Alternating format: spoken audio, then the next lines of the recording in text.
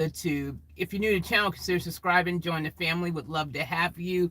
Thumbs up helps the YouTube algo allegedly or apparently, or who knows really, but yeah, I think it does. So you can give me that thumbs up action. That will be much appreciated as well. And ladies and gentlemen, boys and girls across the planet of Earth and galaxies near and far away, wherever you are in this gigantic universe, feels full of tons and tons and tons and tons of planets and stars and all of that from near and afar. Welcome to the channel. I want to say a welcome to everyone, because you never know. There might be someone from Pluto or someone watching. You don't know. You can't prove otherwise. So there you go. Anywho, as you've seen from the title of this video, I'm on a mission. I want to find out if my rare Beemer will start again today. My E36 95. It's sexy, as you guys probably already aware of. If you've been on the channel for a minute, you know I'm in love with my car, just like someone by the name of Roger from Queen. So and yes, I am still working on I'm in Love with My Car movie. It's just things have been delayed for obvious reasons, but it is still something I want to do. So keep on the lookout for that. Anywho, everyone, welcome. Everyone watching the background, what's up? Heidi, Heidi, ho. Hope you all doing well. What's up to everybody? Body. I hope you're ready to party. All right, now, other things. So after we figure out if the Beemer will start or not start again or whatever, I also need to go to my vans. I want to find out, will my my van, when I go into my vans with an S, I got to figure out something. I got to make some decisions here, as you've seen from the title as well. It's saying selling one of my vans, question mark. Well, that's a question that I want to figure out if I am or not. Part of me thinks I should. Part of me thinks I shouldn't. Part of me thinks it makes sense to sell both, actually, all three of my vans. There's a valid reason to sell either three. There's pros and cons. There's boxes ticked and not ticked. What's up, Karen? Welcome to the live stream. Hope you're well. What's up? How you doing? So yeah, guys, you know, it's one of those situations where I've got decisions to make. Don't know what's the right decision. There's some decisions that make more sense to others, and then there's some that make less sense than others. But at the end of the day, it is what it is. A decision is just a decision. It's a choice. And technically, there's probably no right or wrong answer. They're all just experiences anyways. So anywho, what's up, Nicole? Hope you are well as well. And yeah, look, anywho, we're going to go ahead and get this show on the road. I'm going to put you guys on the front dash up there. We're going to put some fire in the beast here. And we're going to mosey on down to, probably makes sense to first go check out the vans before we go check out the Beemer, just because we're probably closer to the vans right now. I want to go have a look at the vans. I want to have a really good look in Van Normus in the back, and because there's something that's going to really help determine my decision if I even sell Van Normus. Yes, I know you guys are surprised. You're like, what? That's your dream van? Yeah, but I'm worried. I'm concerned because there's some nook and crannies that may not be able to be cleaned. They may not be able to be stripped away. They may not be able to be reached or accessed no matter what I do. And what I'm talking about is the rear of the van. So it's a cargo van. If you look in this van here, you can see I've got these little holes and slots. There's some big ones. Some of them are bigger than others. If you look over here, there's some really fat ones. Like, look how big these ones are. And then if I was to show you on the base of the van down by the door, which I can't on this van is actually pretty good. It has those little covers on the bottom part. However, the Sprinter does not. It has actually big cavities with openings that allow access to behind the van. So imagine this, imagine this gap here, so this part here. So imagine there's like a big little thing, but there's a little crack in the back where things, it's close to the ground. I'll show you when we get there, but it would allow mice to go back there and freaking poo and do their thing and even die back there if they wanted to. And I couldn't reach them because they're entrapped in the frame of the van and all these little cavities. These are all just cavities that you can't take down and remove and clean. You can't clean back here. You can't remove it. You can't even pressure hose back there, because if you pressure hose back behind here, the water gets stuck and trapped inside the back of that. So that is what I'm really concerned about. I'm extremely concerned about, actually, is if I take the time, the effort to, let's say worst comes to worst and detailing the carpet doesn't work, which I don't think it will necessarily probably get the desired outcome if, again, all these little nook and crannies are all blocked, access, I should say, to these nooks and crannies. If I can't clean back in those, then that's a problem. So basically, what I am really concerned with is that I want to know that if I do make that type of decision, that it's going to be fine, that it's not going to be an issue. I think I did that.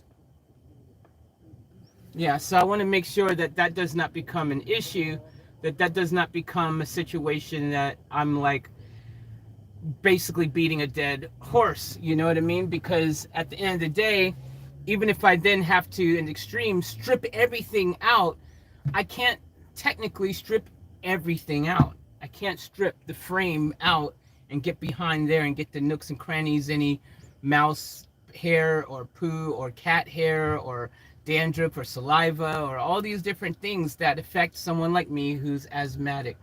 So that's my concern, and that's weighing on me because there's areas I know I can't reach. And even if I paid someone to remove the dash of the vehicle and stuff and they took the dash out, right? Let's say if they were able to completely remove the front dash in the van, if they were able to do that, if they were able to do if I was, well, I am able, I could strip every single piece of the roof and the walls, that all carpeted areas completely out.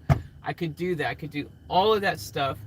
But at the end of the day, there's certain things like the frame of the van that I cannot do anything about, and it basically just is what it is. And that is what concerns me, and that is what would make me basically have to get rid of the van. I would literally have to get rid of the van then, and that's my fear. And if I'm going to end up having to get rid of the van, then the thought process goes, well, if I'm going to end up having to, because I can't get it completely clean and get rid of all those problem get the nooks and crannies and things, get it clean so that I can breathe freely, then I shouldn't even bother taking out the wall and the walls and the carpeted ceiling and do all this stuff, because guess what? I might as well sell it with that and increase the value of the van by having that in there. It's got down lights and things, it's fully carpeted and walled. You don't just see a cargo van like here, just the frame of a van and stuff. It looks like it's some effort's been put into there. So that's why I need to make this decision, and I need to know what I'm really up against. And that's the tricky part, because I can't, there's other things I can't see, which, it's a problem. It's just, do I risk it? And then I just be like, it's one of those questions. So it could very well make perfect sense for me to count my losses and also get rid of Van Normus. And I say also, or get rid of Fantastic, because I may be able to find a part for Fantastic. It is not impossible to get a part from Fantastic if I'm willing to pay the money. For example, I've seen someone selling a Ford Transit van within the same year model for $2,900. And that said van, well, guess what? It would have tons of parts that I need that I could use to fix other things, not only fixing the rotor and the bearing and stuff like that. You know what I mean? So there's this whole like thought thing in my brain, like, hey, look, maybe I've got to get rid of Van Normus, but maybe I can salvage Fantastic in the process. there's all these thoughts going through my head. If there's a will, there's a way. And look, definitely somewhere, someday, if I wait and I'm patient, I can get a part for Fantastic. Let's be real about it. I can. If I'm willing to pay the money, I could get a part tomorrow by just buying some other Ford Transit van and stripping the parts that I need off of it and then selling that van, you know what I mean, or whatever. So it's not impossible. It's not impossible. So these are all the thoughts and things going through my head. I'm constantly thinking about this stuff. It's constant thoughts going through my head all the time.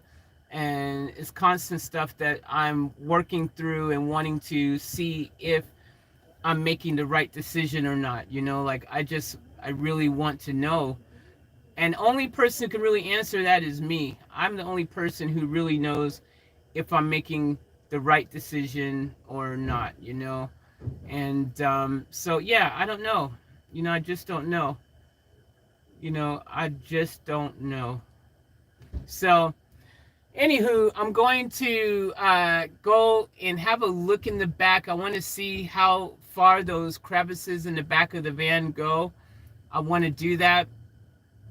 I want to see if there's even the, you know, slight likelihood that there is going to be an abundance of crevices I just can't get to, that makes it all a moot point, and there's no point to even attempt to, because at the end of the day, look, at least, you know, when I first bought the van, I thought, oh yeah, it'd be fine, you know, I'll be able to clean it up enough where I'll be good and won't affect my breathing as much. But what if I can't? What's up, Donalia? Welcome to the stream. What's up, JP? Welcome to the stream. What's up, anyone else who's rolled in? Welcome to the stream.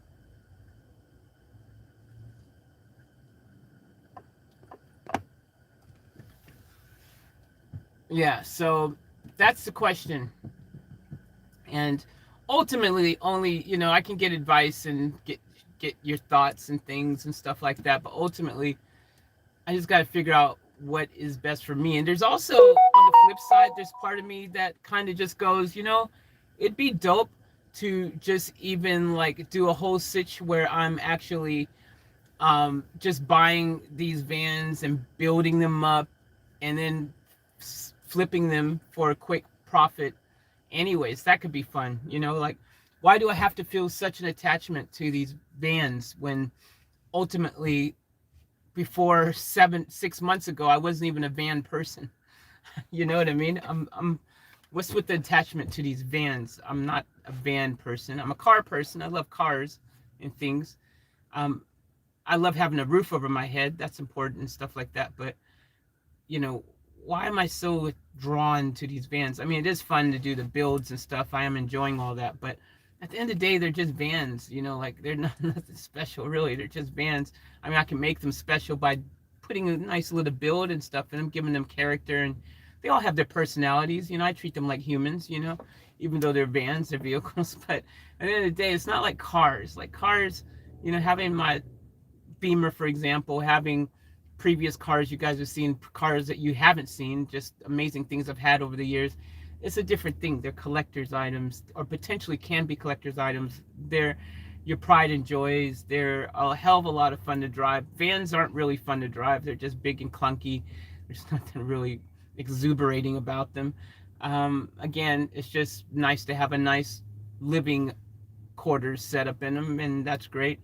But ultimately, I could just flip vans, build them, get them for a quick period of time, do a couple magic tricks inside, sell them, make a quick dollar or two, and keep on keeping on until eventually I find the perfect van, which for me, I forgot to tick a box. A major box I forgot to tick was, is it asthma friendly?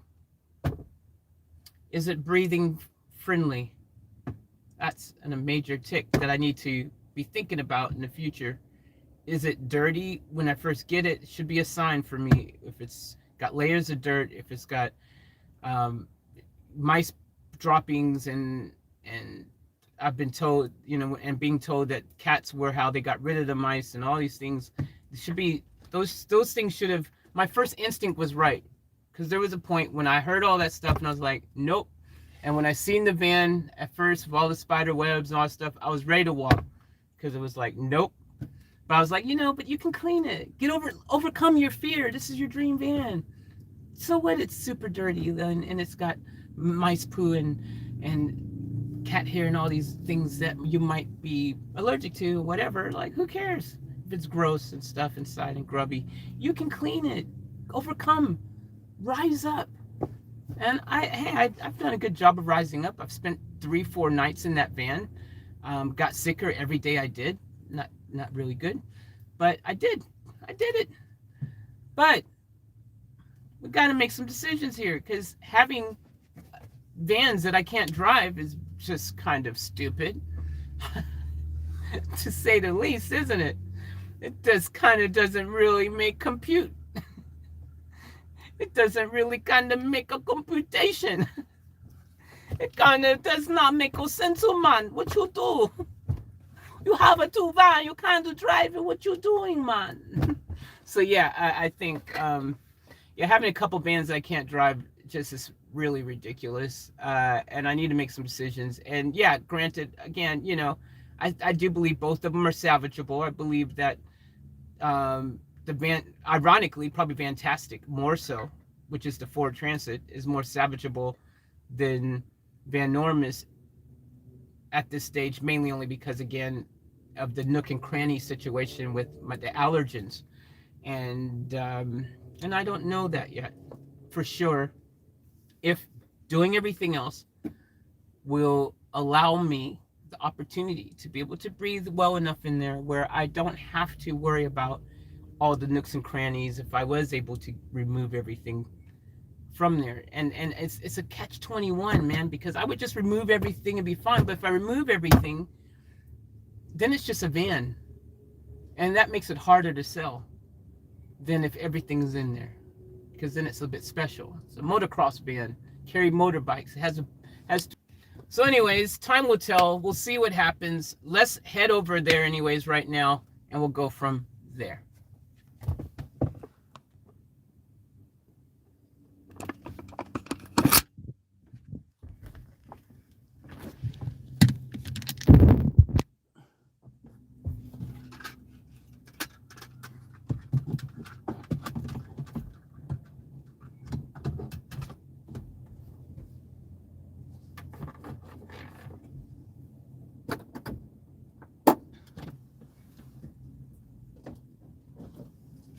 Quick sip of water.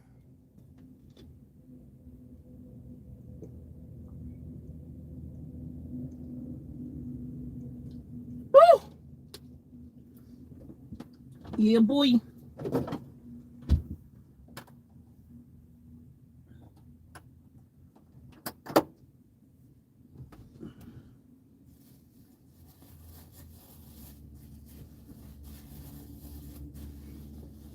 Did I not take the keys out the ignition?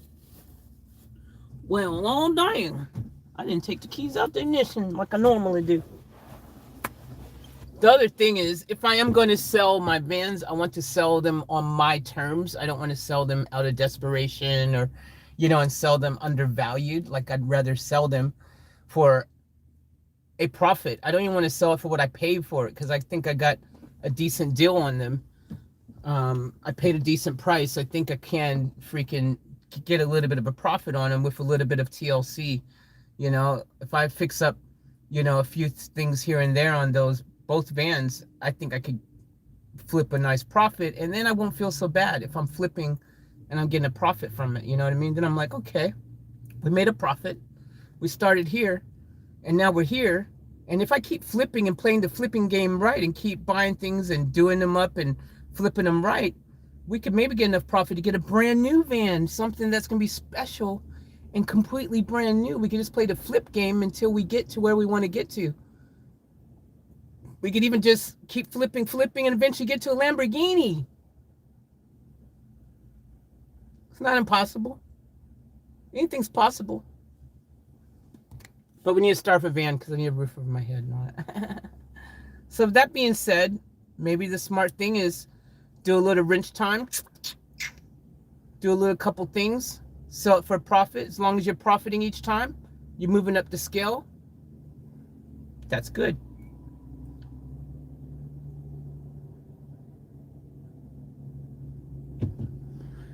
All right, let's get ready to starting up Van Diesel.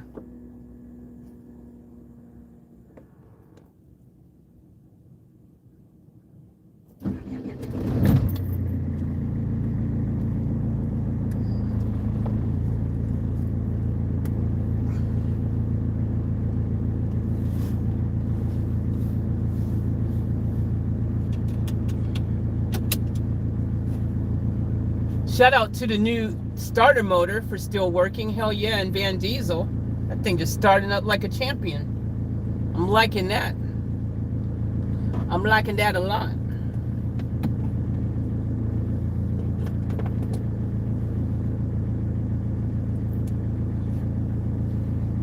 Hell yeah, brother.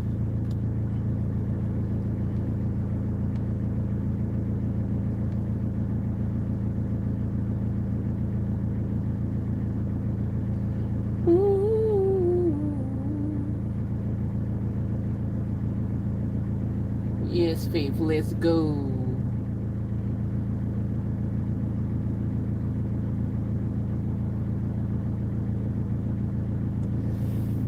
Donalia goes, I'm going to show my extreme ignorance right now. Can a machinist make a hub thingy for your 996 van? Can the parts be manufactured?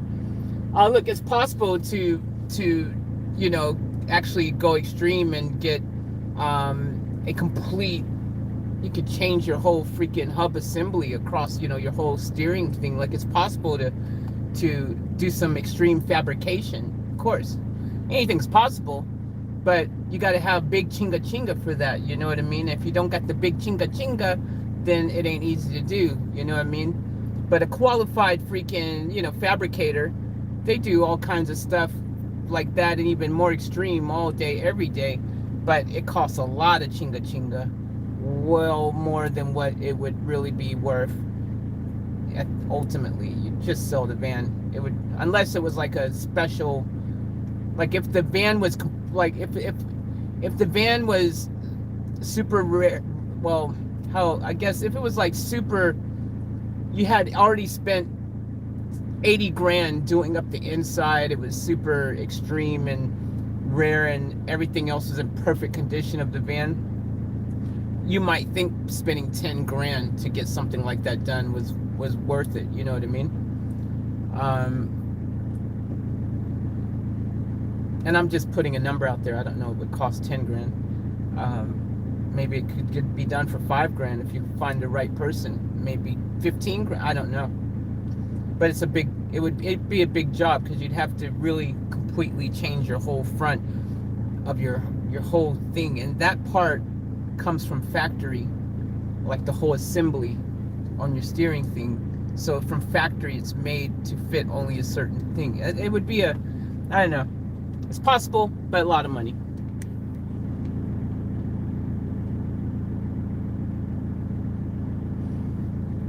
Yeah, Karen, I thought the same thing, Donnelly. I imagine it wouldn't be cheap, though. No, it wouldn't be cheap.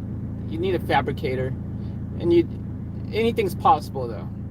Anything's always possible. You just, you know, if you've got the money, you can always get something done, guys. That's the reality. If you got the money, you got deep pockets. The sky's the limit. Guess who doesn't have deep pockets right now? No, don't sell your van. It's wasted if you sell those of it. Just save your van, because that's your home and that's your future, ma'am, Faith. Oh, thanks for chiming in, JP. Thanks for sharing your thoughts.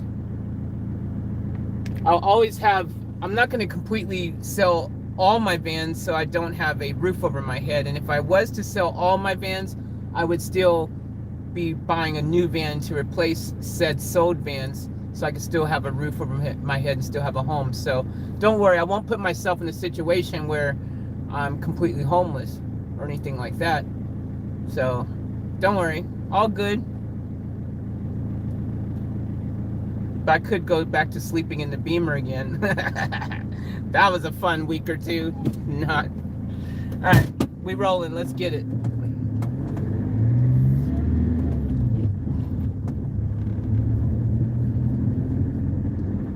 How? Karen goes, no, Faith.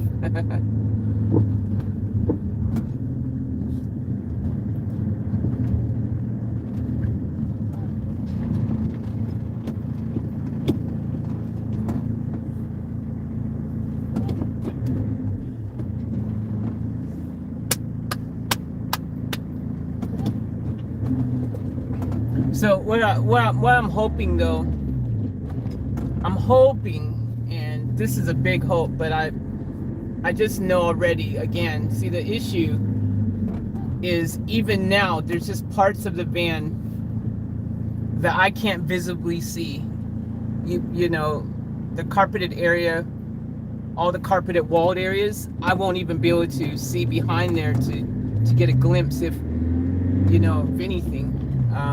It's just impossible. It'd be yeah, you know, I'm just thinking I might have just bit off more than I can chew. You know, I might have messed up and made a choice that wasn't necessarily the best choice in that particular situation. You know, like, because again, now if I was someone who didn't have asthma, you know, if I didn't have really bad allergies and stuff, this conversation wouldn't even be necessary, because it wouldn't be an issue. You know, if I didn't have allergies, like, whatever, bro, you know, I'd be fine. But I do have allergies, and therefore it is a conversation. And I'll be back later because I have to give attention to my job online. Okay, JP, have fun. Take care. See you soon. Thanks for visiting. Me personally, I'd sell them both and try to get something a little newer. Yeah. Facts, Karen. Facts. That's true too. That's true too. And you know, interestingly, you know, I have seen some newer vans, you know, in the later 2000s, you know, like 2011, 2000. I even seen a 2015 once. There was a 2015 van that I could have got.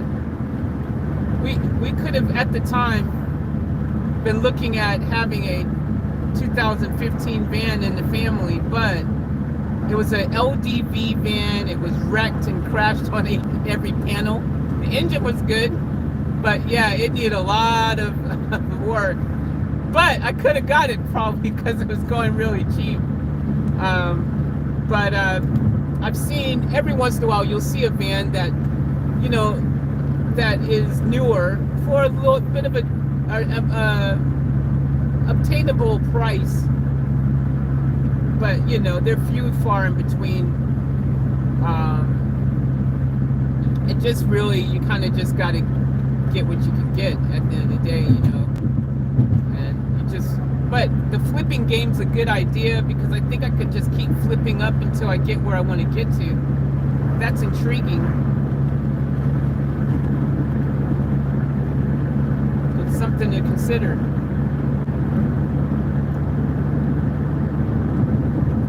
But yes, getting a newer van would definitely be great and would solve a lot of issues for sure.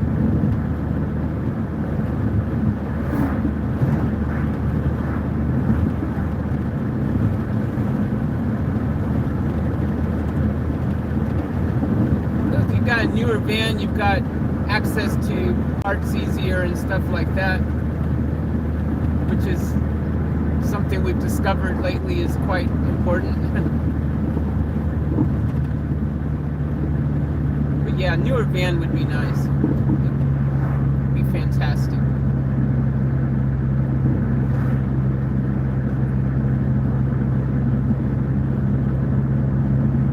But I need to make sure I you know, start thinking about the whole accessibility. Flipping, you have to do it reasonably quick, though. On storage costs. Yep, exactly.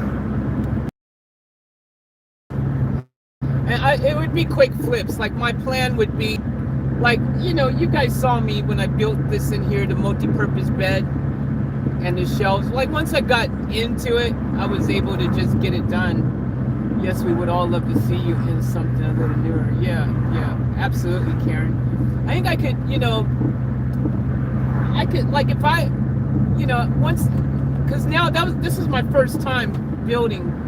So, there's and putting the electrical system and doing all those things. So there's things that, I had to kind of work through in my head.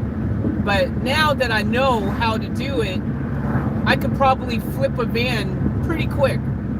I feel I could probably build a bed, put a power supply in, super quick. I feel like I could make that happen.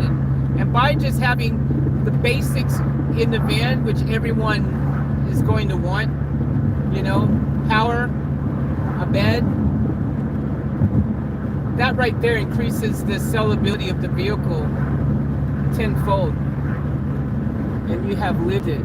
You know what's needed. Exactly, Karen, exactly. That's a very good point as well. Like, I know what's needed and what's not needed, and what you can get by with, and what's, all those things. Absolutely. Absolutely. And maybe that's what I'll do, maybe what I'll have to do in order to,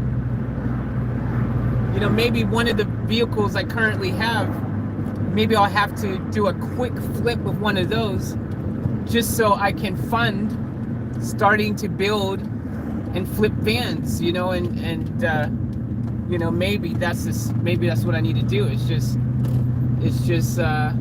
do something like that where to fund this venture, because it's like a business venture, it'd be a project, and maybe sell one of these. I've got someone right now who wants to buy Van Normus, my Sprinter.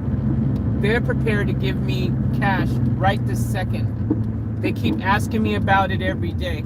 I could sell that van just like that. And even if he didn't want it, someone else would buy it just like that. That van is a rare bird right now. Matter of fact, the high roof, long wheelbase vans, people want them. They're in demand right now. And if you've got one that's running and you take, like, literally, even if you don't have a build in it, but if you've got one that's just running, you already have a fighting chance to get a good dollar amount if it's running, if it's drivable and stuff.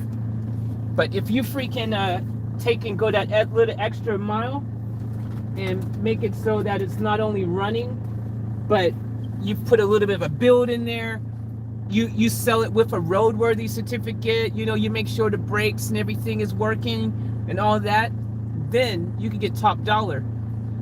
My Mercedes Sprinter van, for example, that 2001 Mercedes Sprinter van, I have seen people selling them completely built up for asking for $79,000. I've seen them asking for $30,000. I've seen them asking for big numbers for a built up van like that, and getting it. People out there who will buy it.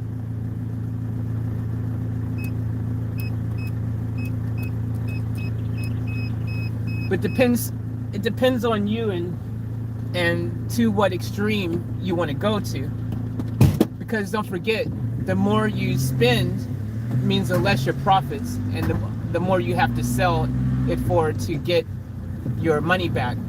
So it depends what type of flips you're wanting to do. If you want to do quick, cheap flips where you can actually get away with the bare minimum and make a small profit, that's one approach. There's no right or wrong answer to this, by the way, because there's some people who like doing the quick flip game, and there's some people who like playing for the bigger money. If you're happy with profiting, freaking doing something enough so you can make a freaking profit of 500 or 1,000, some people like that. They like just doing the quick little small ones, and that way their outlay is not as much, and that way they can just get the nice little quick profit. Some people are happy with that. Some people want a bigger margin, a little bit more time and effort, money has to go into that. But if they wait the game and they're patient enough and they've got enough capital around them to continue building and doing other things while they're waiting for that particular one to sell, they could freaking come out looking pretty clean. They could come out freaking and make maybe 5, 10, 15, 20 G's. You know what I'm saying? So it's all about the game. Let me just throw this away. Oh.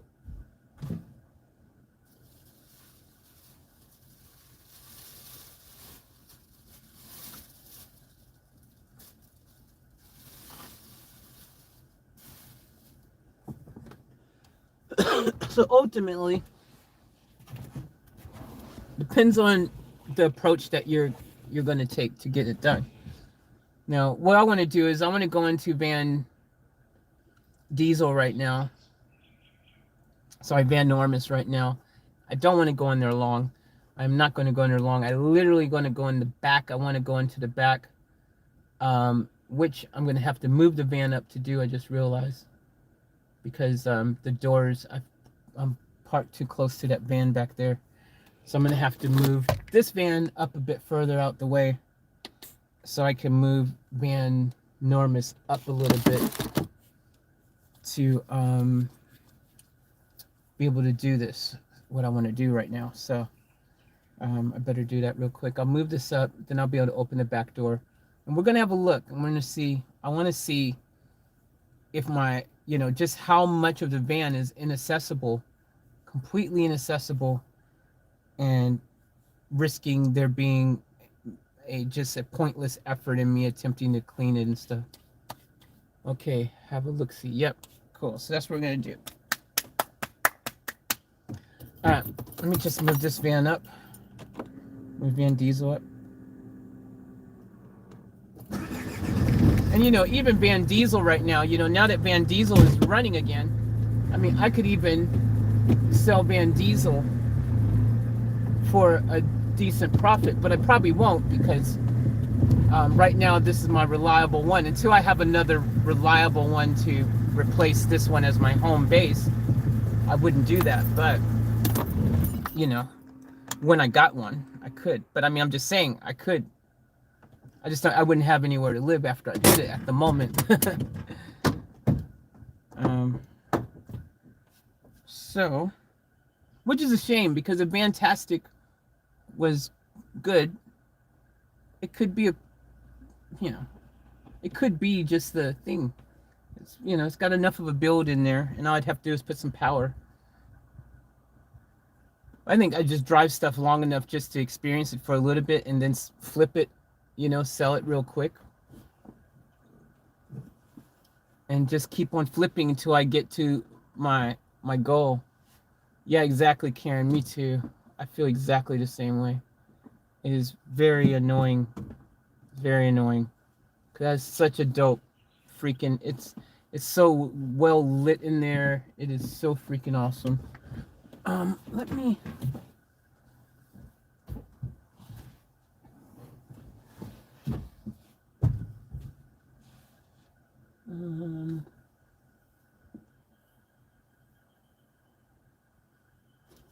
get the keys.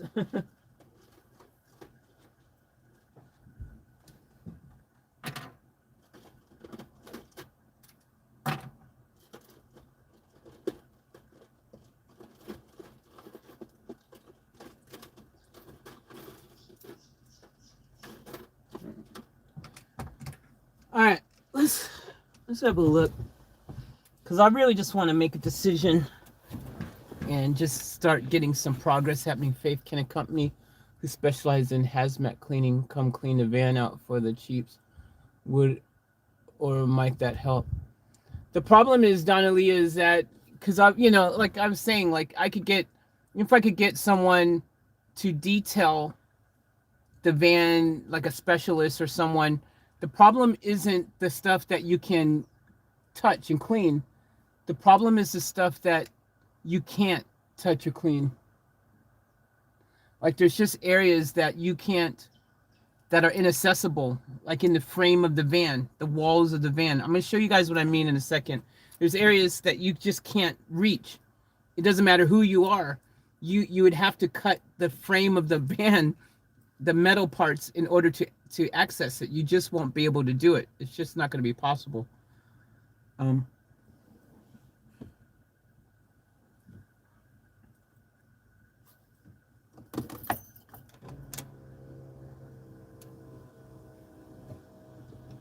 So I'll show you guys what I mean. I'll give you guys a real life example of what I mean.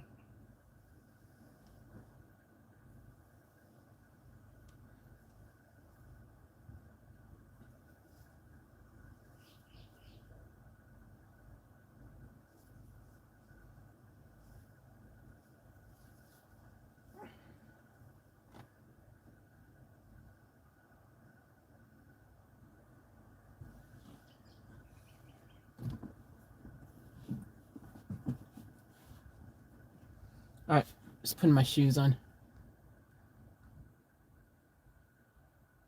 Sorry. Don't be sorry, Donalia.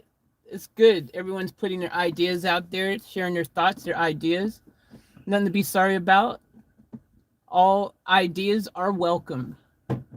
All thought processes are welcome. So definitely nothing to be sorry about. That's for sure. I appreciate everyone chiming in and giving me your feedback, your thoughts, your ideas. It's very appreciated.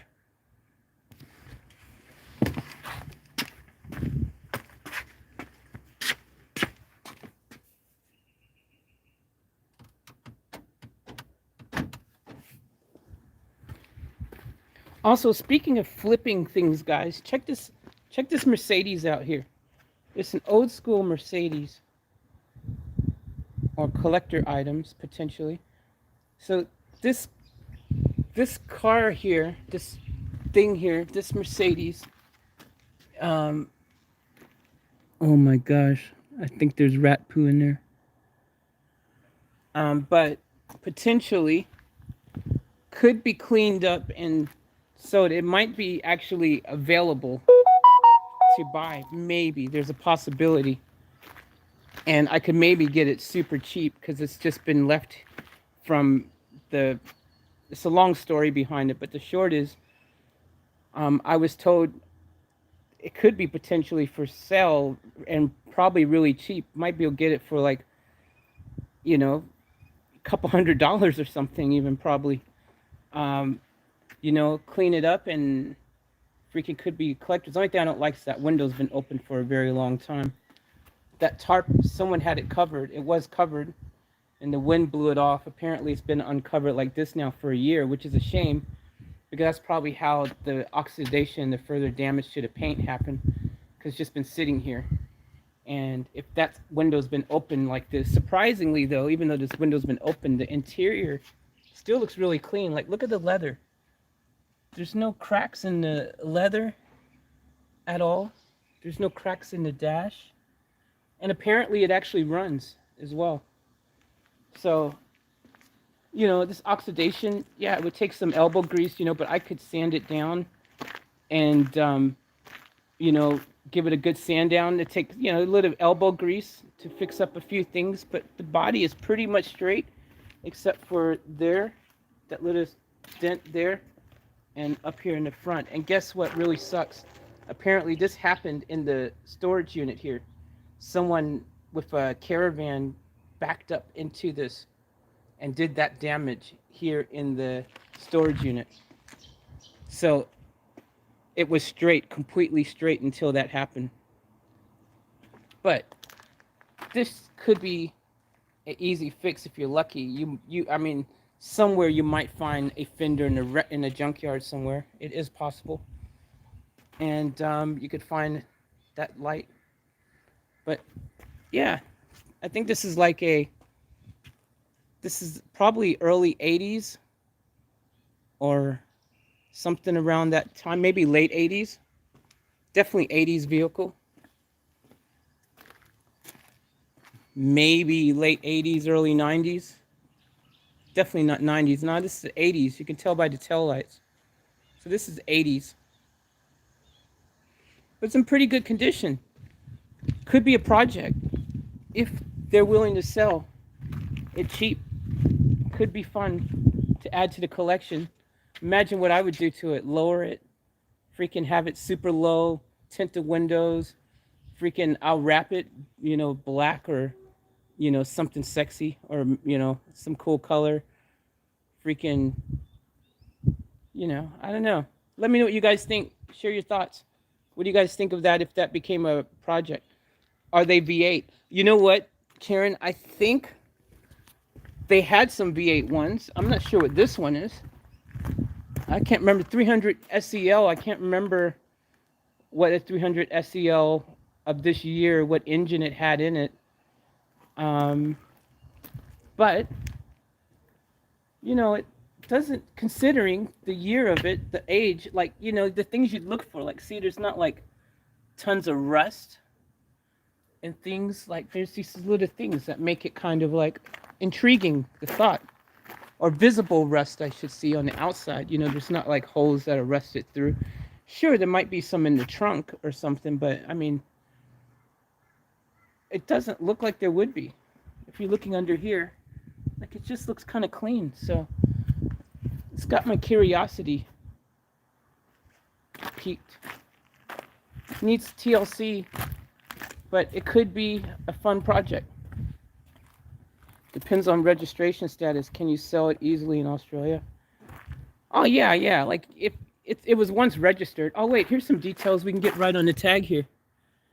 It's a... Usually they have the year on it. What does that say? Oh, it's on a bad angle. 1980... I can't tell. Reflection. I can't tell. 1986?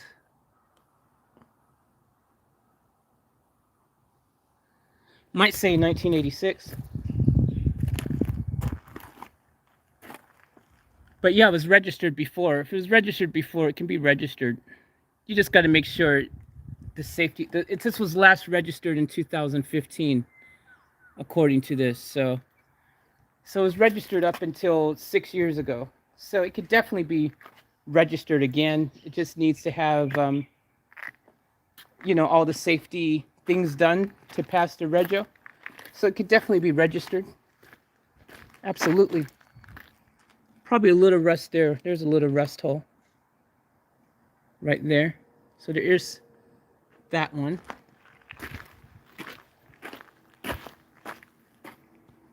Looks like a little one back there.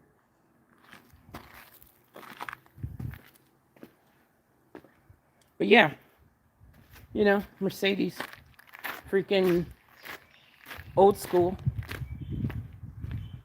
Needs some TLC, but it could be a cool project. Could be fun.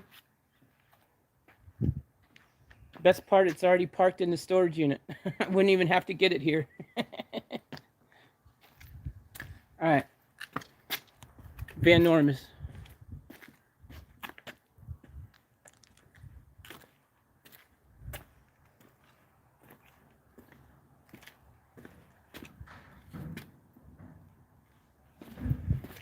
See what I mean? I wouldn't be able to open the door. I gotta pull it up. Just a little bit. See, it's another thing that's just been, someone's put here, and it's just sitting. There's a van back here. But this one needs, again, it's probably mainly just TLC, but that stuff's fixable. It just needs a bit of work on the top. It looks like the suspension might be done in the back. But it's sitting... I'm just saying, like, some of these things, man, in storage places, as you guys are probably aware of, they get abandoned. The person who owned it, sometimes, unfortunately, maybe it's a deceased estate, or, where people have left and moved on, or just they never paid their bills, and then the vehicles just end up sitting here because after a while of not paying their bills, it was... to them, it would be cheaper to just leave the thing that they had here instead of paying it. So some of this stuff is probably abandoned.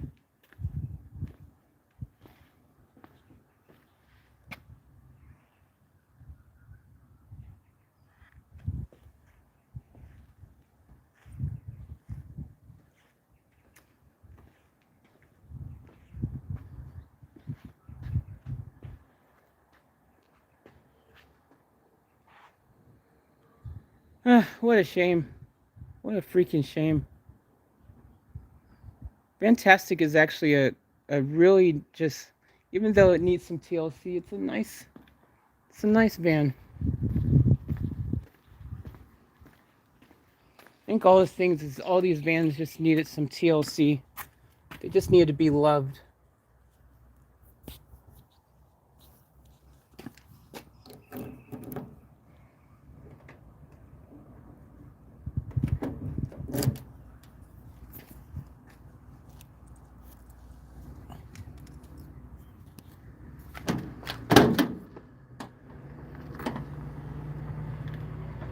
Like when I open the door, I can just smell everything just hit me in the face. I can. It's really strong. The smell of everything that I'm allergic to just hits me, smacks me. I can smell it. On the positive though, now let me tell you guys on the positive. When I open the door, the one thing I'm looking for, and that trash shouldn't be there. Don't mind that. I'm gonna throw it out. But the one thing I look for is to see if there's any new poo. That's kind of my thing now. And as long as I don't see any new poo on the ground, then we good. Wait a minute. That might be a piece of poo back there. See that little black? That could be right there on the carpet. Look at that. Now that looks like a new piece of poo. And if it is, and there's still alive rats in here, because look, that I vacuumed and cleaned this carpet like crazy. Okay? There's like, unless that's a pebble from the bottom of my feet when I was lifting stuff out in a hurry. If that's new poo, then I'm done. Yeah, it could be old poo dropping from places. I just don't. I've vacuumed this part so many times and up around there, and I would have seen that right there. I just feel like that could potentially be new poo. But that's what I look for. If I don't see, as long as I don't see new poo in here, I feel, there's hope. You know what I mean? I feel there's hope.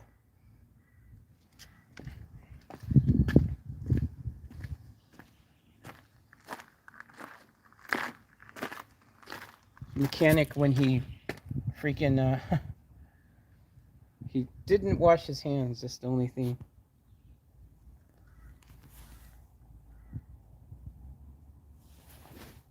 And he left his marks on the car. That can be wiped off, but just an observation. My door got scratched badly there. That's freaking my fault because I opened it up. When Van Diesel was parked here, it kept hitting that piece of rust right there. That rusty little thing kept hitting the door and screwed it up. All right, let me move this van up because unfortunately, see, this is the thing. This is why I have to remove this whole thing back and show you what I want to show you because that big barrier there and stuff. So let's go ahead and move up. But yeah, that could be old poo that come out of a door or blown out somewhere else somehow. It could be, but don't think so, but it could be. All right, let me get in here. I'm gonna have to put you guys in the dash for a second. I don't have a phone holder in here. Oh.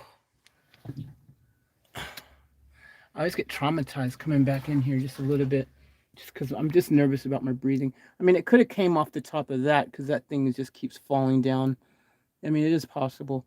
I'm not in it. Maybe it's not even, maybe it's not even poo at all, but we'll find out in a second once I move this up.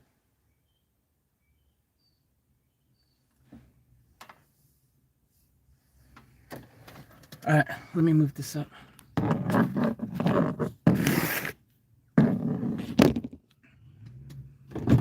You good to start the engine for a bit anyways?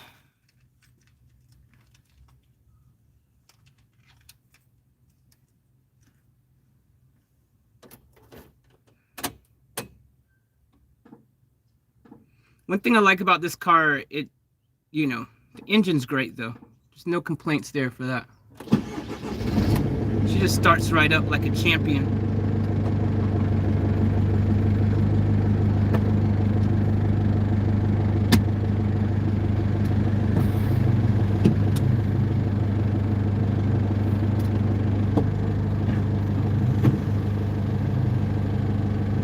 Sorry?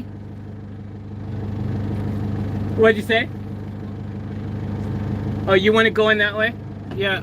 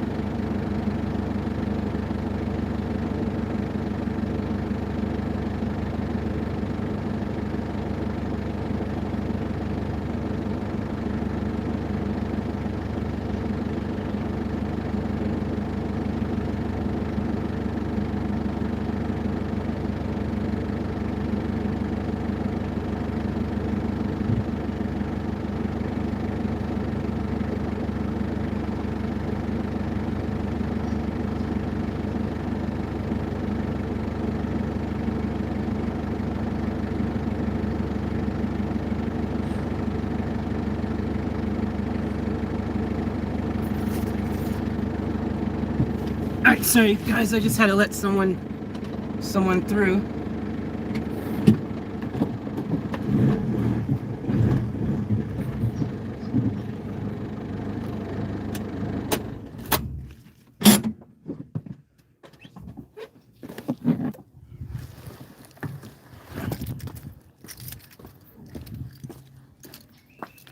Alright, sorry guys, I just had to let someone get through.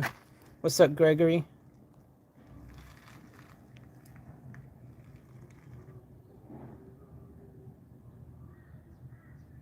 What's up, Donalia? See you later, Donalia.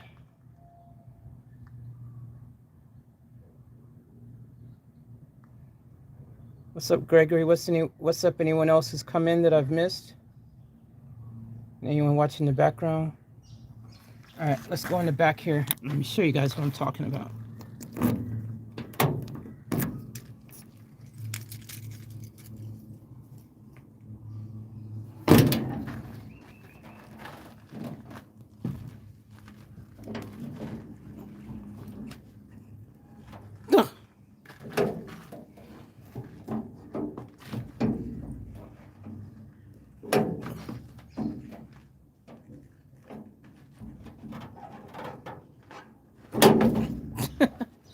Come on, surely I can do that.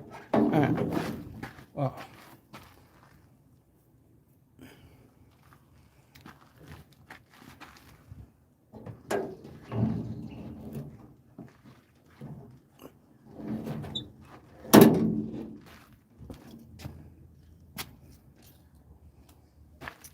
All right, let me show you guys what I mean.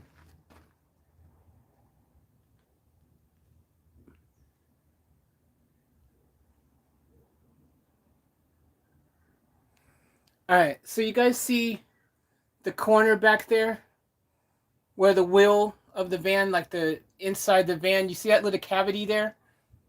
Right back there where the foam sponges are? Can y'all see that? Right? Hold on, let me zoom in more. All right. See how that little cavity back there where the sponge is, and on that side too, you see how there's the big hole there, like the freaking wood is not even there anymore. And you see how that cavity, the frame of the van there is not protected. Okay? Right back there, it's not protected. So, especially on this side, you could see how a mouse could climb up that spongy thing and go all the way in the back of that area. And once you're in there, you're in the framework of the van. So that means that all these other areas that are now covered, potentially a mouse could just be playing around all in those areas. The same in the top of the roof there. In the middle there, there's like a hole where there was a downlight that's come off. And, you know, a mouse could have climbed up in there, went through the whole top. That's why if I don't remove the whole top, who knows what poo or whatever else is hiding or up there. Do you know what I mean? But in particular, those little areas there where that little thing is the perfect place where a mouse would probably want to hide, right? Now that cavity, I don't know. The cavity would end up like in this side, on the back side. See, it could come all the way through. And so that center section there, where on top of the wheel arch, as you can see, could be completely inaccessible. There could be stuff behind there that I could never reach. Whether or not it's a problem, like would it be a huge problem, I don't know. You know, if we got rid of the bulk of all these other areas and stuff, and, you know, would that affect me even if there was some stuff back there? I don't know.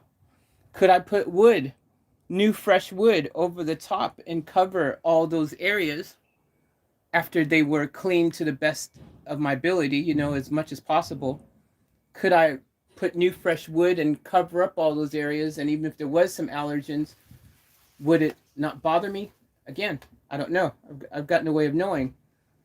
But that is one of my concerns, is that the frame of the actual vehicle could have had, you know, that happen. And that is a concern that I have. So, you know, this is a thing. I don't know. And see how all this has been done. This is carpet, by the way, guys. All the black that you see here, this is all carpeted. All of that is carpeted, okay? All of that is carpeted. All this is carpet.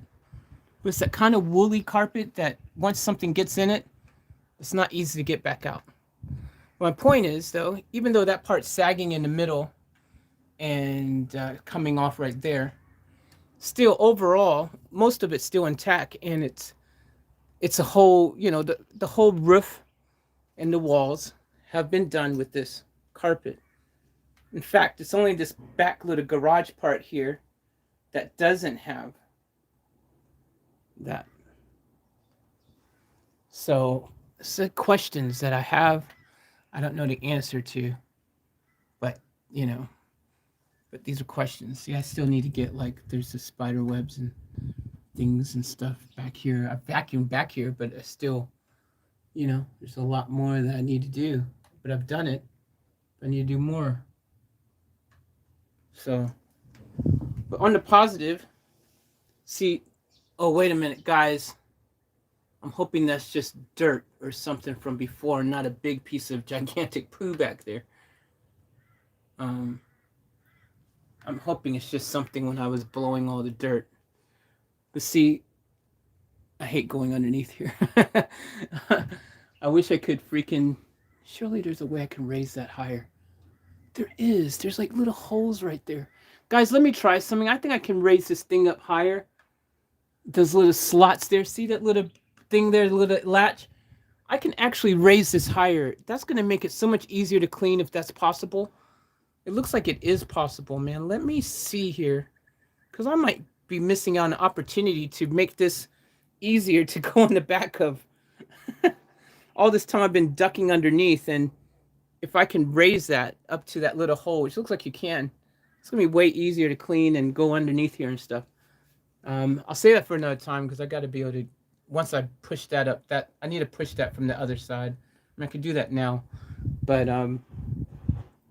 this thing is super heavy, by the way, so I won't worry about it because I don't need to. But I'll just crawl in here. See, I need to tape that up again, that hole. See, that's right out to the outside, so that's just giving an invite to bugs or anything to come straight through there. I had duct tape covering one of them, but that's why these chains here, see, if I remove these other chains, if I remove these chains, I'm going to have more holes like that because all of them are anchored to the vehicle. But that's the chains. So you can see why it's better to just buy new ones, because if I take that out, which I'm going to need to pry out, it's going to be a gigantic hole in the wheel arch there, over there, in the floorboard, just like that. I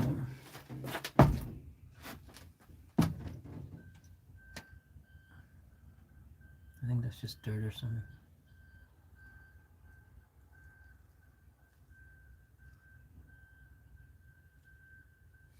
You guys see me jet the hell back here. See, that's another hole right there. See what I mean? There's all these holes already coming, which I need to plug up because that just invites more bugs and dirt and stuff in there.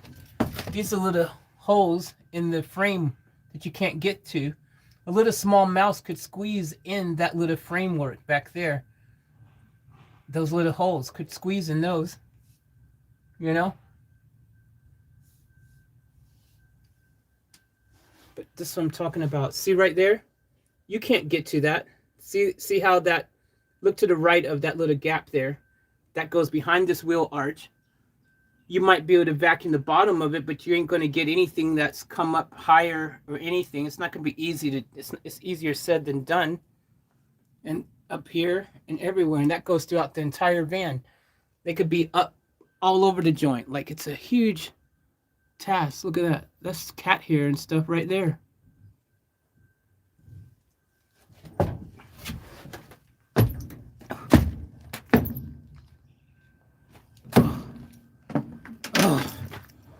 My breathing's so much better after getting out of there. So anyways, guys, that's my point I was making. I just don't think I could fully ever get this. And we're not talking about only dirt. I mean, we're not talking about only like mouse poo or mice or things. We're talking about all the layers of dirt and dust that's caked up in there. Potential rust and stuff also that might be there. I need to get some duct tape and duct tape. See how I duct taped that one there? I duct taped.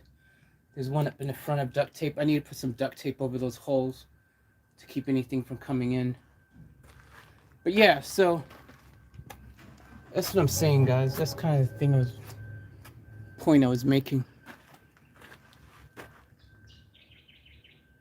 So that's what I mean.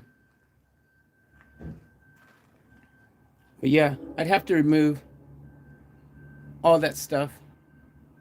All this stuff needs to be stripped out. I mean, this needs to be stripped up. I wouldn't even keep this on for any reason. Take all of that out. Take all this old wood out. Take all those sponges out. Everything. Those foam things, you know, take all those out. Freaking clean all that stuff to the best that can be done. Take all these wood panels out and everything. Take that whole center section with the barrier out. Take this whole bed infrastructure thing out. Take that whole wall out. And then if someone can't detail and get all this carpeted area good, which you can see it's so much that they'd have to do, they're going to charge me at least $500 minimum to try to shampoo, detail all this carpet in here and stuff. But and to clean the whole van, and everything needs to be cleaned. But even if you can see the big job. If I rip all this stuff out, huge job. And then there's downlights and stuff in there. Like, it would just be, you know, it's a huge undertaking. Huge job. So I'd rather not have to do it if I don't have to. But yeah, I'd have to start with, even before the detailer came that did their detailing, I'd remove everything out of here that I wanted out of here, so they're not just cleaning over stuff like this, like stupid, and the rest behind it's dirty. You know, I'd need to strip everything out that I wanted out before I had them come in. So there we go.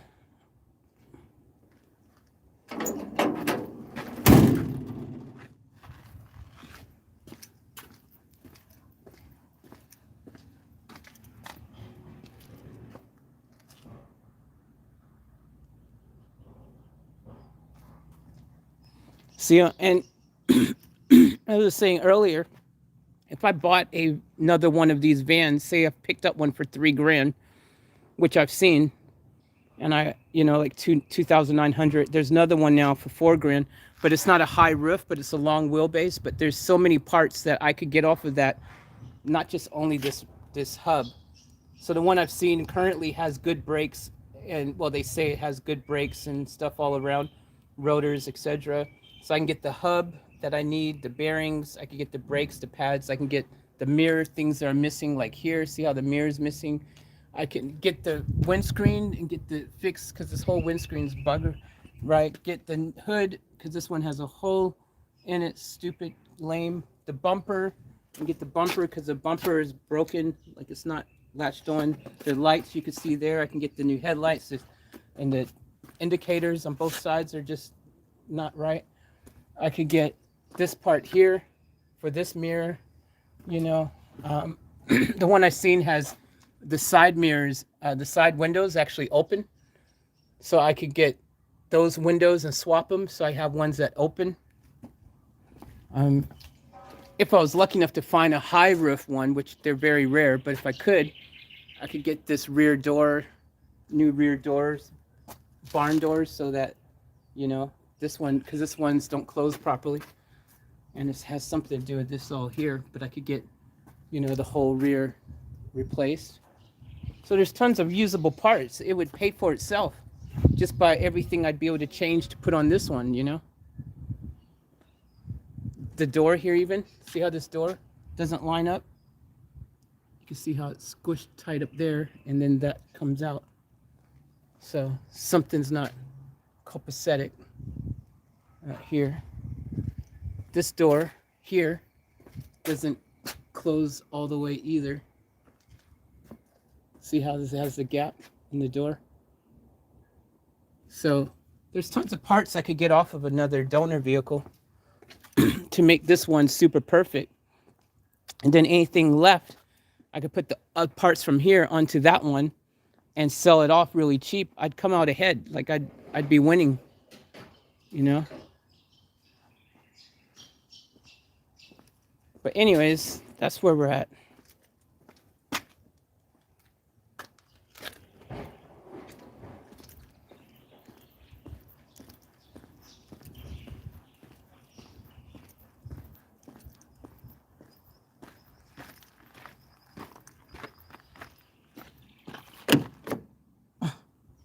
Really, Faith?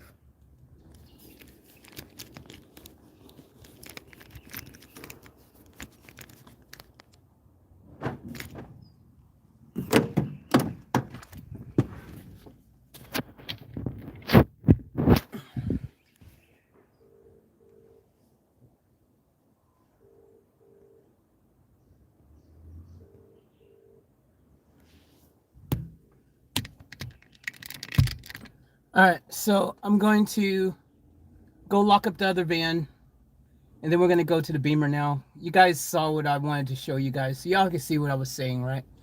So y'all know what I mean. All right, let me go do that, and then I'll be back.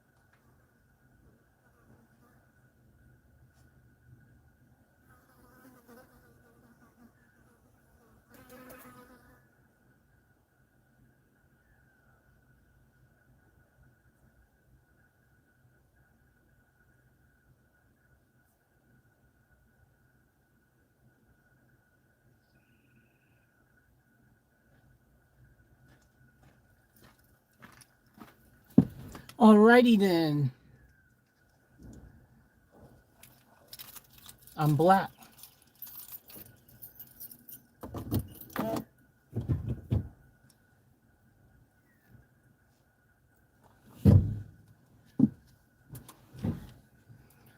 But you know, guys, like I'm thinking, I'm feeling like right now though, like my feeling, my sentiment is one of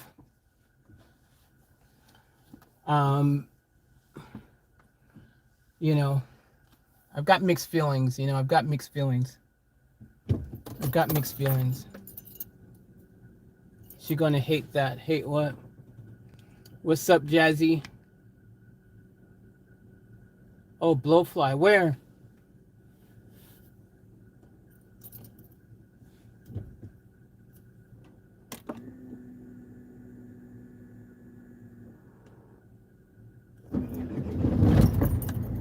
There's a blowfly in here?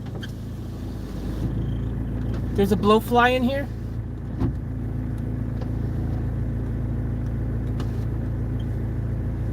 Hey, how you doing? Yeah, getting warmer. I'll be letting you know soon. What's that, sorry? I'll be letting you know soon about the van. Oh, no worries. I'm having deep thoughts about it, so. Is this one going right? Yeah, it's all right now. Yeah. They're good when they're going. Yeah. I know yours hasn't got that tick. Mine had a fucking terrible tick. Nah, it's not ticking. Yeah. That was their Black Death, I think they call it. Yeah, yeah. Injectors fuck up. Yeah. Yeah, I'm happy it's not ticking. Yeah, no, it sounds good this one. Yeah. All right. All right, I'll be in touch.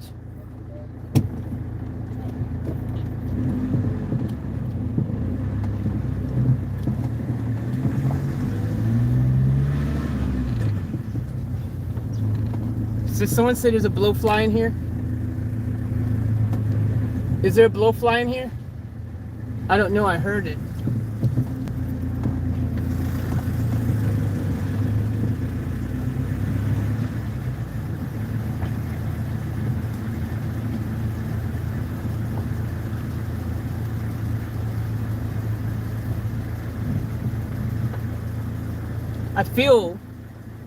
I feel though, whatever decision I freaking make, I need to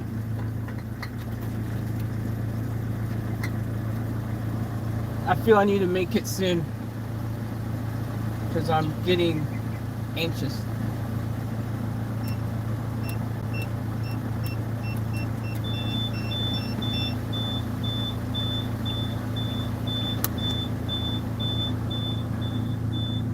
There's no point, like, I need to make decisions quick. Now,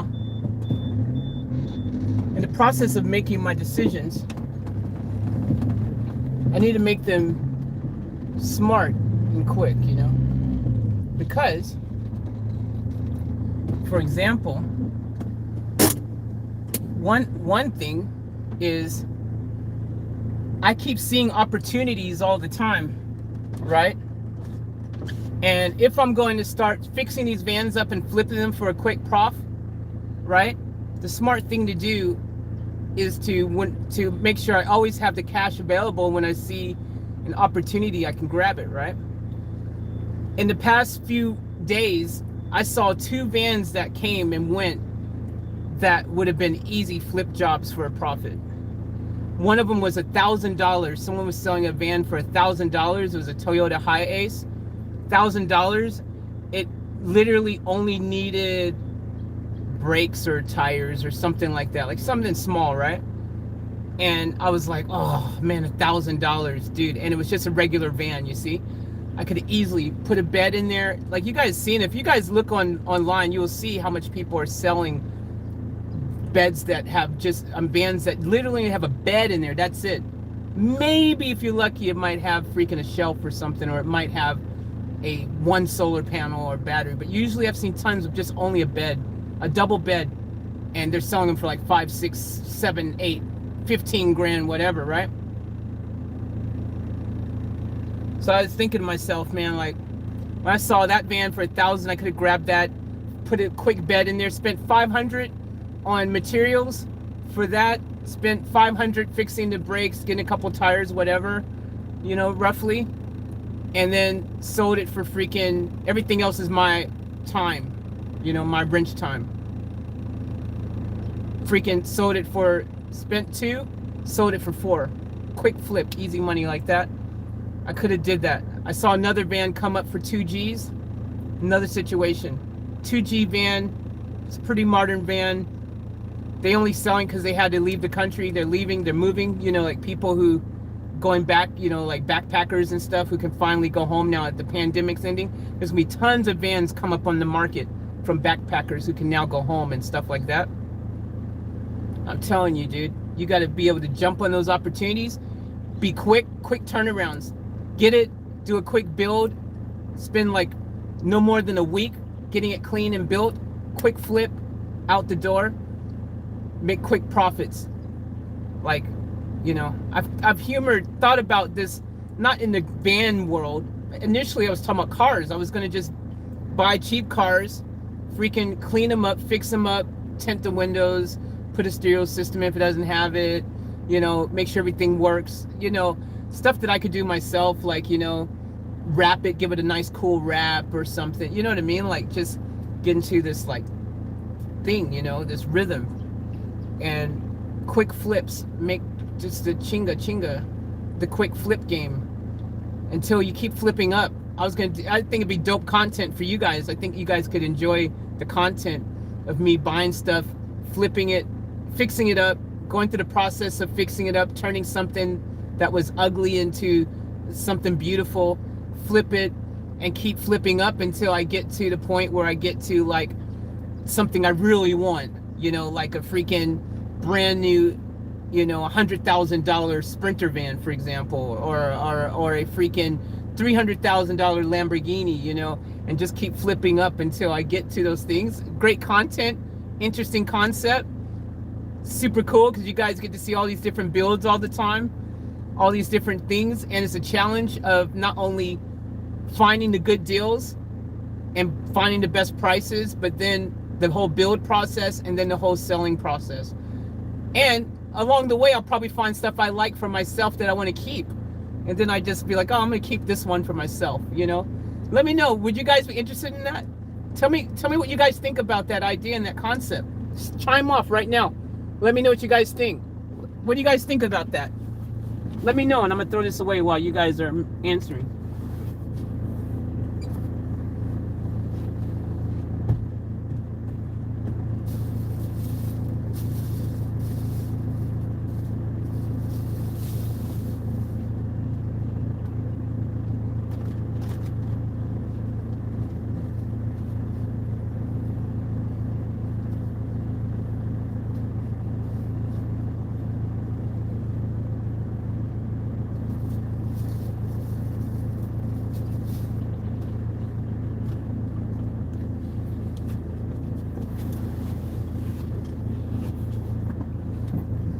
The other interesting thing is I'm sure we would enjoy seeing you happy and enjoying yourself no matter what you are doing. Thanks, Karen. Aw, that's awesome. I like that. I appreciate the love and support, guys. Makes me feel all warm and fuzzy inside. Thank you. All right, we're gonna head over to the Beemer now. And we'll see if it's going to start in the second day, which I'm excited to do.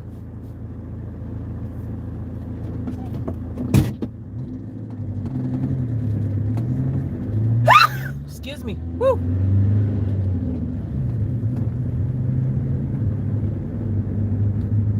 But yeah, you know, I missed out opportunity out of desperation with my convertible. I didn't sell it under my own terms. It's really annoying because that was a good profit, a car that I could have made a lot more profit on when I sold, and I stupidly sold out of desperation. But that's a car I could have made easy, like $5,000, $6,000, $7,000 profit on if I wasn't selling out of desperation. that's what happens when you do stuff out of desperation, you see.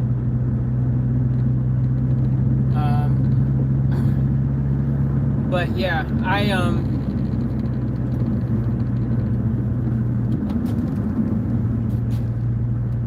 oops. But yeah, like I just think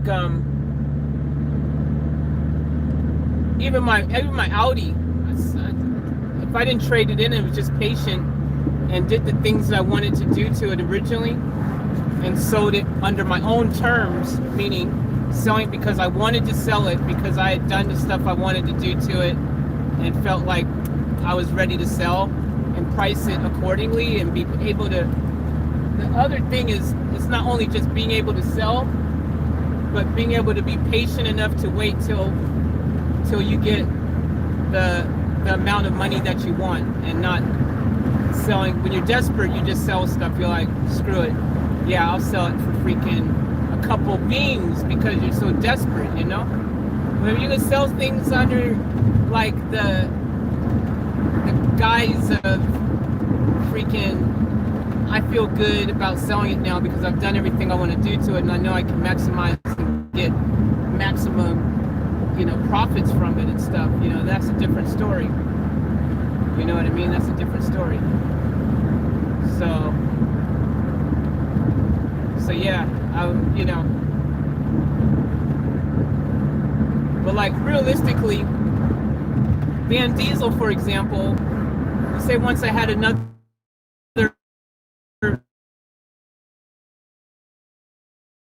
little, I'd fix the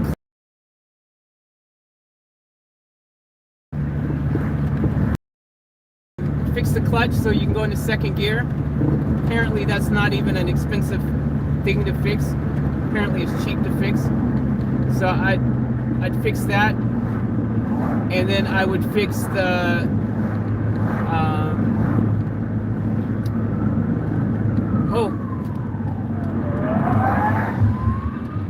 oh damn, 5-0. Did y'all see 5-0? They just passed by.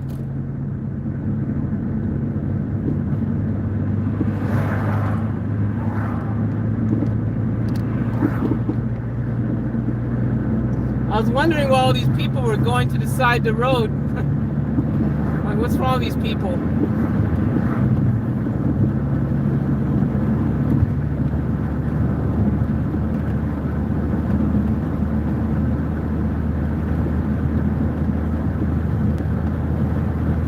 But yeah, so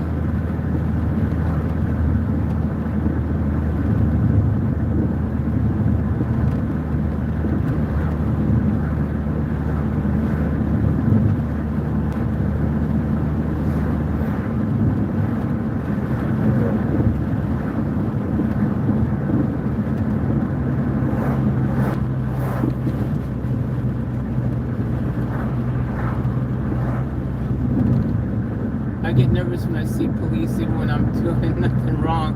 Exactly, Karen. I feel that. I feel that. I definitely feel that.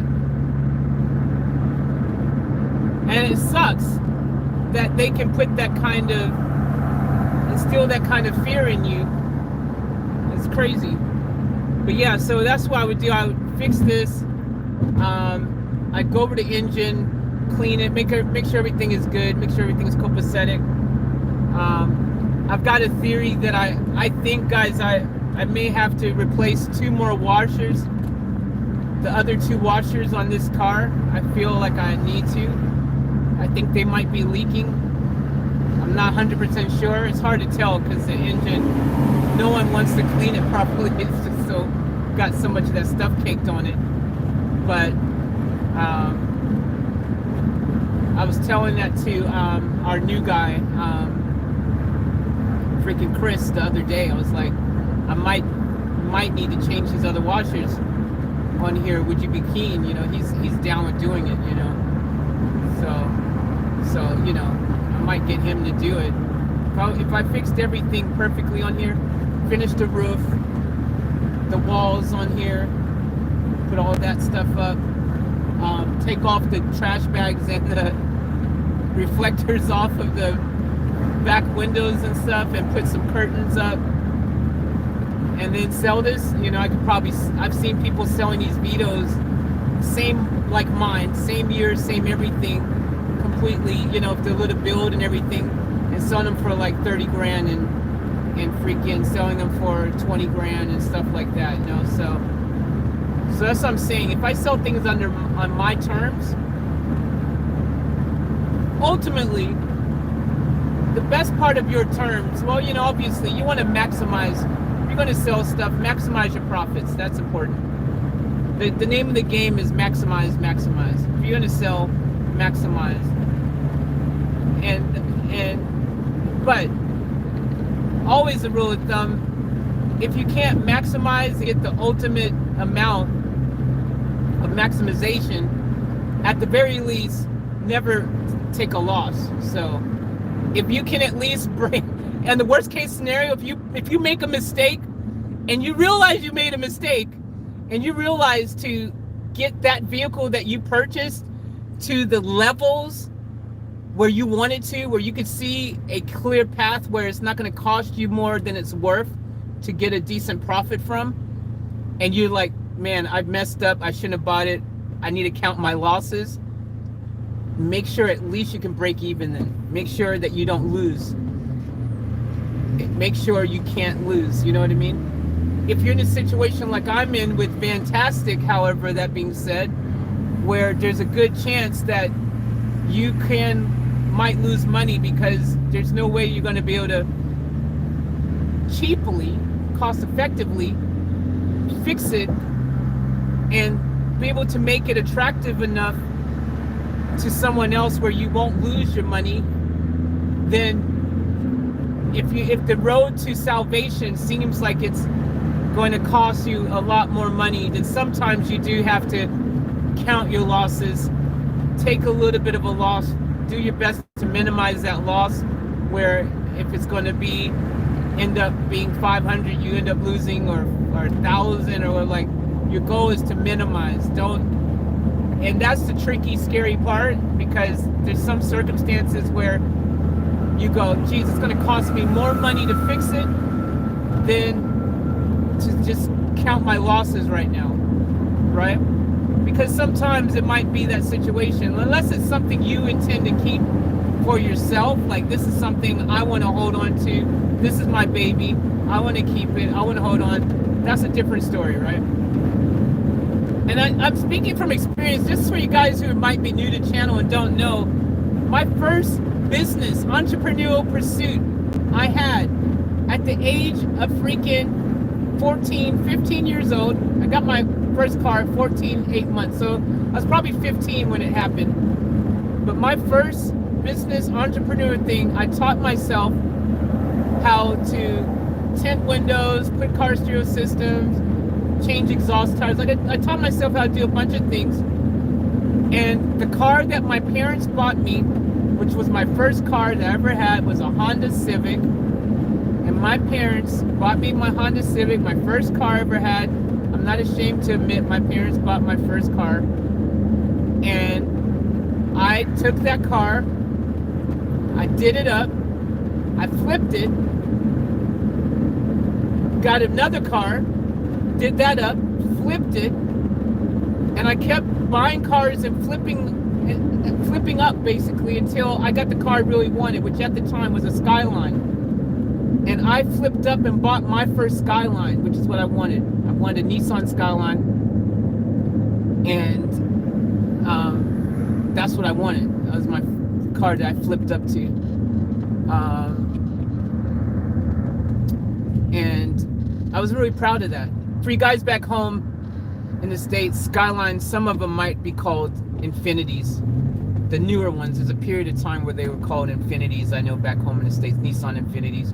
But Skyline, Nissan Skyline, anyone who's into JDM cars, anyone who watched Paul Walker in Fast and the Furious, and you've seen his sexy gunmetal kind of silver colored gray Skyline with the blue on it, iconic.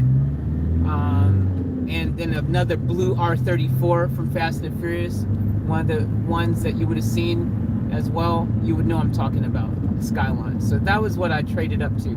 That was my dream car at the time. I really wanted that, and I flipped up to it, which I was very proud of. I did it without any help from my parents, mind you. I'm very proud to say that as well. I flipped up and got it without their assistance. They didn't give me money to buy the car that I really wanted. I had to figure out a way to do that myself, and I did. So yeah, so I speak from experience when I talk about the whole flipping game, because I, from a young age, entrepreneurially speaking, that was the first gig I taught myself, like my own business. I'm not talking about my music career stuff, because I was doing music and TV commercials and ads and little TV spots and all this stuff since a young age. I was doing a lot of that stuff already, so I'm not talking about that.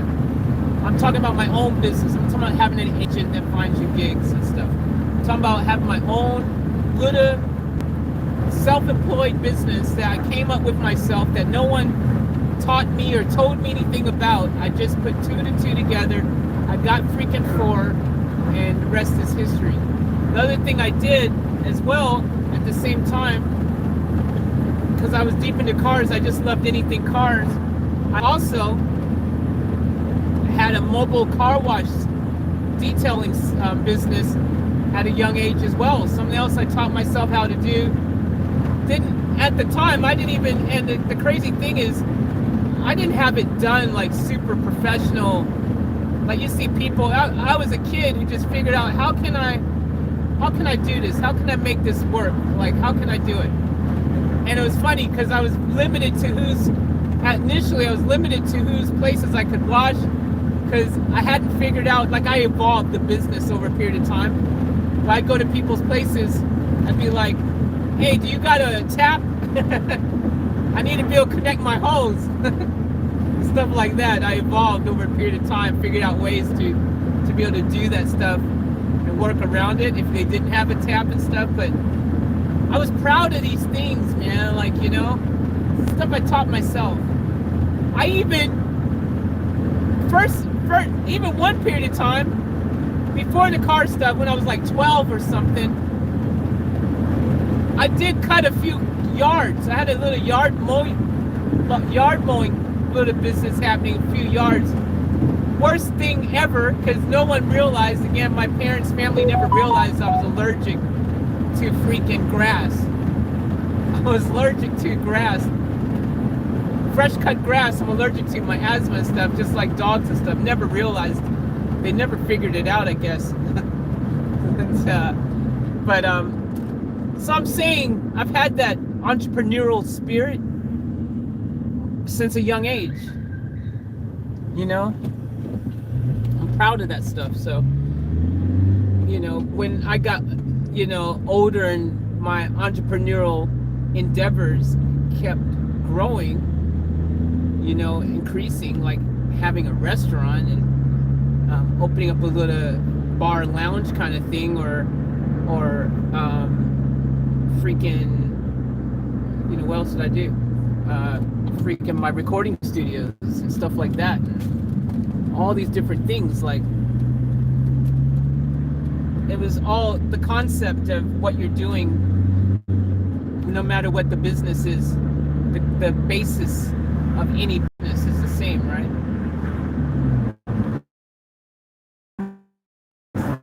There's certain things you have to do in order to have a successful business, and there's certain things to do to have a successful business, and if you don't have those things, you don't have a successful business. And since I've failed in businesses, I feel I'm an expert. I feel when you failed in businesses, that's when you can admit you failed. It took me a while to be able to admit my failures in life, my shortcomings. That's the truth that I can now look back and reflect and admit to, because there's times where I couldn't admit it to myself, because you don't want to admit you failed, right? It's like, and you want to just put the blame elsewhere, and it's easy to blame someone else for your shortcomings and your failures, right? Like, it makes you feel better, but you're not helping yourself. You're in denial. You're just hurting yourself more than you're helping yourself, because you you're not, you're missing the point. You know, it's okay to fail. It's okay if you take the time to learn the lessons from that failure, the experience. It can be valuable. You could grow from it. You could actually become freaking Elon Musk, you know, or Donald Trump. There's tons of super hugely successful business people who failed initially. Some people don't realize that they fail. They freaking fell flat in their face. So like for me, that's one of the things. Like when I finally admitted to myself, you know, I can't put all the blame on that on other people. You know, I have to take some responsibility for myself and figure out what I could have did differently and learn from that. That's when you have the opportunity and the potential for greatness, and then you can excel and just, you know, freaking the sky's the limit. You know, you gotta not be afraid to fail, and you gotta not be afraid to admit you failed. You know, that's the thing. And you gotta acknowledge those failures as much as you want to acknowledge those successes. When you're able to do that, game changer. So you know, I've grown a lot because there's a period of time where no, you ain't never gonna hear me say, "Hey, I failed, dude." I had a hard time admitting my failures in life, and I've been humbled greatly. I think also at some point when you've become extremely humbled, you know, there's a point when you become really humbled in life. I think that's the point when you reach a whole nother level of like growth and greatness potential, because you have to be humbled sometimes, and through humility, I think that is an opportunity for you to really learn a lot about yourself, about the situations that you encounter. A huge opportunity again for massive growth, you know.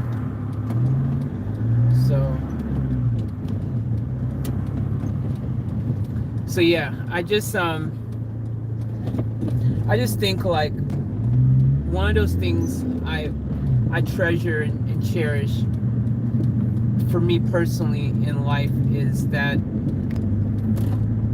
through it all, no matter what I encounter and what I experience in life and whatever challenges I face and stuff, one thing is I'd never give up. Now that's a big thing. I never give up. I never freaking give up. I don't freaking accept defeat. And when I fall down, no matter how hard it is, and each time you fall down, sometimes it gets harder and harder to get back up again, or even feel like you want to get back up again. But I do get back up, and I fight again to achieve whatever it is that I wanted to achieve, you know, which for me these days is kind of one and the same no matter what I'm doing, is to just climb back up that mountain that, you know, where I once was able to see what it felt like to be up at the top of that mountain for a minute until I fell down. And it's okay, again. It's all right to fall down. It's what you do when you fall down. You stay there, or do you climb back up? That's right, Jazz Executive. First you don't succeed, try until you do it. Yeah, I would correct your language there though. I wouldn't say try, because you know my strong feelings on the word try, guys. I'm sure you guys have heard me say it. You do it or you don't. When you use language like try, there's not a full amount of commitment. It's like, oh well, you know, I'll give it that college try. That's just personally my personal thoughts on that word and stuff. I just feel like you have to say do it or don't. Like Yoda. When you say try, you're kind of setting yourself up for like, oh, I'm half-heartedly going to go at it. I'm not saying that that's anyone's intention, but it's just a language thing. You guys know my professional training as a certified hypnotherapist, personal development coach, holistic practitioner. Therefore, language. When it, I just sometimes I hear things and I go blah blah blah. So, to each of their own though. You don't have to agree with me. It's just my what I believe based on what I know. I know, Faye. That's why I put you do it in at the end.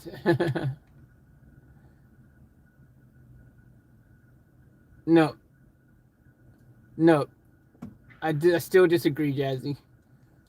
I saw you put you do it, but you put 3 tries. I just don't like the word try personally. I'm not a fan of it. One of those words I dislike. Personally, each their own.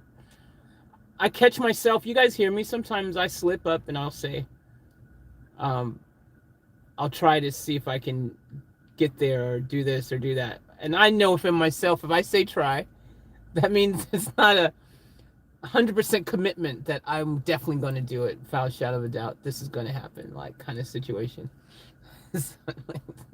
I catch myself sometimes.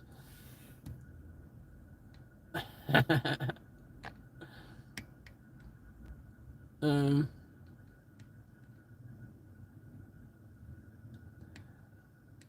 I always say, like, I know there's lots of you.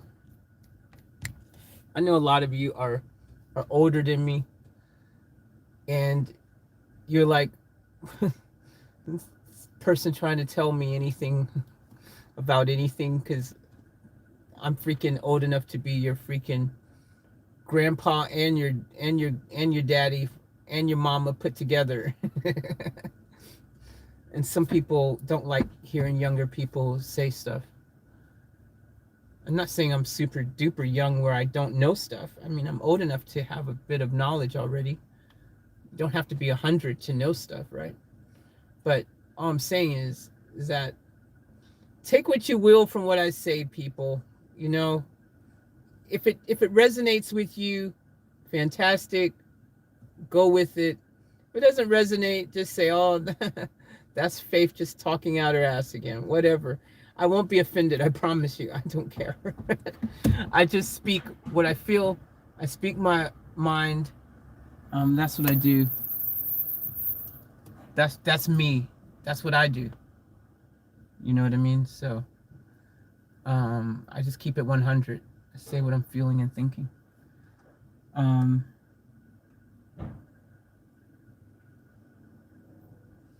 Now it looks like it's going to rain, which has me a little bit concerned because I don't like taking the Beamer out if it's raining.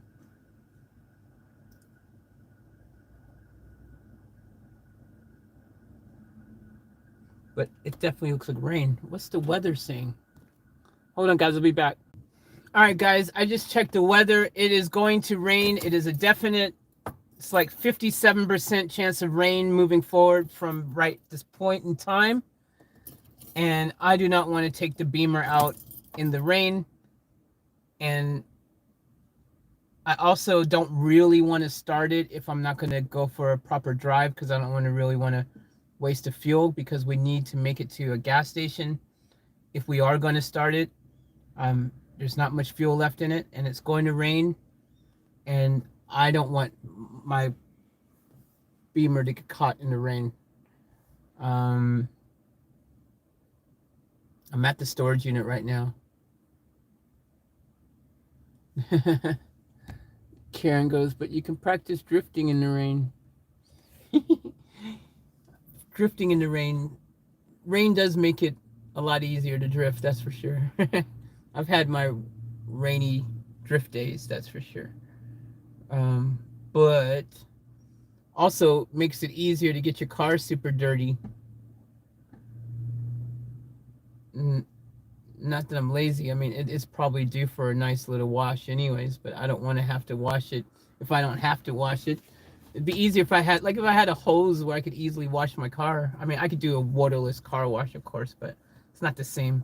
Anyone who tells you waterless car washes are as good as a regular water car wash, they fooling you. I like the jet get underneath the car and get everything nice and Gucci. But it's not raining yet. I guess I could go around the block. I do want to know if it's going to start or not. That's a fact. So, okay, let's go see. I'll be torturing myself if I don't. So let's see.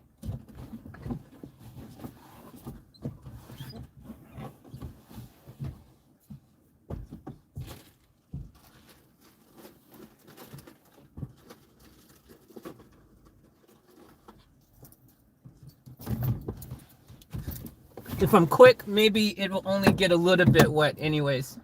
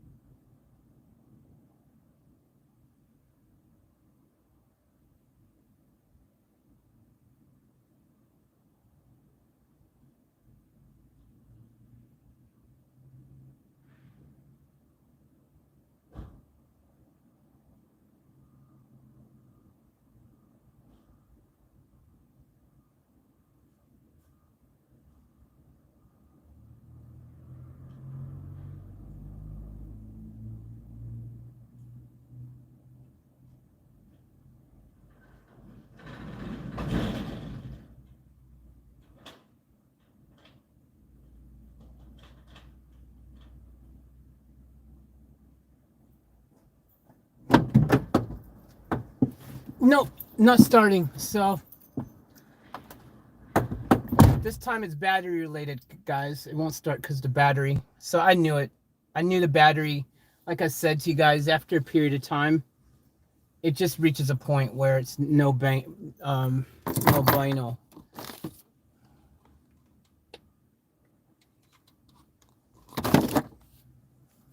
I mean, it's bueno, I should say. Um, yeah, the battery. It's not turning over because it's just the batteries. You can every time I go to turn the key, um, every time I go to turn the key, the lights dim out on the dash. You know, all this lights and stuff, so you can tell it's the battery. This time it's the battery. Last time it wasn't the battery, because I had it being jumped, but now it's definitely the battery is gone. And drops of rain started falling on the dash now. So even if I wanted to drive it now, though, I couldn't.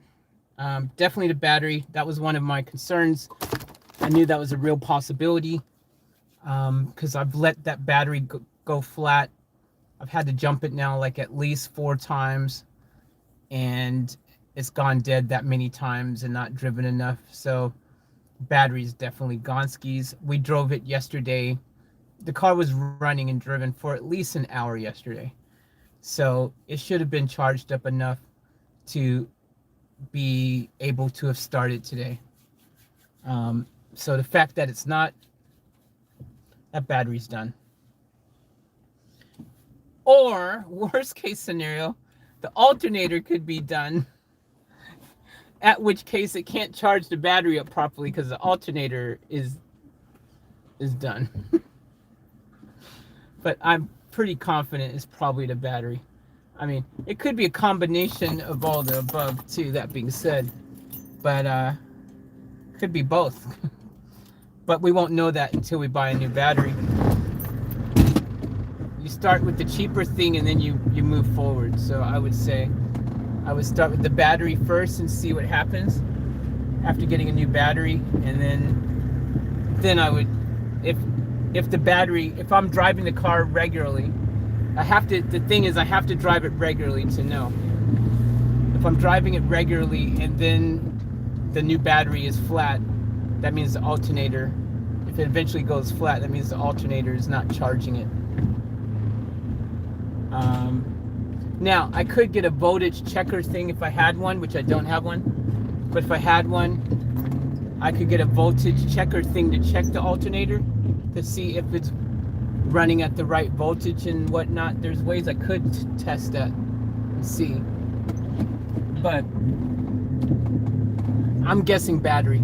I called it already. I said to you guys, because that's what happens. Like, it's not a, it's a known thing. You know, it's just what happens. You know, after a while, if your battery, if you let it keep going completely dead over a period of time, eventually it will refuse to be able to have enough voltage ampage to hold the proper amount needed to keep running, and basically your battery could die. Plus, I don't know how long that battery was even in the car for. That battery could have already been in the car for freaking 3 years, 4 years, and could have already been on its way out on its last leg, and I killed it quicker by not running the car properly enough to keep the battery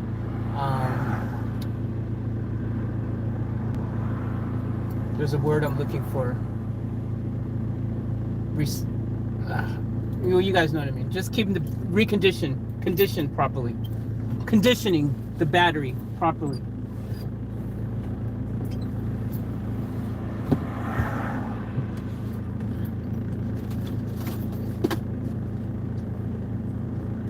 Put all my keys away.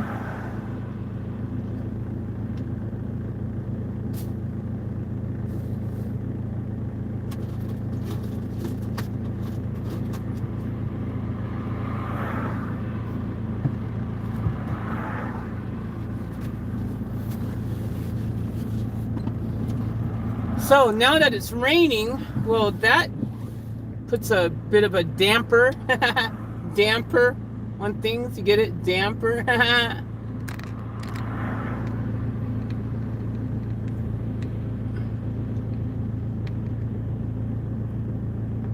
Sucks. Now I gotta buy a new battery for freaking Beemer now. Bought a new battery for Van Normus when I first got it, before I could even get it down here.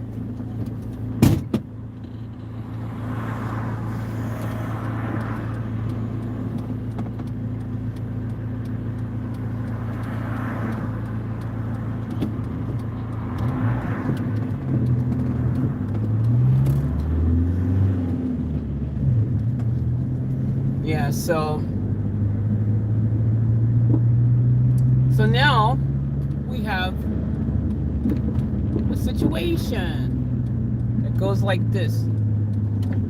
So now we can't cook dinner. My gosh, the sky just got dark quick.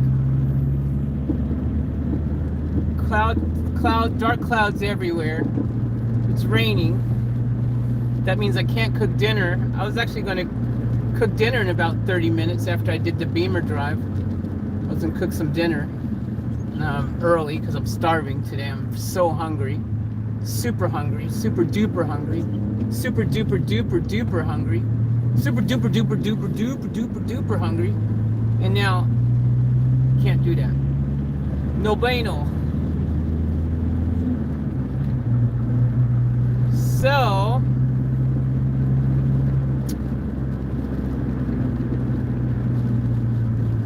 see if we can find a $2 hamburger or something from Mickey D's maybe. Or I guess pizza or something. I don't know. I need to eat something. I'm so hungry right now. I need something, even just something to munch on. I got no munchies in the car at all. Now I got nothing in the car to munch on. Nothing. You know those moments when you know when you're hungry, when you need something to eat because you're starting to feel lightheaded and you're feeling a little bit like, and feeling lackadaisical and feeling like you know, you just want to freaking lay down because you're not feeling you got the energy to do anything other than that because you realize you need food in you. That's what's happening to me right now. That's exactly what's happening to me right now. And I think it was because I don't even remember eating yesterday. What did I eat yesterday? I don't even think I had dinner last night.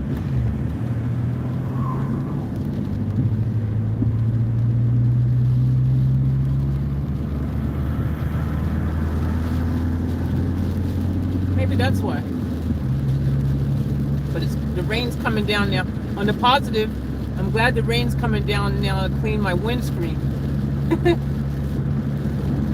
Clean my windscreen a bit. That's good.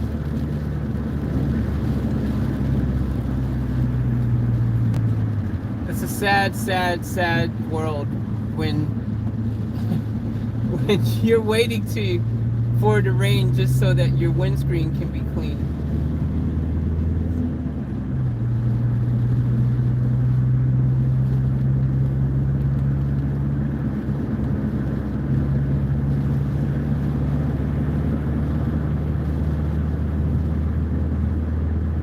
It's a hard knock life. No, no. It's a hard knock life. No, no. That's it.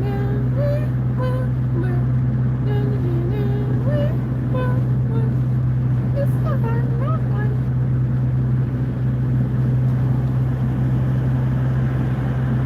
Yeah, so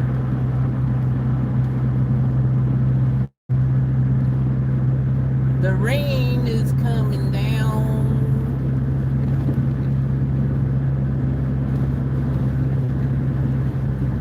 I used to have a song called Rain. You know what's annoying about that? Is that I may never be able to hear that song again unless someone can find the freaking old CD release of some of my old albums that were released on CD somewhere in Japan or somewhere that may have it somewhere, but most likely in Japan somewhere, some old CD shop or somewhere. Some person might have it, because all my music and everything that I had, all my songs, every song I ever made, every song I ever released, every song that I didn't even release, all of that stuff got stolen out of my storage unit. Even those movies that I shot that again never will see the light of day because all my stuff got stolen out of my storage unit. Freaking destroys my, when I think about it every time, it freaking just still eats away at me. It sucks.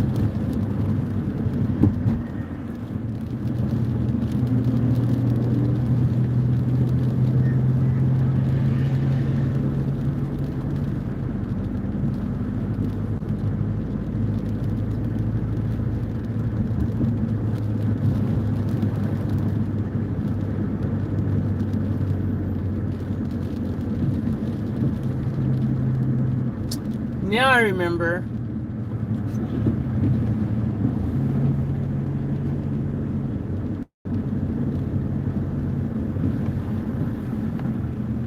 I just remembered why I didn't eat freaking earlier when I could have. I literally was going to eat earlier today. I was like, you know what? It's going to make something quick and light right now. Just do it. Just do it. Do it. Do it. Do it. Do it. Do it. And then I didn't.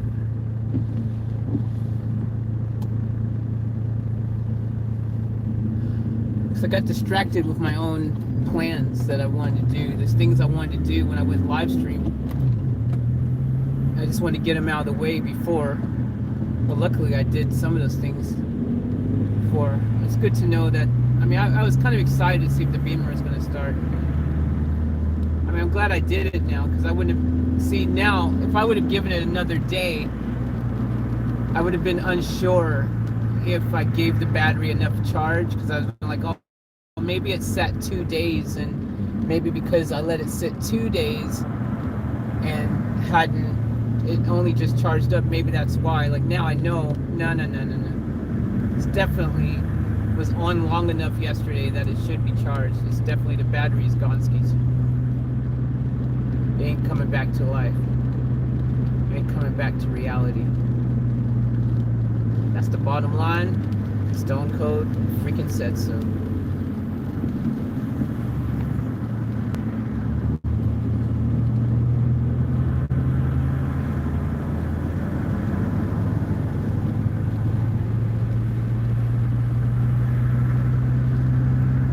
So to answer the question in the title of this video, will the Beemer start again today? The answer to that question is no. No, it will not. Will not start again today. We just tried. It won't. Needs a battery. The second question in there is, will I sell my vans, or one of my vans, or some of my vans, or will I sell? I don't remember what I called it, but the answer is yes. I now have reached a point where I definitely have come to the reality, come to the conclusion 100% that it has to happen in order to move forward with my new flippity flip-flop flip plans, where I'm going to flip stuff. I'm going to build, flip, build, flip. Great content for you guys. So in order for me to fund the new business venture, I have to sell something first, ironically. I have to flip something in order to fund my venture. And unfortunately, I have to flip it before I can finish building it and doing the things I want, so that I can flip it for maximum dollar figure.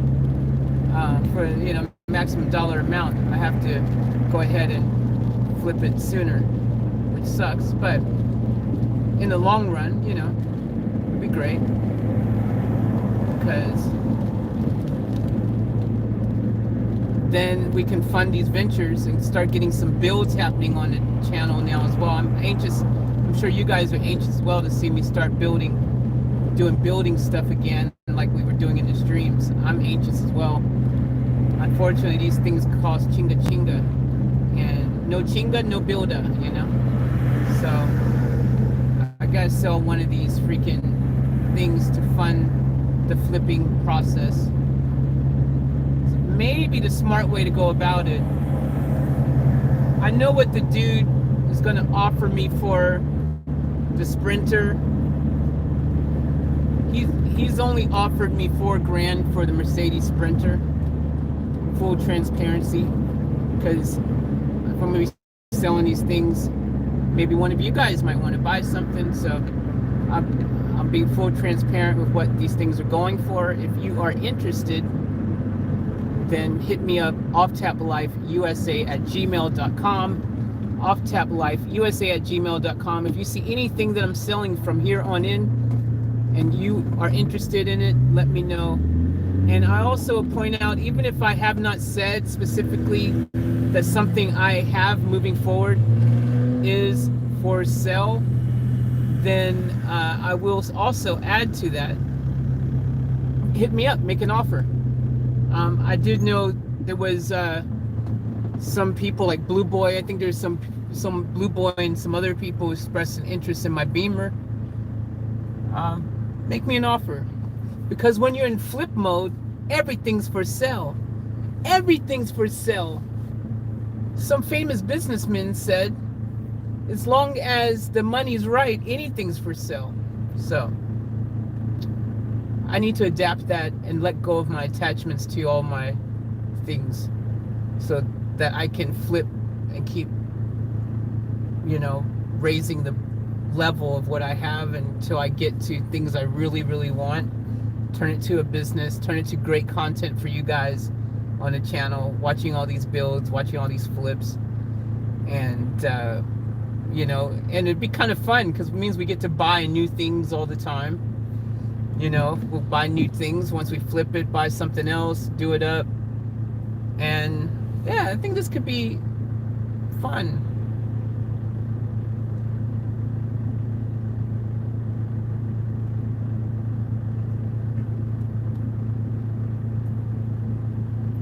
I'm looking forward to it. So, you guys see my current inventory.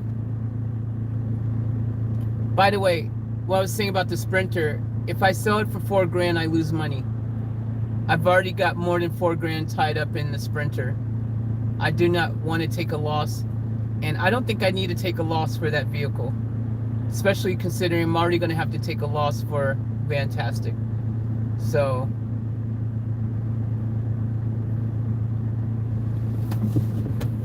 offers, hit me up.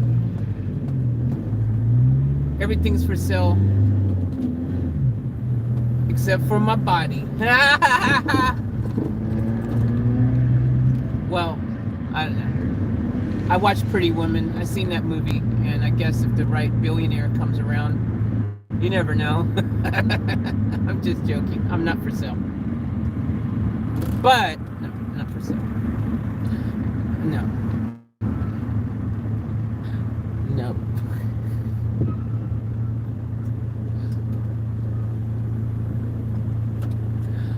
No. No.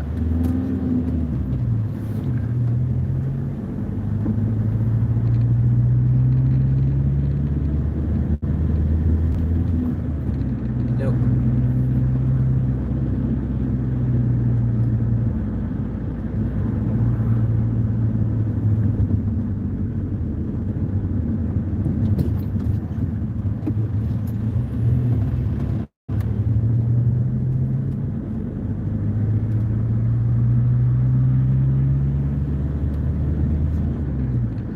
So maybe the way to figure out what things should be sold first,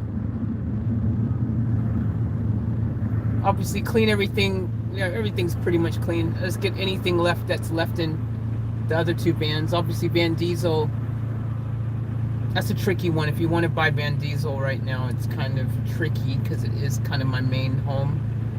But for the right price, I'll sell Van Diesel even right now, and I'll tough it out in my car or wherever I have to do temporarily, if that's what it takes to keep progressing right now.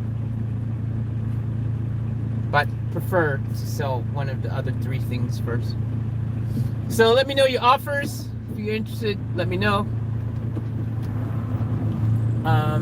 But yeah, I feel good about this decision. Flippity flip flip flip flip. Flipping up.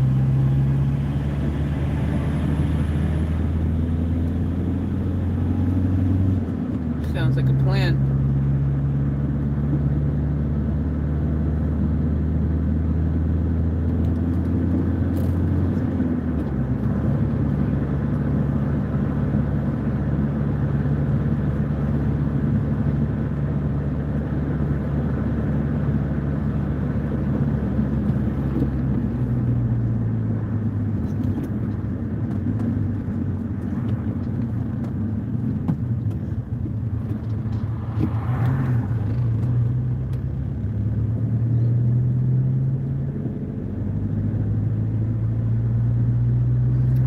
Thing as well,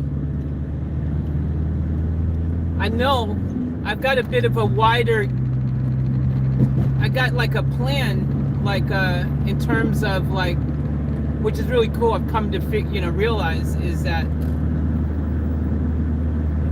I have a bigger area of where if I need to get a vehicle up north again, You know, I know there's somewhere where I can temporarily store it now, which that wouldn't have happened if we never bought Van Normus up north. So we have a wider area that we can work within to find vehicles and to flip them and stuff as well, which is great, man. It's fantastic.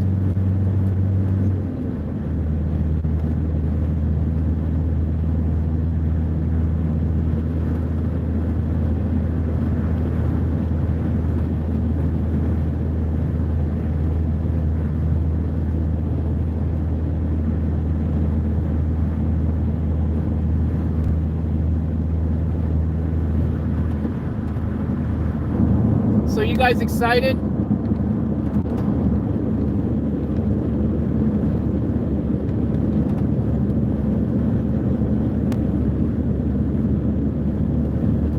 People are strange. People are strange.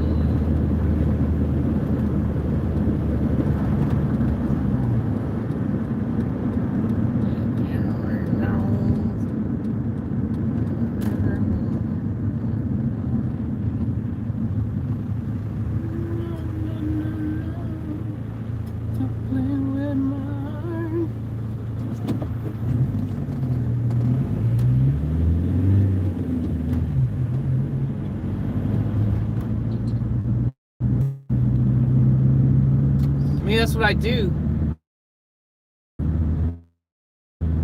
Put everything for sale. Put all 4 vehicles up for sale. See what sells first. And that's the one, sadly, that gets sold first. Even Beemer. No, Faith, not Beemer. When you do in the flip up game, until you get the ones that you have to keep in your collection. I mean, I might keep Beemer, actually, in my collection. I don't know. But you got to make some sacrifices early on in your business, you know? In the flip up game, might have to do it.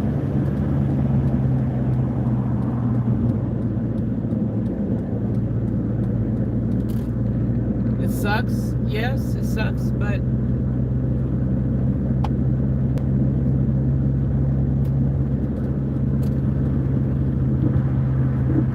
put everything up for sale at the prices I want, not desperate prices. Put it. Oh, there's a new KFC! Oh, no way! Oh my gosh! New KFC! What? Holy crap! Sunshine Coast has a new KFC? This has been built since all that time I was up north, bro. Is that open? No way! Holy freaking macarona.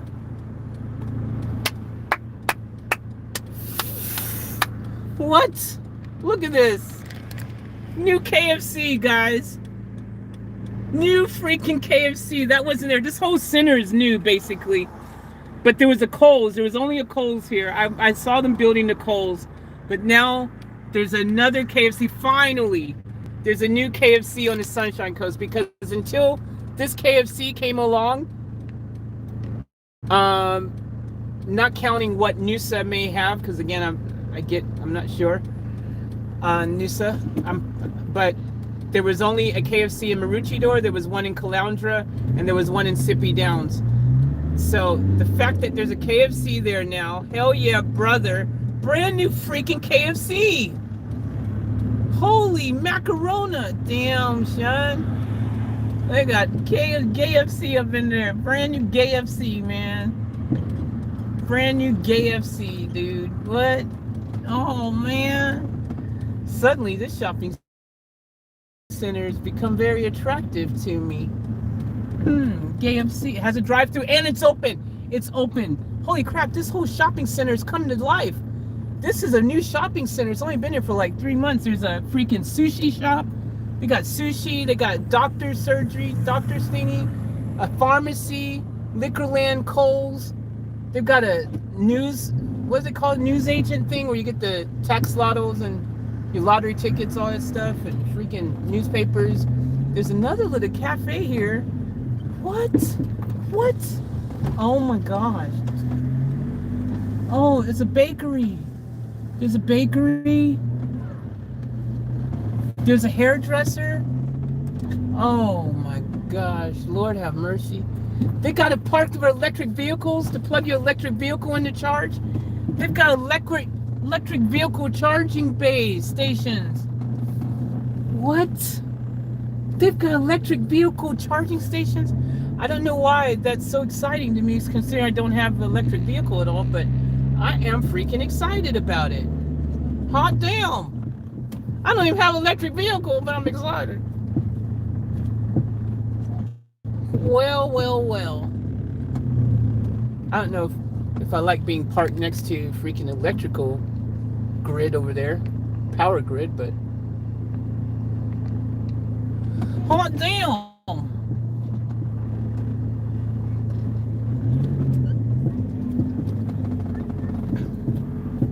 Well, damn. Well, damn. Hello. Hello. They got KFC over there. They got the new double down. Y'all want to see the double down? The new double pizza, pepperoni pizza double down. The 2 chicken patties, pepperoni, pizza sauce. If you go to the secret menu on the app, because KFC over here has a secret menu on the app, and you pull the secret menu down, they've got a double down that has on a bun as well. You can get it on the bun, so then you're not just having like the zinger patties being your bun. You have the bread being your bun like normal, and you got the double chicken zinger thingies. You got your freaking pizza sauce, your pepperoni. KFC, what's good? I can't believe they got a new KFC here. Jeez, that's incredible. That is incredible, guys. I am. I'm so happy about that.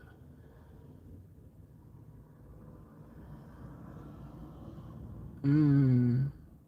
KFC. You down to KFC? Yeah, you know me. Karen goes, I'm excited. That's what I'm talking about. I like the excitement factor, Karen. That's what I'm talking about. Jazzy goes, pies. As does everything. Everyone has a price, Faith. Exactly, Karen. Exactly. Tell them. Not Van Diesel, though. Jazzy, everyone has a price. For the right price, Van Diesel will be Van Bye Bye.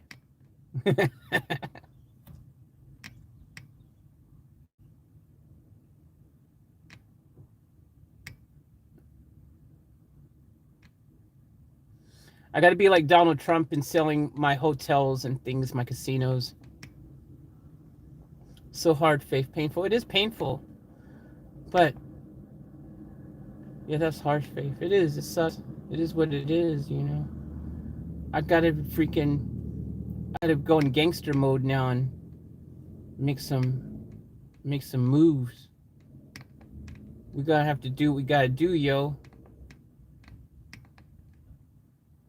Let's get this party started, right? Opportunity knocks once in a lifetime. You gotta lose yourself in the moment, whatever that song, I forgot the lyrics. Faith, you don't have an electric car yet. I know, right? But if I flip up, I could have one. I flip up, I could have one. That's what I'm saying. I could have a Tesla. You know what I mean? At least once in my life, I'd like to have an electric car just so I can. Well, I've kind of already had an electric car, actually. I had a Honda Civic. It was a hybrid. So it was half electric, half not, but it wasn't the kind that you could plug in to power the electric. It charged up by you press brakes and accelerating and stuff. So it's technically the first version of a hybrid electric car experience.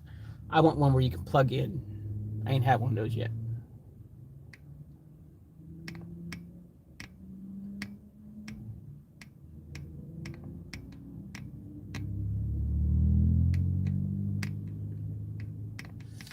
All right, I gotta go to the toilet.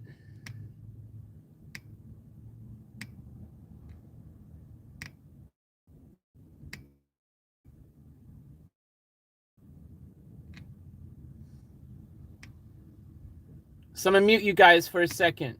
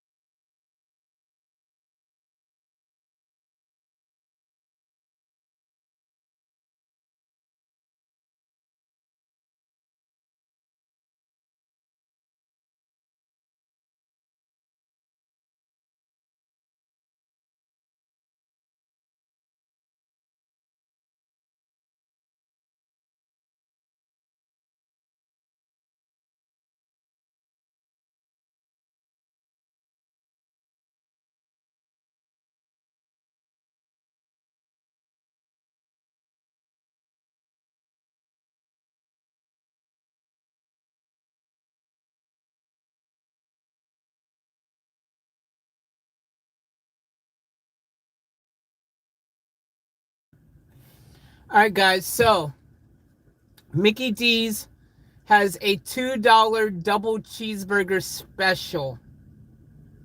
So I think KFC is going to have to wait. Because $2 double cheeseburger is kind of hard to pass up. So I think I'm going to get a $2 double cheeseburger and then get a $2 hamburger and then take off, because they put 2 slices of cheese on the double cheeseburger, take off one of the patties or one of the buns and swap it with the hamburger one. So then the hamburger becomes a cheeseburger, and then I still have a double cheeseburger, and then the hamburger for $2 becomes a $2 cheeseburger. So suddenly for $4 I'll have a double cheeseburger and a regular cheeseburger. Life hack. There you go. That's how you do that. And then they also have a $2 small fries. So they got a $2 small fries. They got a $2 double cheeseburger. They got a $2 hamburger. And the $2 cheeseburger coupon expires today. So I got to use it now or it's gone. And they have a $1.50 apple pie. So imagine for $7.50 being able to get a double cheeseburger, a cheeseburger, a small fries, and an apple pie, hot apple pie for $7.50. Deal or no deal? You tell me. Would you go for that? Or would you pay $14 for KFC, which would consist of a double burger and fries? Sounds like you're getting more of the McDonald's, doesn't it? Sounds like a little better deal, doesn't it? Cheaper, and sounds like quite a bit there, doesn't it? So, right? Jazzy goes, nope, neither. Really? You wouldn't choose neither? What would you choose? What would you choose, Jazzy? Red Rooter? You choose Red Rooter or a pie?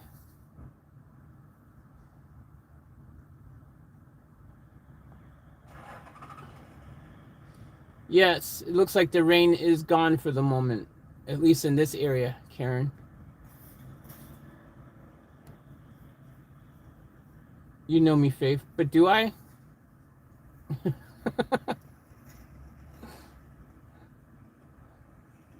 Do I really?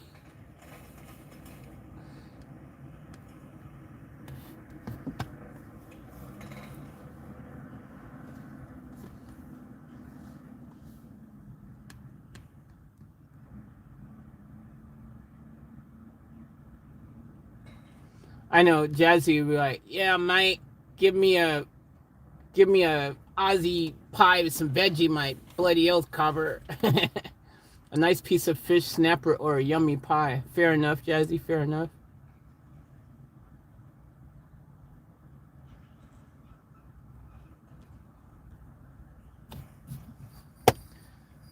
Karen goes, McDonald's. There we go. That's what I'm talking. That's my girl. Yeah, McDonald's. Yeah.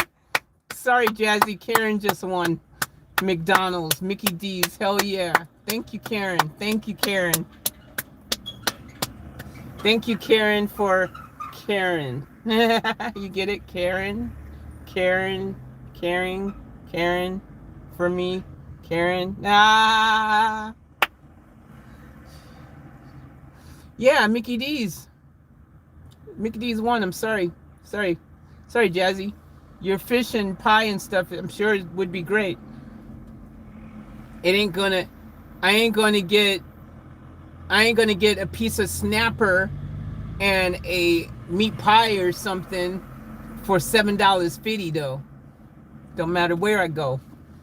We talking $14 or something. That meant I might as well go to KFC. So Mickey D's wins. All right, let me go ahead and order, guys. I'll be back in a second. I'm gonna order it on the app. I'm a sucker for a cheeseburger. Hell yeah, Karen, tell them.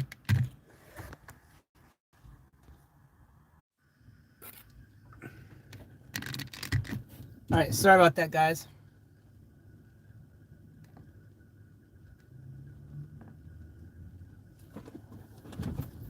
So order is placed.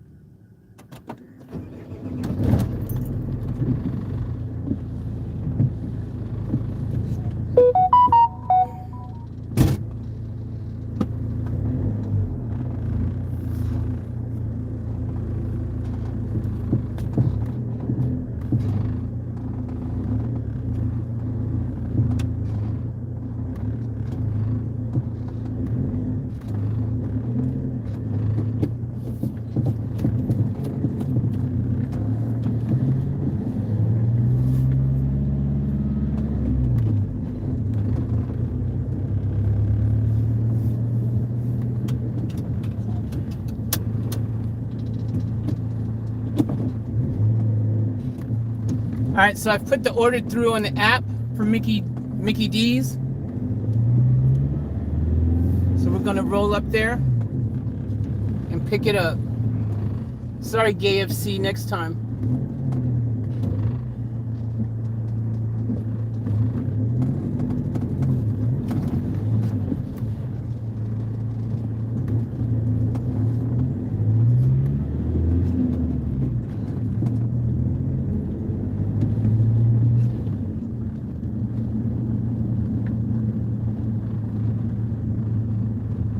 I bet this McDonald's up here is super happy that opened, because by having a GayFC there and Kohl's and all those other places, and across the street there's an IGA over there, like a little supermarket, it really changes the area. Like, it makes it a destination where people will be like, you know, let's go over there to that shopping center.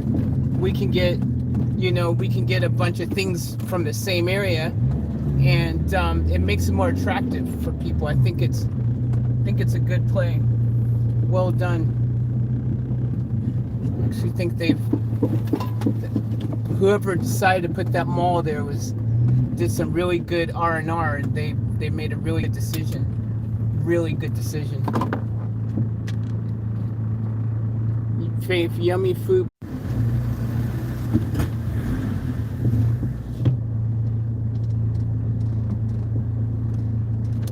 I ordered on the app. Oh.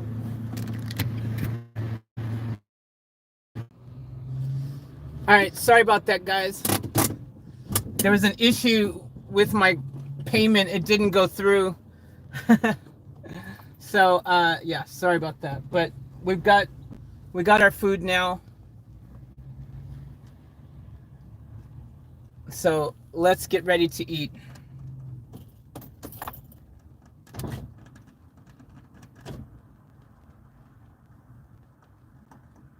All right, so what I did was, now the order didn't go through, and on top of that, the coupon for the $2 double cheeseburger also expired on me. I didn't get to use it, so I had to improvise.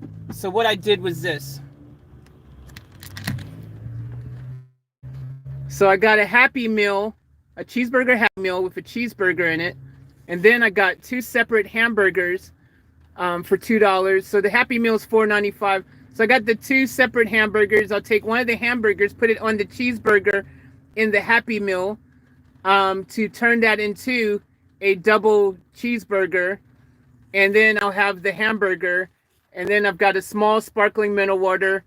And I got the fries in the bag, and I might have an apple pie. I'm not sure, because I had to re-put the order through, so I don't know what happened. So I had to improvise, but anyways, let's see what happens. What's up, Charlene? Welcome.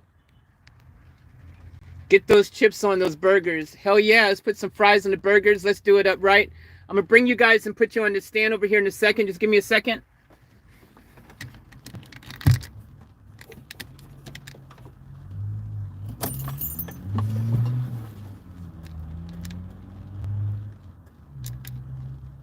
All right, give me a second, guys. Get set up back here.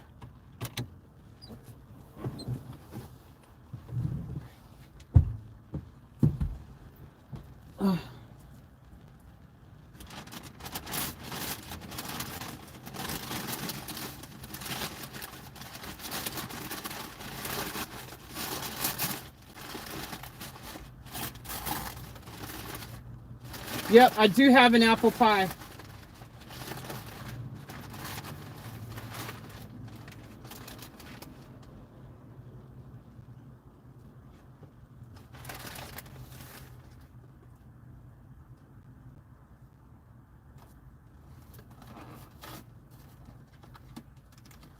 So the Happy Meal is a great value.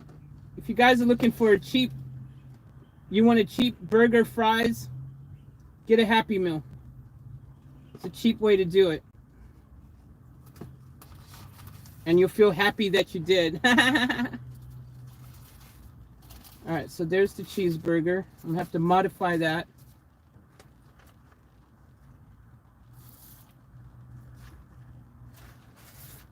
Got the sparkling water.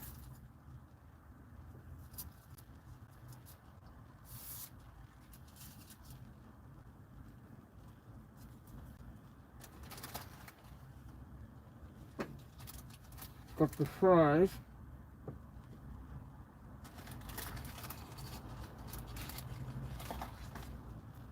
Oh, I didn't get a toy.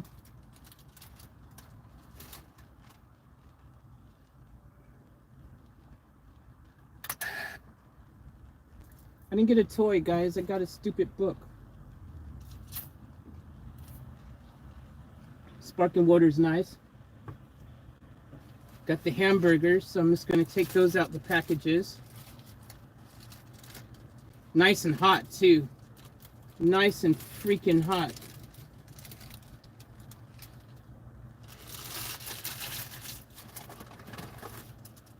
Hell yeah, that's how you do it.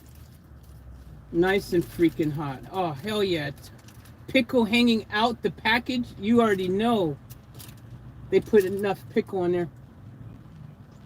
Mmm.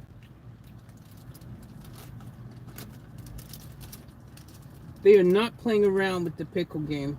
Oh wait, I just might open that one like that. Alright. And we got the apple pie game. And it's hot too. Good job, Mickey D's. Everything is piping hot. That's what you want. You want it to be hot. If it ain't hot, it ain't right. Alright, we got our food laid out. I need to get my hands clean. Make sure your hands are clean and stuff. Get your hand game right.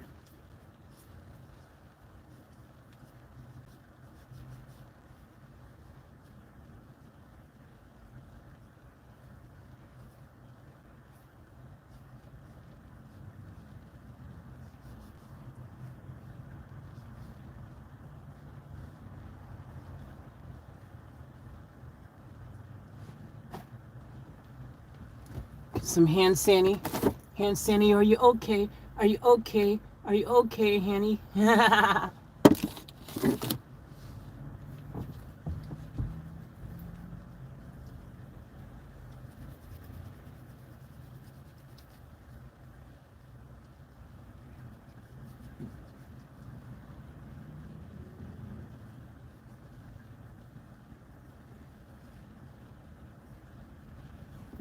It's got crumbly. Oh man, I got all the crumbles on my hand.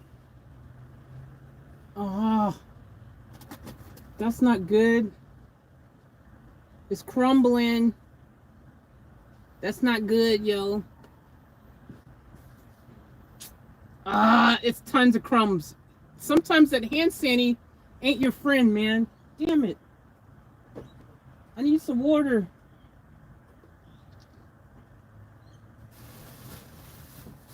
I'm gonna have to wash this.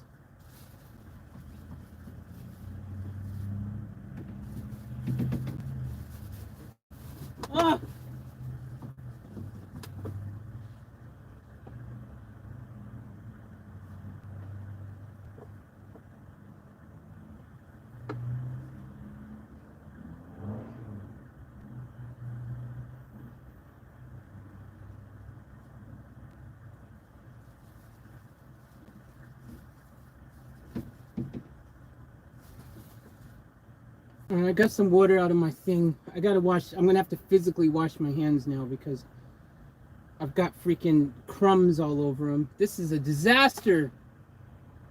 That is not what was supposed to happen. It's alright. Got my bowl. We'll fix it. It's all good. A little bit of soap. A little bit of water.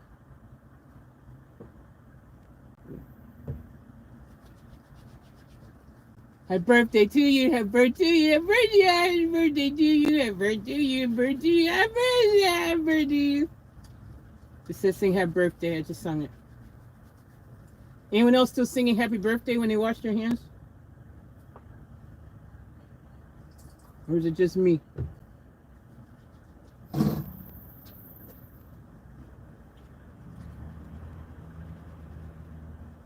All those crumbs, yucky. Hand sanity's tricky, man. I should have just washed it with soap and water at first.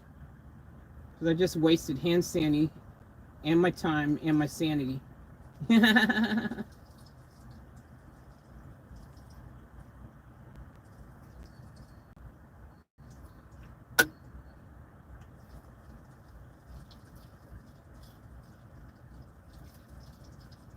Alright, we got clean hands now, boys and girls. Hand Sandy, are you okay? Are you okay? Are you okay, Hand Sandy? Alright, we got clean hands now. Did I do that? Yes, I did. I cleaned my hands. They're clean. Without crumbly sanitizer all over them.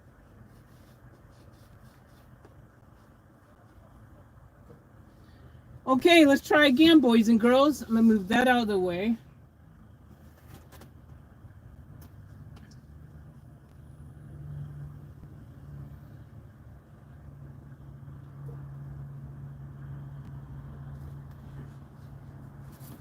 I'm getting my tripod out of here. Put that up over here for you guys, so that you guys can come back here with me.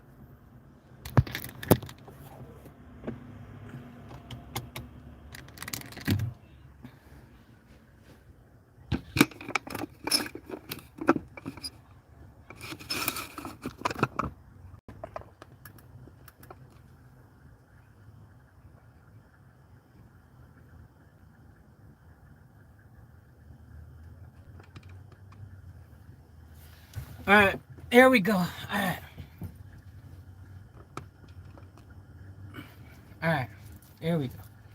Okay, so we're going to turn a regular cheeseburger into a double cheeseburger. So I've got a half of a hamburger here. Okay. Actually, we're going to make a cheeseburger and a double cheeseburger out of what I've got here. All right. So I'll show you guys what we got at the moment. This is how everything is at first. There's a cheeseburger, there's a hamburger, there's small fries, and the apple pie. Now, what we're going to do, the magic, we're going to make 2 cheeseburgers out of 1 cheeseburger. We're going to make a double cheeseburger and a cheeseburger from 1 cheeseburger by taking one of the hamburger patties,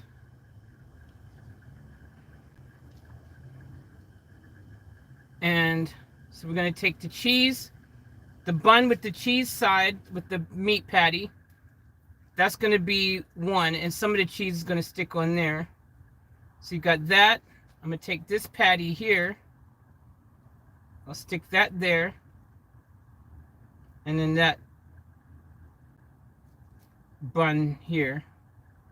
I'll take that extra pickle off as well.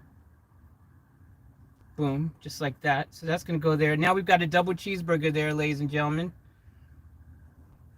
Now I'm going to take that little extra bit of cheese that's there and just put that on that bun there. It's not much, but there's a little bit. Sometimes when it's piping hot, you can get more cheese out of it. I'm going to take that bun off of there. Put this bun over there. Now we just have a modified cheeseburger, kind of, with double the pickles, ketchup, mustard on there. And now we have a double cheeseburger right here that we just made. And then we have a spare bun that we don't need now. Less carbs, good. And now we've got our fries, which 2 mediums equals like a medium. Make some medium or maybe a small large, depending which McDonald's you go to and how much they fill your food up. And here we go. So we're gonna take a bite out of our modified burger. And what I did is I just made 2 of the shiny buns instead of the other bottom. So that's gonna be extra yummy on that one. All right, here we go. Let me say a little prayer.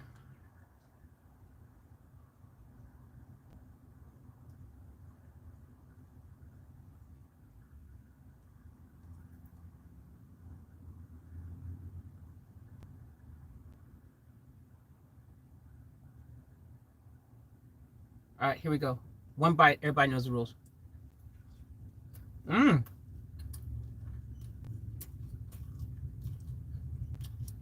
Mmm. Yeah. Tastes like Mickey D's.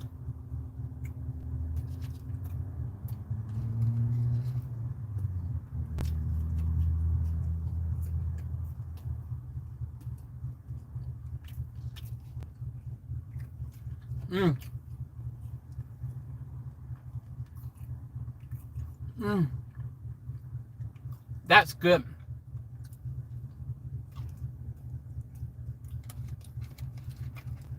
They should make the shiny bun like that default. Oh, I got a drink already too. I forgot. I was just about to go in the refrigerator and get a drink. Just realized I got a sparkling mineral water.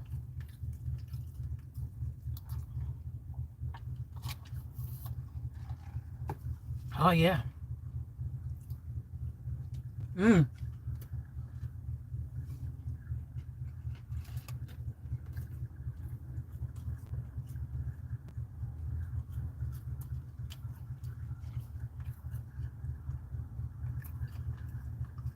That's good McDonald's.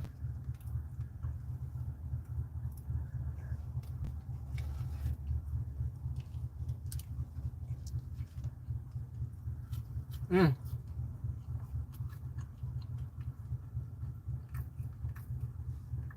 Mmm.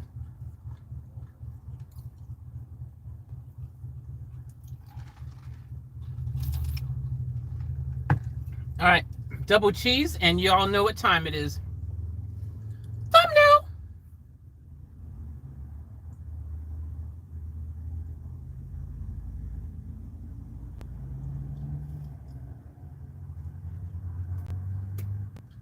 Mmm.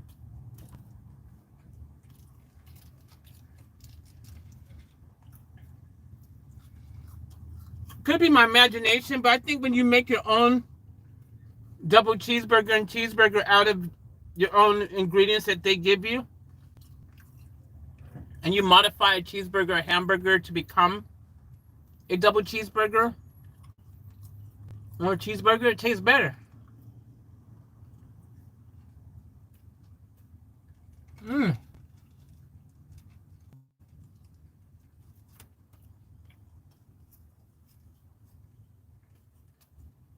Mmm. Mmm.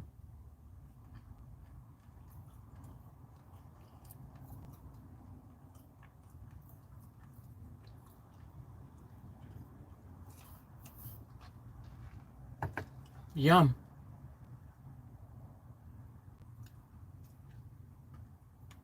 Mmm.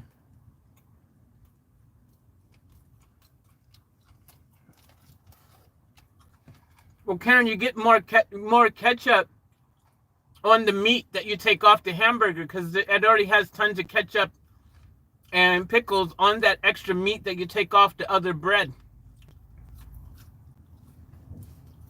So the ratio is perfect.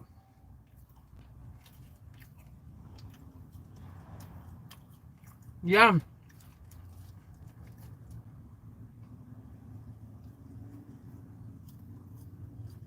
Mmm. That's what I'm talking about.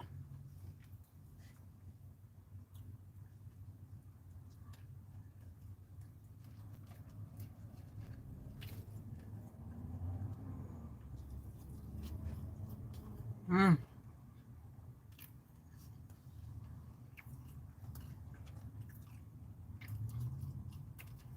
It's been a long time since I had Mickey D's. I haven't had Mickey D's in a long time.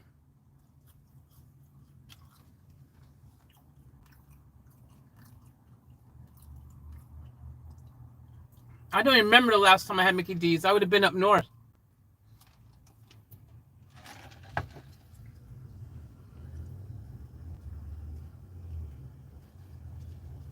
Mm.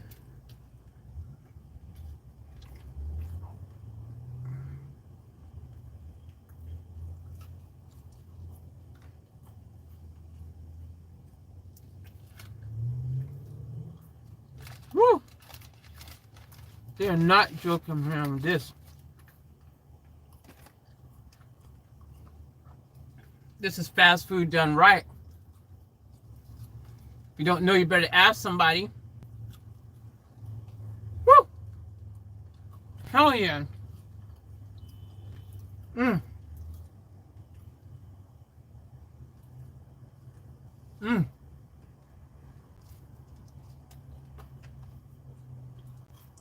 Mm. So good. It's hard to beat Mickey D's. They're the original burger chain.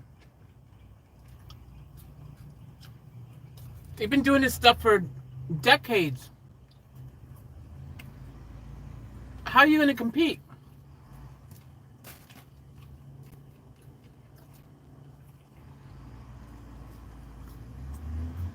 Woo!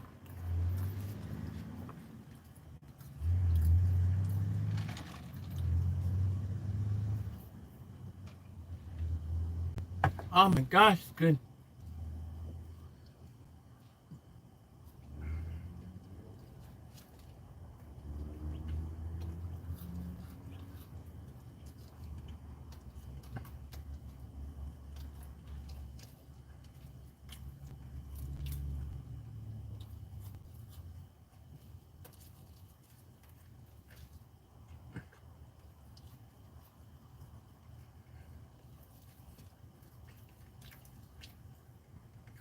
Mm.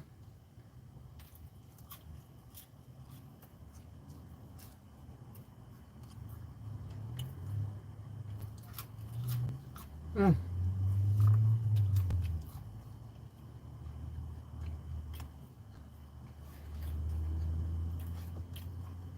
Mm. That's what I'm talking about.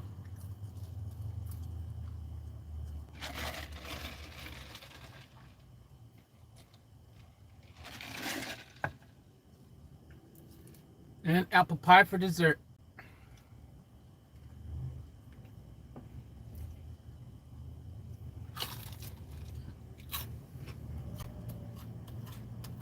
Mm. I didn't even ask them to make it fresh, and it still tastes good.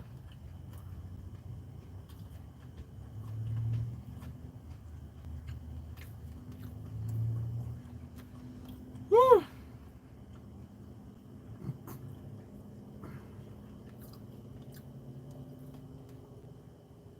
That's when you know you chose the right Mickey D's.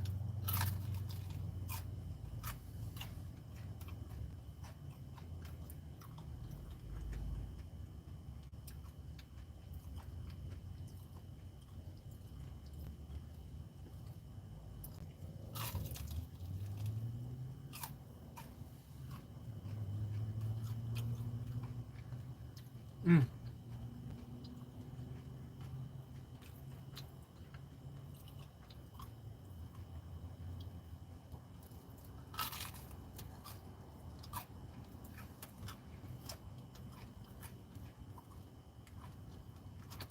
Some Mickey D's are crap.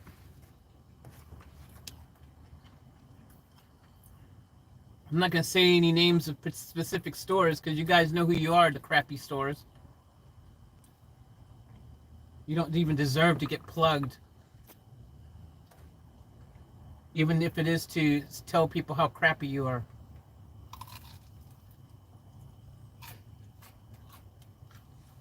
No publicity for you, good or bad, buddy.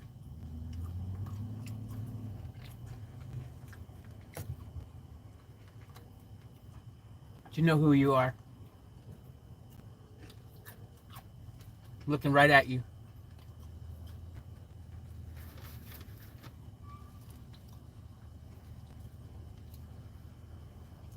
I was going to make a whole video talking about the crappy Mickey D's, one in particular. But nah, I don't think I'll give you all that privilege of a little extra publicity for even if it's bad publicity. Some people believe bad publicity is still good publicity. Any publicity is good publicity. Well, you ain't getting any. Let me mention your name.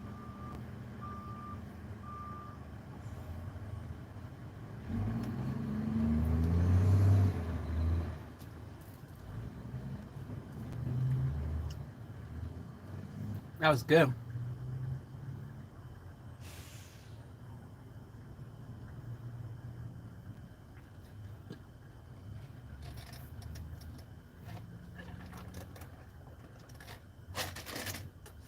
But the good Mickey D's, hell yeah. Y'all know who you are, the good Mickey D's.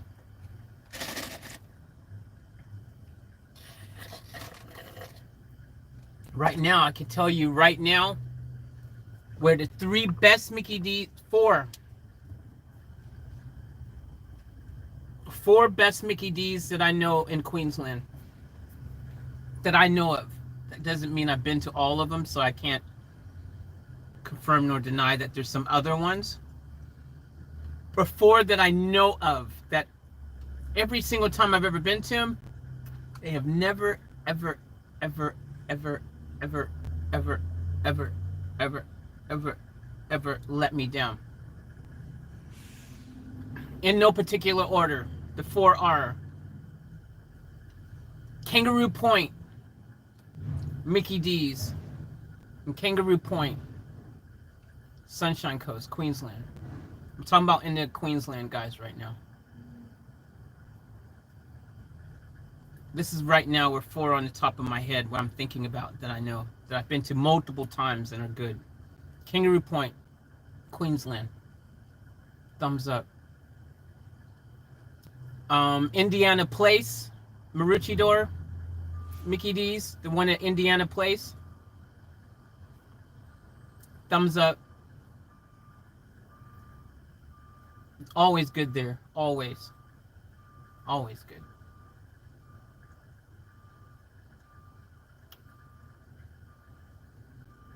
I happen to be there now at the Indiana Place one, Maroochydore. I just had, that's where this one came from. So they always on point. They're professional, they're good.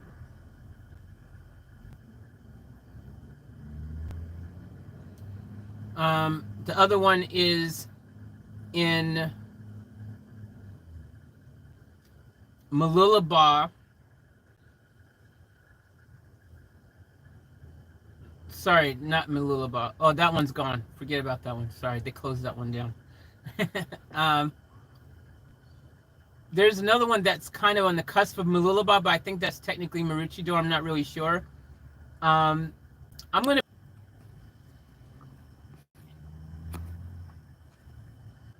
put them on the list as well as one of the good ones. I don't know if it's technically Maroochydore or Mooloolaba. It's the only one that's in that area, so you'll know what I'm talking about. I think it's technically Maroochydore. It's across the street from the car wash there. So I think that's technically Maroochydore. But yeah, that one's a good one. I'll put it on the list. Another good one is up in Gladstone. Gladstone has a good one over at the thing. I don't know the exact name of that one. It's the traffic. No, the traveling something traveling center, travel center or something. Calliope, I think it is. Maybe perhaps Calliope Travel Center. Maybe that's what it's called. Calliope or Calliope or something. But there's a Mickey D's there. Every time I've ever gone there, good. I feel like I'm missing one. That's on my list.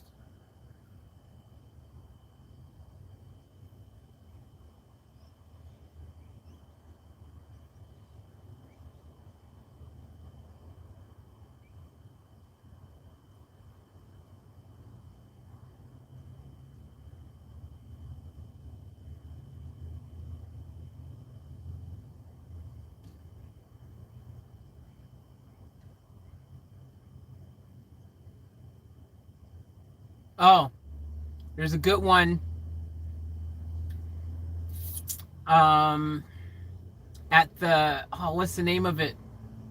It's another like travel center, like travel or rest stop, travel rest stop.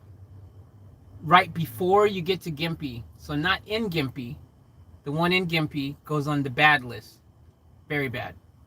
That's the one they threw my McMuffins in. Y'all remember that time? And the time I waited for the apple pie for freaking 20 minutes, and then they said they forgot about me. That's that one. Very bad. It's before you get to. It's where they have the gigantic kangaroo, and y'all said it's from the Olympics. That rest area, Travelston. I think it's called Travelston or something. Rest area. Something like that. That one is good. It's a new one. It's brand new.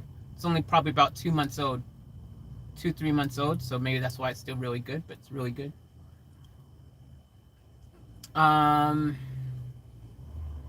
Actually, add one more to the list. I just thought of one, another good one. Childers. There's a McDonald's in Childers. I've been there a few times. Good. Childers McDonald's is good. I don't know if you call it Childers or Childers, but there's only one McDonald's there, so you can't miss it. You're passing through there. That's a good one.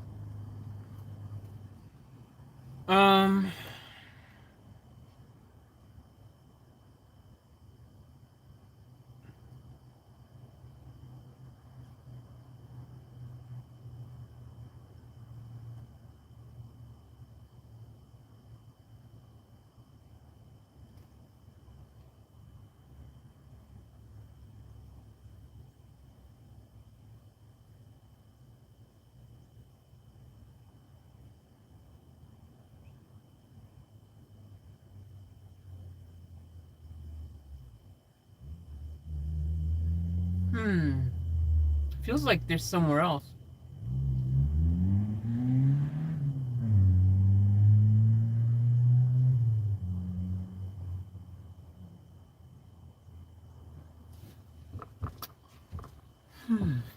It has to be. I feel like there's a really good one somewhere else as well.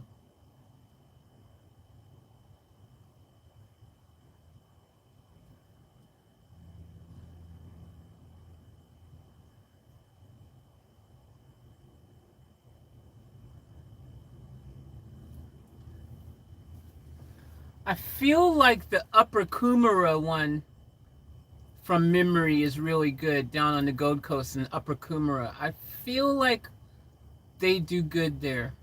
I've been there many times and I don't remember ever complaining once. So I might add them to the list as well. But anywho, we've done eating. We've done it for our food. I'm going to clean up this mess. And then and then I don't know what we do next. But that was some good eating. That's all I do know.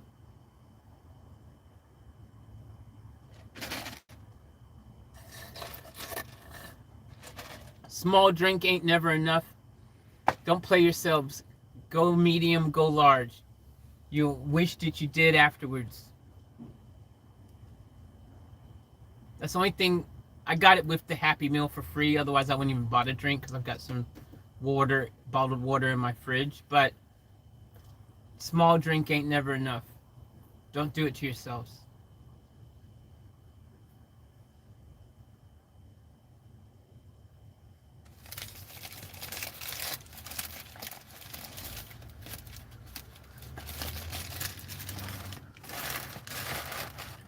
Man, that was good. See, like, there's certain McDonald's they do it right, man. Not too difficult to get it right, to put the customers first and do their order correctly. It's not that hard. As a former restaurant owner who's owned 5 or 6 restaurants myself, I speak from experience. It's not that hard to get someone's order right.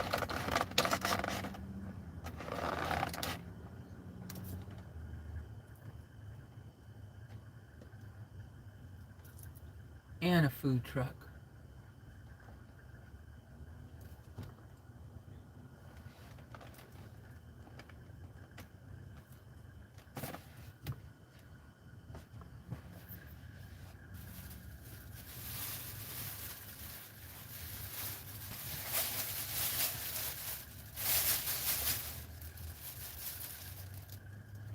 So if I can get this in here.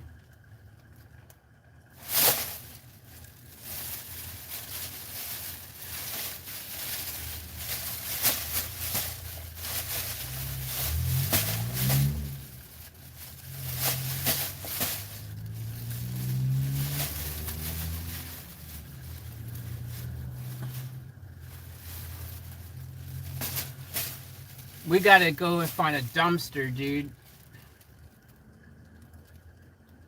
We suddenly find ourselves with a trash problem.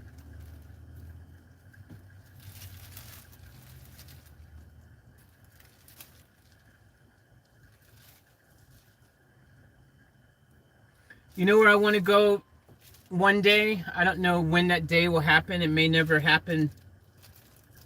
It'd be nice, but it may never happen ever again, unfortunately, because of COVID. But I wouldn't mind going to Costco and having a freaking pepperoni pizza from Costco. But that may never happen ever again because of COVID. I don't think I'll ever go into a crowded place like that.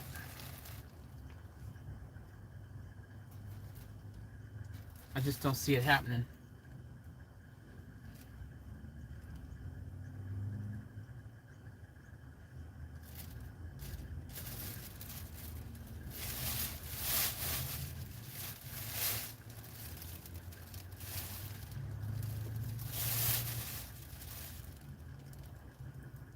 My Costco days may be over, fam.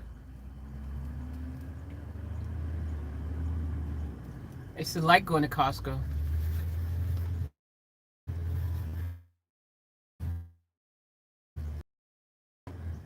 Many a great thing from Costco.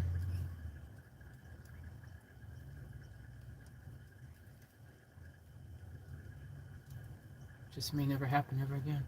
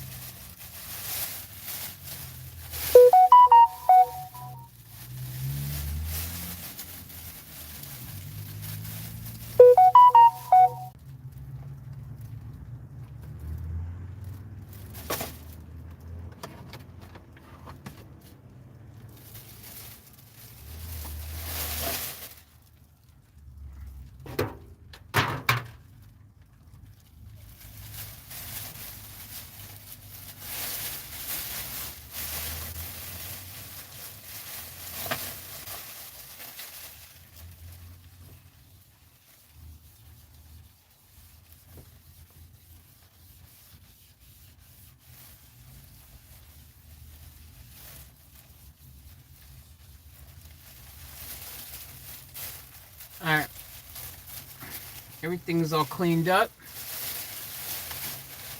I'm gonna do a garbage run, throw the garbage out, and I've decided 100% I'm selling everything. Everything's for sale, boys and girls. We're starting over. And we're gonna, in the process, flip stuff. So we're gonna start over and we're gonna be flipping things and flipping up.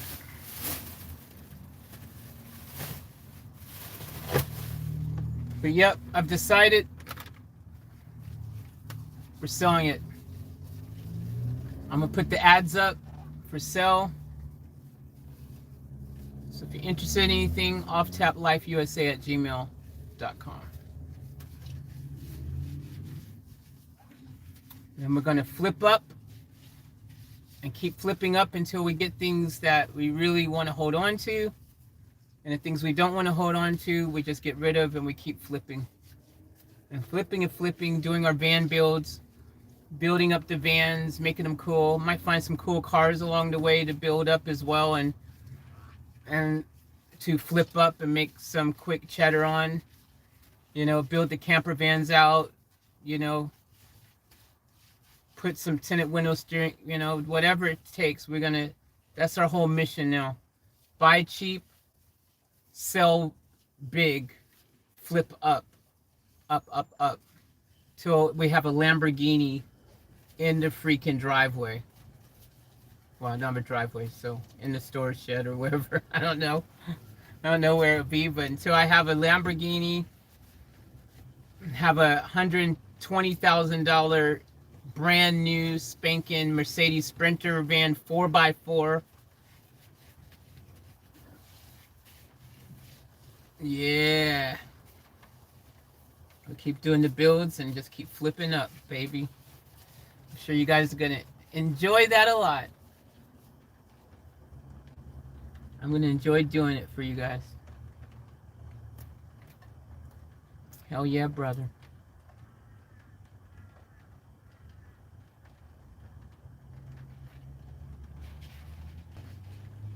That will work. That will work, Faith. So as long as you don't get attached. Hello. Yeah, Jazzy, right? That's the biggest problem, is me getting attached. Karen goes, yes, we will. Hell yeah, brother. On your own block of land. Yeah. When I get my own block of land, yep. And flipping up. And eventually flip up. Be able to buy my own land in the flip up process. And put all my cars and vans and builds on my land that I own in the flip up process. That's what I'm talking about. Hell yeah. Hell yeah, man. Hell yeah. Hell yeah. Hell yeah. Hell yeah. Hell yeah. It's raining again. I knew it would rain again. Hard to keep a good rain down.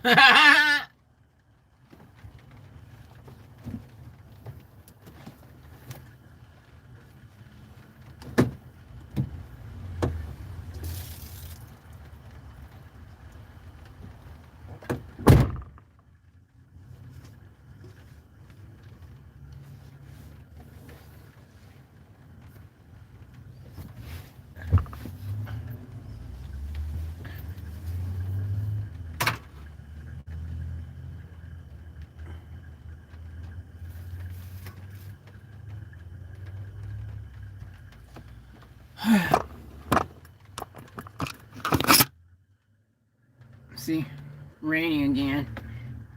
It's raining again.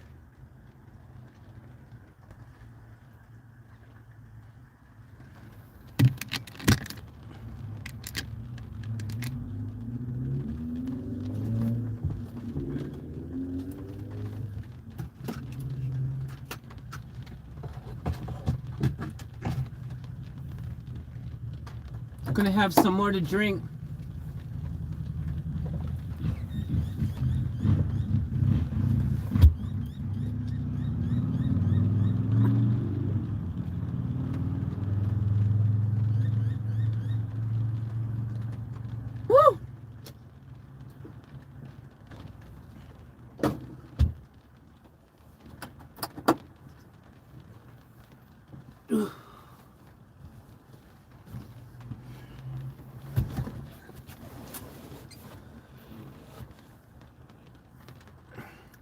I'm happy with my new system of how I put my trash bag on there first and then put the food, and it allows me to eat a lot quicker for starters.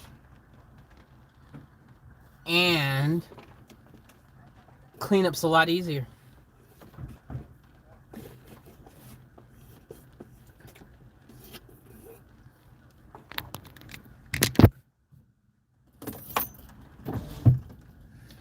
Alright guys, so here's the situation. I'm anxious to get this party started right.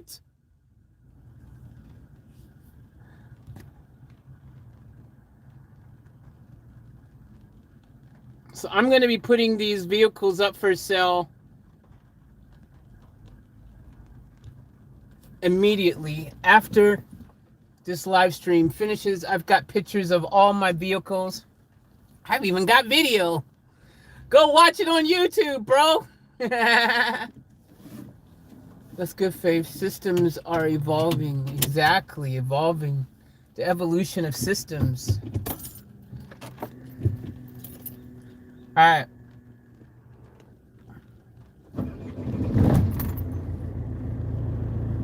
We got to find a dumpster. We got to freaking find a gas station.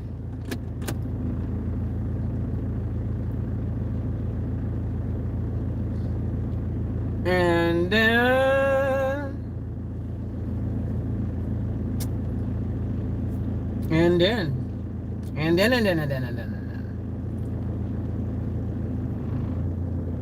5 p.m.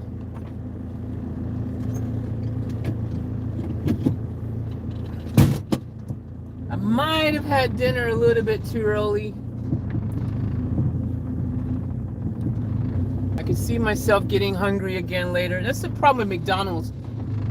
I don't think I ever really, after I eat McDonald's, I don't think I've ever in my entire life had McDonald's and felt like the rest of the night that I was completely full and like I couldn't have a little something, you know?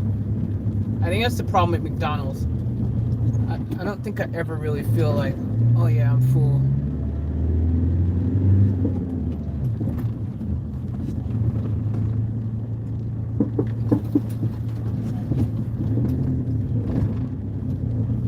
McDonald's is more like it's like chocolate chip cookies or brownies, you know, it's hard to stop at just one and they're so great. You just keep going. I get tired after I eat it. LOL, Karen goes. That's because the MSG in it.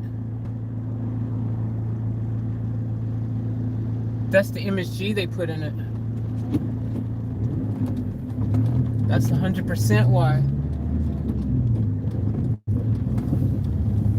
100% why. Yes, sir. Speaking of good fast food places, I would tell you where the best KFCs are. I don't know about that new one that's just opened, because I want to try that one. But on the Sunshine Coast, I can tell you Caloundra has the best KFC. Consistently hot and perfect food each and every time.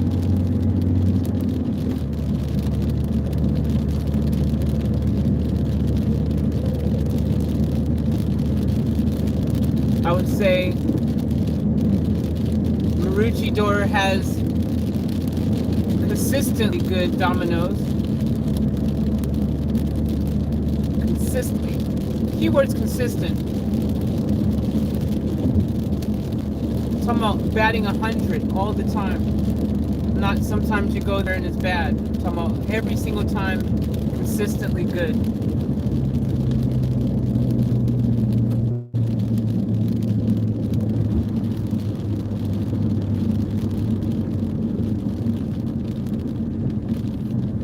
And it's like, the sad thing, McDonald's, it's simple. Like, bro, McDonald's is easy. It's so easy. Like, bro, just serve the food hot and it's going to taste great. McDonald's is all about a hot, cold thing. I mean, them getting your order right's part of the first, it's important as well. But I mean, one of the biggest things is if they would take the time to make sure the food was hot that they served you, it would be such a game changer.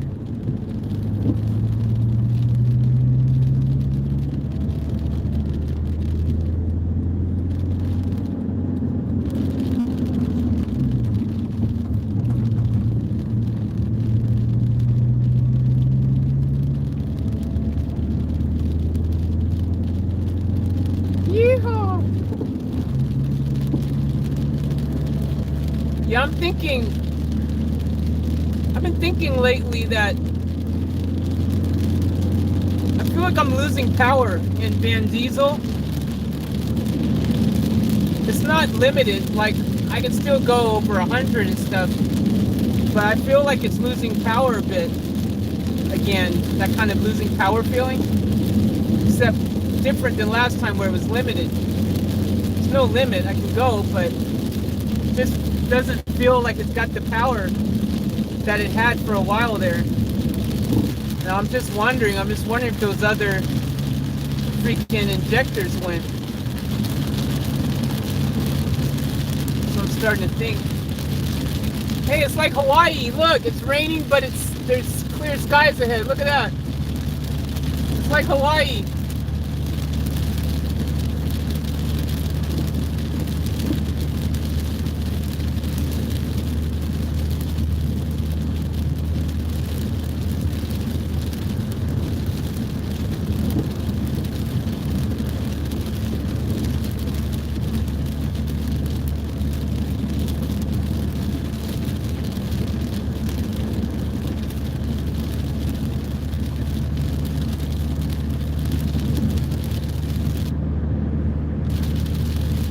I just find it interesting when you see clear skies ahead of you,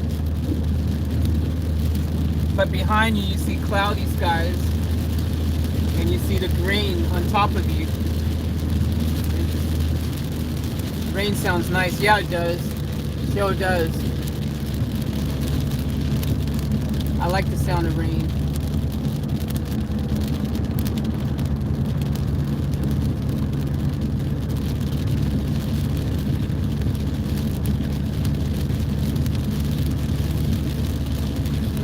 Somebody.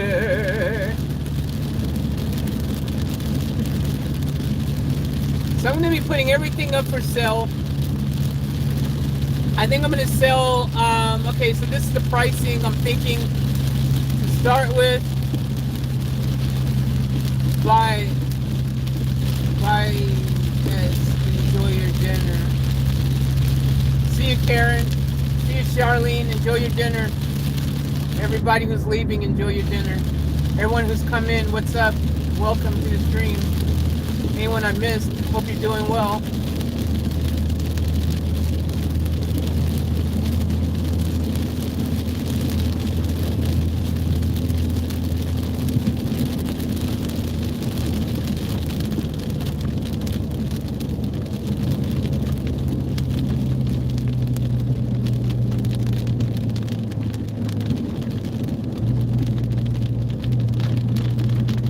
So, all right, we're going to put, these are tentative pricing, but I think they're good prices. So this is what I'm thinking. So if you're in the market for a good deal, I got you covered. This is what I'm thinking of throwing down to prices right now. And if anyone in our community buys a vehicle, as long as you are in Queensland, I would say also New South Wales and Victoria and some of those states, but I can't get to you. They're all in lockdown, so I can't get in there, so I can't say that. But I can say if you're in Queensland, I will deliver it to you. I'll drop it off to you. So,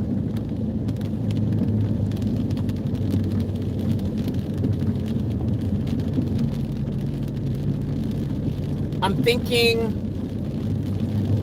fantastic, considering the fact that it has its issues with the hub and stuff.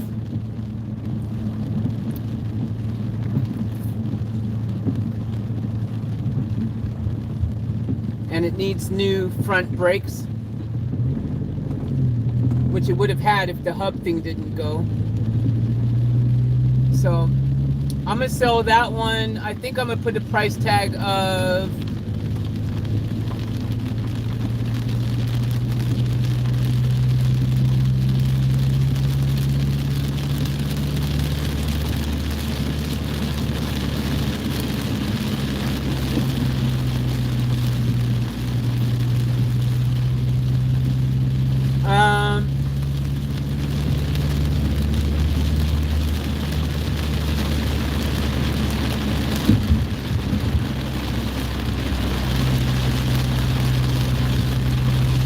did I just take the wrong turn? I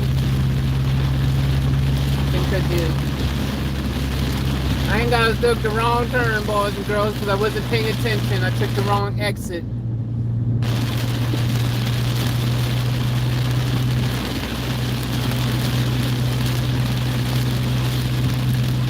Oh. I sure did. I sure did take the wrong turn, boys and girls. Nope, I took the right turn. Yay! I took the right turn. Wow, that rain's coming down now. Yes, sir. Coming down. Coming down now.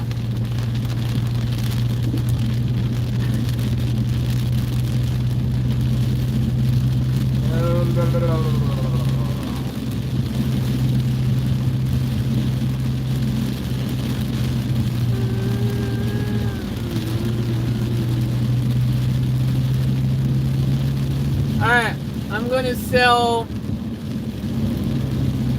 because I got to recoup my cost also. I forgot I had to make a key for freaking Fantastic.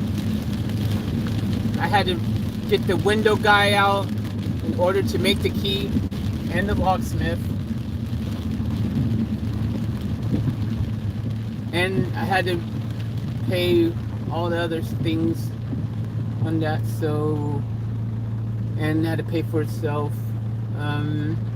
But I do want to kind of flip. I need to flip something quick, so I do need to let a couple. I need to get something sold quickly, at even if it's below, you know, even if it's at a not a huge profit or anything like that. Even if it just, you know, I need one thing has to be sold quickly so that I can pay for the flipping of everything else, like to build up things and do stuff so I can maximize my flipping potential for the business. So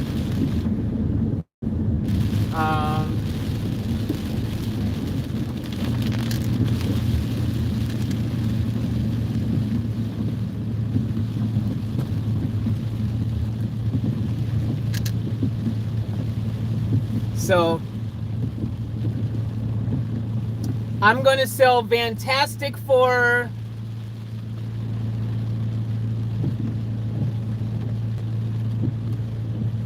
and I got to take in consideration that it needs things fixed and stuff.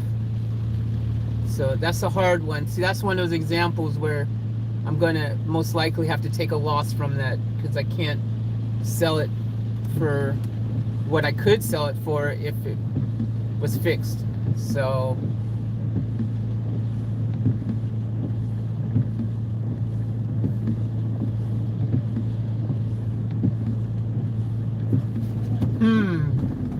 it's a tricky one.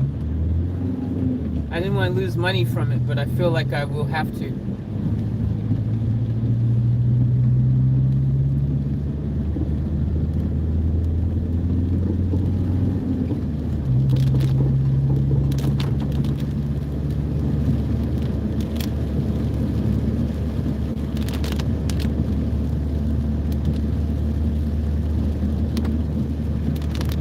Look, now it's raining and the sun's out. What the hell is going on, crazy planet?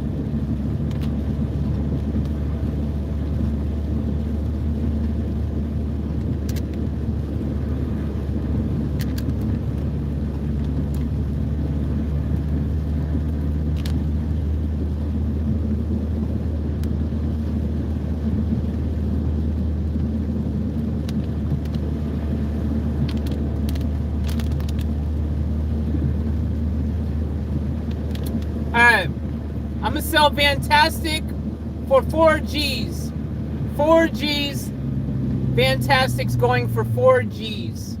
That's how much I'm selling Fantastic for. 4 G's is what Fantastic is being sold for. If you're in the market for a 1996 Ford Transit van that has a nice fit out inside, maybe you're looking for an extension to your house, a little room for your kids, to, you know, an extra room for guests, you know, whatever you're looking for. I'm willing to organize transport if you want that van to be transported to your part of the country. I'm happy to organize it. You have to pay for it, but I'm happy to organize it.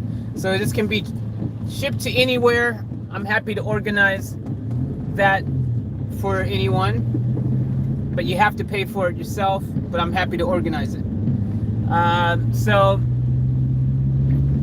it's 1996 Ford Transit van, high roof, long wheelbase.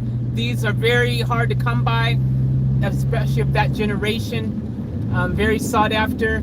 Has a sink in there, has a double bed, has some shelving, some shelves and stuff, has a garage.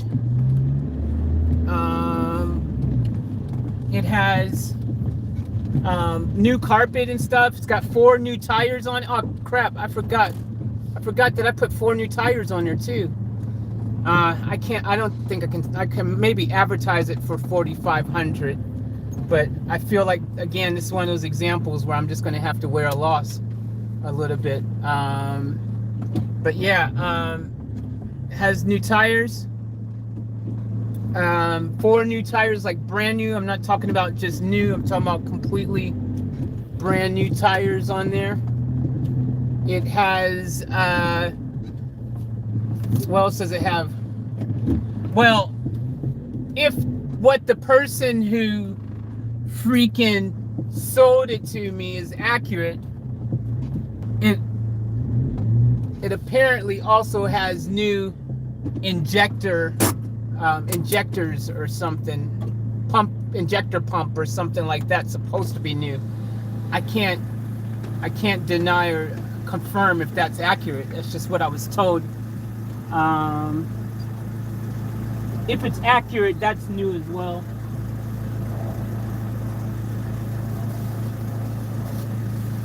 The engine, it runs really well. Like, it runs super well. So someone's gonna get a really good deal because it does run really well.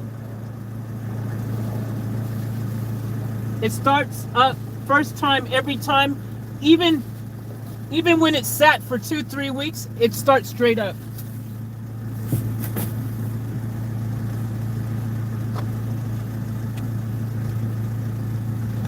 Which leads me to believe it might have a new battery or something, I don't know, but it just starts straight up every time, no problem. I let it set for 2-3 weeks and it just started straight up. What's up, Ozzy? What's up, Blue Boy?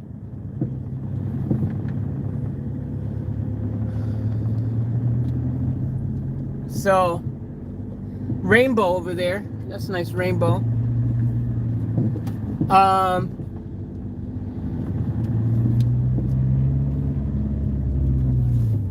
So yeah, and look, guys, I want to say this. Even though it does need the hub and the wheel bearing, it is one of those type of things that, even though it needs it, and I'm telling you this right now, you can fix it. It can be fixed. It is fixable. It's the only thing that I can tell that's wrong with that thing is that hub. You know, besides the fact that, again, you need to put new brakes on the front. But other than that, from what I can tell, there's nothing else wrong with that thing, man. Like, as far as mechanically, that thing is sound and it just switches straight up and it's dope. I'm selling everything, Blue Boy. Everything's for sale, Blue Boy. We're selling everything, and we're starting over from scratch because I'm in the flipping business now. I'm flipping vehicles. I'm doing them up and flipping them, and until I get to 110. I want to buy a $120,000 brand new Mercedes Sprinter. I want to buy a block of land my own land, I want to buy a freaking Lamborghini. So we're going to keep flipping up stuff until we buy those things. Until we can do it, we're flipping. Everything's for sale. You get a van. You get a van. You get a van. You get a car. You get a car. You get a car. You get... That's all I got. But yeah, everything's for sale. Even the Beemer. Beemer's for sale as well, boys and girls. The Beemer has to go as well. I don't want to let it go. But everything has to go in order to freaking get this business off the ground of flipping stuff. I need the capital to put into my business. It has to happen. Look at the rainbow, guys. That's a sign. There we go. See the rainbow? That's a sign that I'm on the right track. Whenever I see rainbows, I know I'm doing right. There's a rainbow, guys. Can you see the rainbow? There we go. That's a sign. Everything's going to be great. This is the right decision. Yay, rainbow. Thanks for telling me. Rainbow confirming things. That's what I'm talking about. So, yeah, everything's for sale. Everything's got to go. Everything is for sale, boys and girls. Everything's for sale. We got to fund the business. We're in the flipping business game now. We're in the buy now, fix, and then sell later game. So, fix it up, do it up. I buy it cheap as possible. Fix it up. Make a little profit on it. Cha-ching. Move on. Free set of steak knives. That's right, Karen. That's right. So, yeah. So, we on a mission now. We got a game plan. Everything's for sale. Except for me. So, yeah. So, yeah, everything's for sale. And it's fantastic. I'm so excited right now. Quick, get that gold. Hell yeah, brother. Oh, I'm going to miss Van Diesel. Yeah, Blue Boy, I'm going to miss everything too. Really, even the stuff that I haven't had long, like Van Normus and Vantastic. I'm going to miss everything. But in order to fund my new venture, it has to go. Everything has to go. I need to be able to put money back into being able to flip stuff. So everything has to go. I got to start over if I want to make this business work. So that's just the reality, unfortunately. Otherwise, I'd like to keep something, you know, but I can't. I need as much starter capital as possible to get the ball rolling. So, yeah. Once I've got all my capital, then I can... There's that rainbow right in front. Look at the rainbow. Can y'all see the rainbow?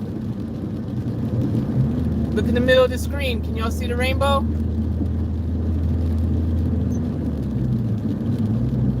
Hell yeah, brother, rainbow.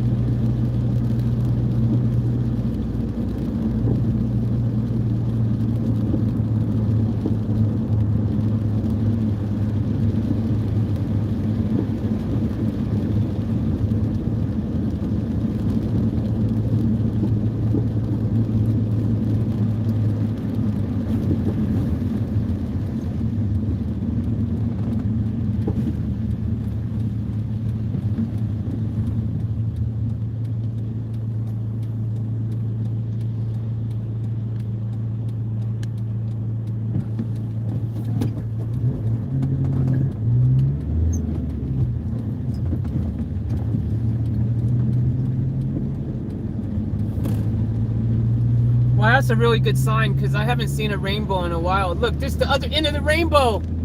Wow. There's the other end of the rainbow over here. Can y'all see the other end of the rainbow? Look, there's the other end of the rainbow.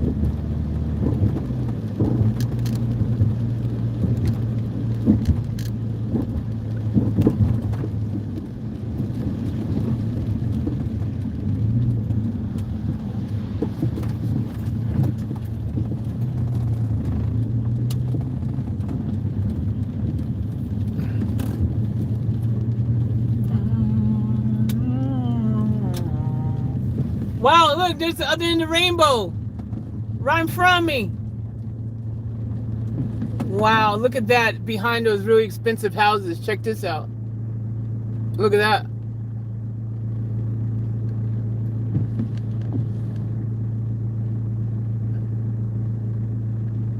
Yep, that's like the pot of gold at the end of the rainbow. All those freaking multi-million-dollar houses over there. Jeez. Wow. That's dope. Rainbows are so cool. Haven't seen one in a while, so this is really a treat.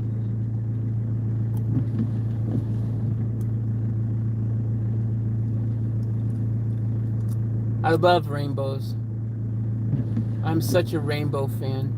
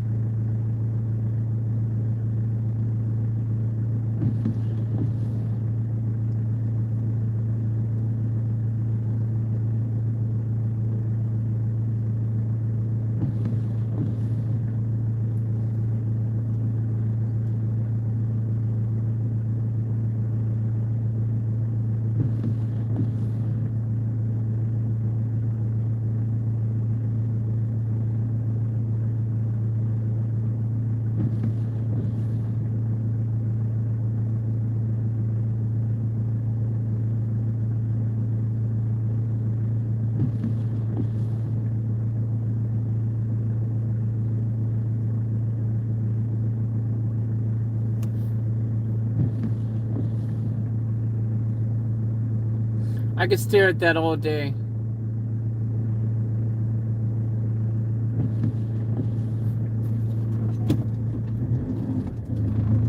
Alright, hopefully we don't get stuck over here. We're going where we got stuck before, guys.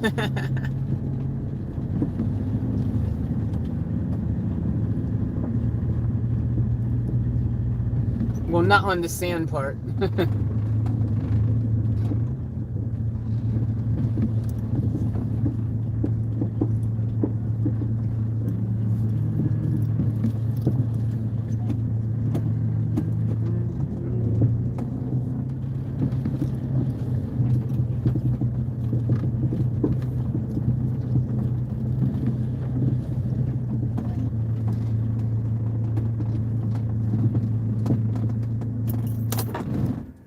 Alright.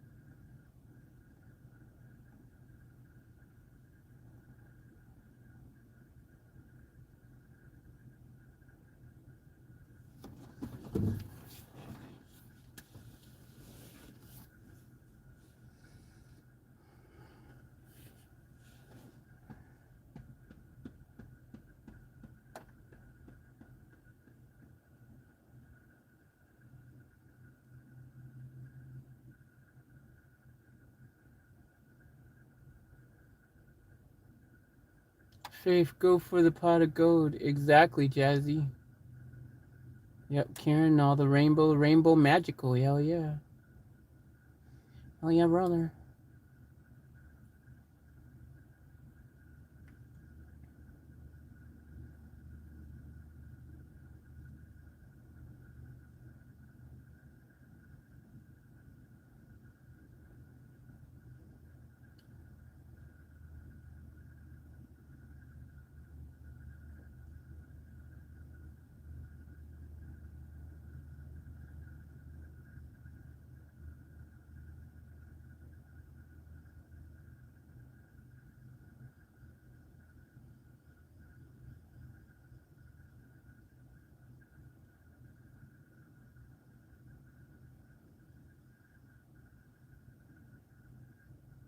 Exactly. Someone can use it as an extra stationary room. Exactly.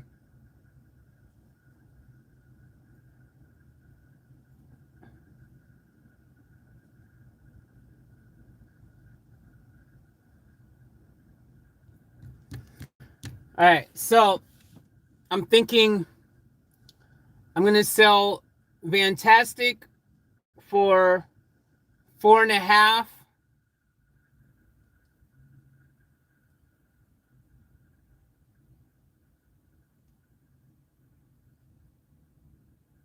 or 4. I'll sell it for 4. I'll go ahead and sell it for 4. I'm going to take a loss. But I need, ideally, if something has to go first, I'd prefer it to be that one. So then hopefully we can put some of that money into fixing up Van Normus enough to increase what I can sell that one for. But if everything is going as is at the moment, I'm gonna say 4,000 for Fantastic, preferably 4.5, but I'll take 4,000. Van Normus, I'm going to sell.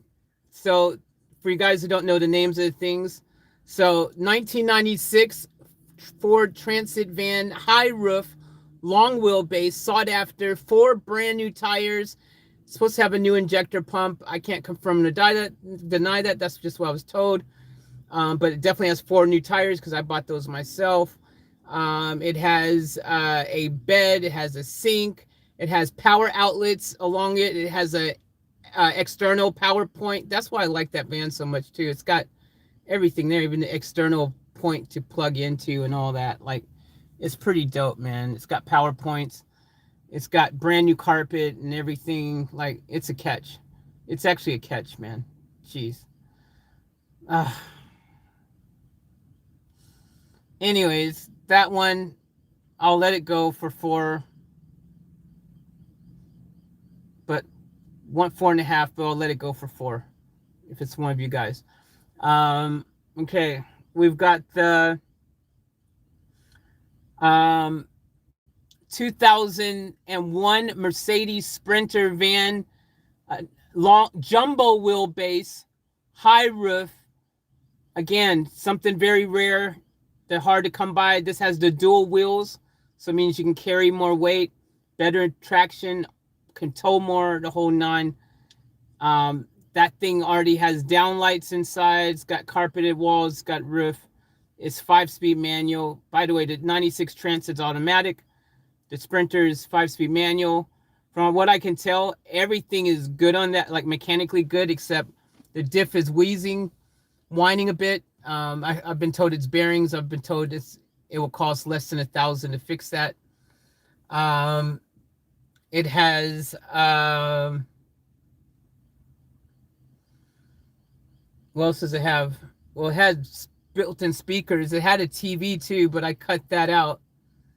Now I'm wishing I didn't. I wish I would have left that there. um,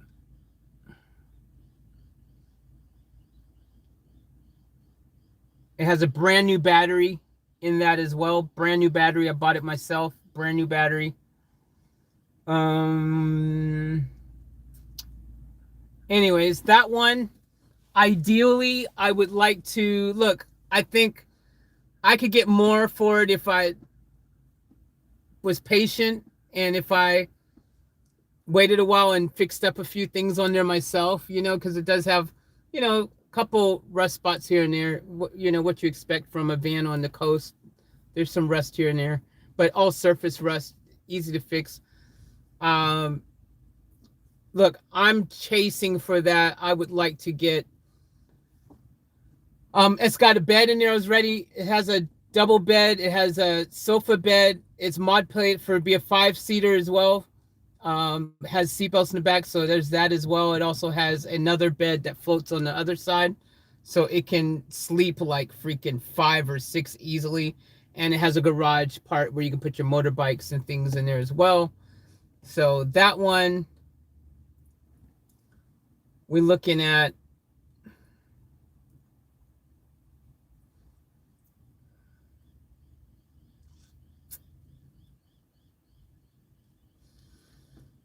try to take into account what it cost me to get here and all the things I've had to put in.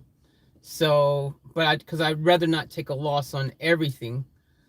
Um, Look, I'm gonna say I'll take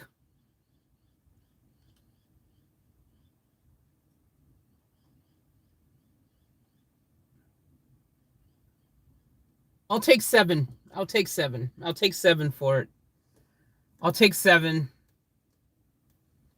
I'll take 7 for that. I'll take 7. Um, I've cleaned up inside. It's clean. There's no mouse poo and stuff all over the joint. Things like visible mouse poo, I should say. There's some probably hidden in places, but you won't know that unless you look for it. But it runs great. Starts up great. Freaking, I was told the clutch isn't that old from the person I bought it from. He replaced it. He also said he replaced the brakes on there. That's what he told me. So, yeah, I'll take 7. I'll take 7. The Beemer.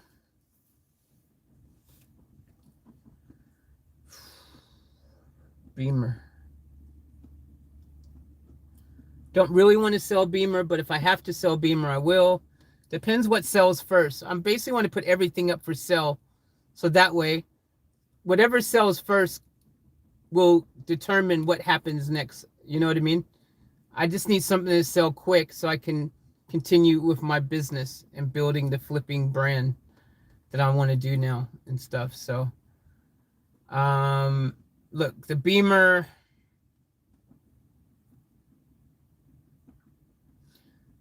The Beemer, for you guys who don't know, the specs on the Beemer is a 95 320i 6-cylinder 2-liter 5-speed manual. It's rare. It's special. Paint's perfect paint. No flakes, no rust, no nothing. Perfect paint. Tires are in good condition. Freaking 18-inch wheels. It's got coilovers, adjustable coilovers around the entire vehicle. It's got a freaking exhaust system on it. Full sports exhaust. It sounds great. It's not obnoxiously loud, and it's not too. It's just the right note. It's a pretty decent car all around. Like, it's good. Look, I don't want to sell it, but if I have to sell it, I'll sell it. We'll just see. Hopefully one of the vans sells first, and I don't have to sell it. If one of the vans sells first, I won't sell it. That's the bottom line. But look, I want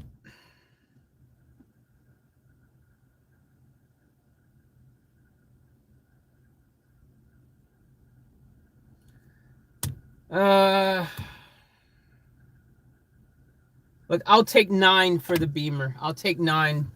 I'll take 9. I'll take 9. I don't want to sell it for less than 9, really. Because it's a rare bird and it's in immaculate condition. Might be one of the best ones around. Period. I'll do 8. I'll do 8. I'll do 8. I'll do 8. If it's one of you guys, I'll take 7. But I'll 8. Van Diesel, 2006 Mercedes Vito. It is 6-speed manual, has a brand new radiator, has brand new brakes, has 2 new jets for the washers for the injector thingies. It has 360 watt solar panels. Sorry, 260 watt solar panels, one 170 watt solar panel. It has, yeah, for the injectors, I already said that. Yep. The washers for the injectors. That's what I was talking about when I said the washers. It's got 320 well, 220 amp hour batteries and one 138 amp hour battery, but technically they all run at 120 amps. Therefore, it's got a multi-purpose bed system, which converts to also a bench, can be a desktop, cooktop, stovetop. I'll even throw in the freaking camp grill. I'm gonna throw that in so it's complete, ready to go solution, turnkey solution for someone. I'll throw in that. I'll even throw in a couple cans of butane for you to get you started. It's got uh, a curtain, black curtain across, block out curtain. It's got shelving, tons of shelving for you in here. It's got a water tank, water area. I'll throw in the water jug as well, 15 liters of water. Why not? I'll just throw it in. Um, it's got a DC to DC. It's got solar regulators. So you got full power ready to go in here. I'm gonna throw in the refrigerator as well. The refrigerator will come with the vehicle as well. The refrigerator is literally only like 2 months old, if that, about 8 weeks old when I bought that fridge, roughly. So it's still brand new, still under warranty. 74 liters, so it's a decent size, very good size, and has separate compartments for freezer and cool. What else? It's clean. Interior's clean. Everything's clean. Paint's not too bad. Like there's no rust, which is one of the things you look for in a. There's no rust on this vehicle at all. Well, there's a little bit on the hinges of the thing, but I'll spray paint over that. You won't even know. It's not much there. Like it's just so little. It's little. It's not like it's just surface a little bit. I feel like I'm missing stuff in Van Diesel. It's had an oil change service. It's got full service history actually. Um,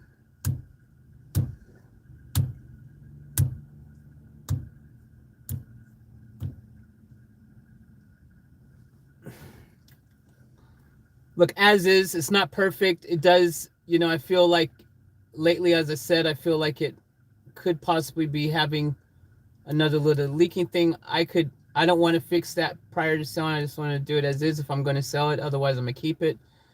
But everything as is. Look, I'll taking everything into account, and I'm going to take a loss anyways, regardless, because it's just I traded in my car for this that was worth more than this van. So no matter what I do, I'm going to take a loss. And I had to. Anyways, let's change the subject. That's depressing. Because it cost me more money on top. So anywho,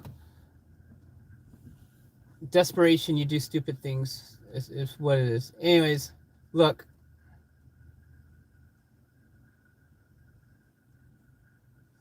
Look, I'll take 7. I'll take 7 for it. I'll take 7. I'll take 7. So that way, if everything sells for what I'm asking, 7 for this, 7 for like the lowest prices. If I can get the higher prices, then great. But lowest prices, 7, that's 14. And then 4 for freaking fantastic, that's 18. And then what else is there?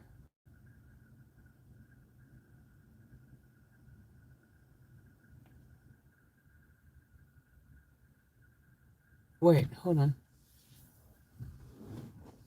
Beemer. Okay, yeah. So basically, Beemer 7. Did I say 7? I'll take 7 for Beemer. Did I say that? Beemer 7. Sprinter van, I'll take 7. I'll take 7 for Van Diesel. That's 21 G's. And then $4,000 for Fantastic. So that's 25 G's. That will definitely get me started on the new flip business really well. We can start straight from there and be able to turn that 25 to 50, turn that 50 to 100, turn that 100 to freaking 200, turn that 200 to 400, turn that 400 to freaking 600 to 600 to freaking 1200 to 1200 to 24. Wait, 12.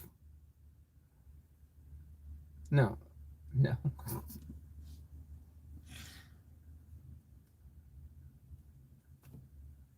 Anyways, we'll just make a lot of money. All right. And then I'll buy my block of land. I'll buy a brand new Mercedes Sprinter van, and I'll buy a freaking Lamborghini, and then whatever else we buy in between. All right, that's the plan. And you guys can watch it all happen right here. Where will you live, Faith? Depends what sells first, Karen. Hopefully everything works out where I can replace Van Diesel with another suitable living van before I have to get rid of it. So it just, if everything works out, it's all about balancing, but you can't mess with the timing. If there's an opportunity and someone wants it, perfect, in a perfect world, Van Diesel doesn't get sold at all. Maybe, maybe it never gets sold. Maybe it's the last to get sold, or maybe it never gets sold. Maybe Beemer never gets sold. Maybe Van Normus doesn't get sold. But if people give me what I want, if the money's there, everything's for sale if the money's there. That's all I'm saying. I'm going to put it out there for the prices that I think are fair for what I want. I'm going to put the prices out there, and if it sells, cool. And if not, cool. Because I don't really want to sell anything, really, but I just want to fund my new flipping business. If one thing sells first and it allows me to do the business, say one of the 7,000 things sell, something going for $7,000 sells, great. I might not have to sell anything else, because that might be just the right amount of money to start the flipping business. So you understand, like, if I buy another van or whatever, or we'll take one of the vans I already have, I have to pay for materials and things to do the builds. I got to buy the batteries, the solar panels, the wood, the carpeting, all that kind of stuff. All these things are going to be needed to build something and then flip it, tinted windows, things like that. Paint, maybe it needs some rust things. Maybe it needs some brakes or tires. Like, all these things are going to need little things here and there. These things add up, even if they're small things, even if it's a car for a good deal and that has potential to be flipped, everything costs money, so to put into it. First, you got to acquire the vehicle that you're getting, and then you got to have money to put into it.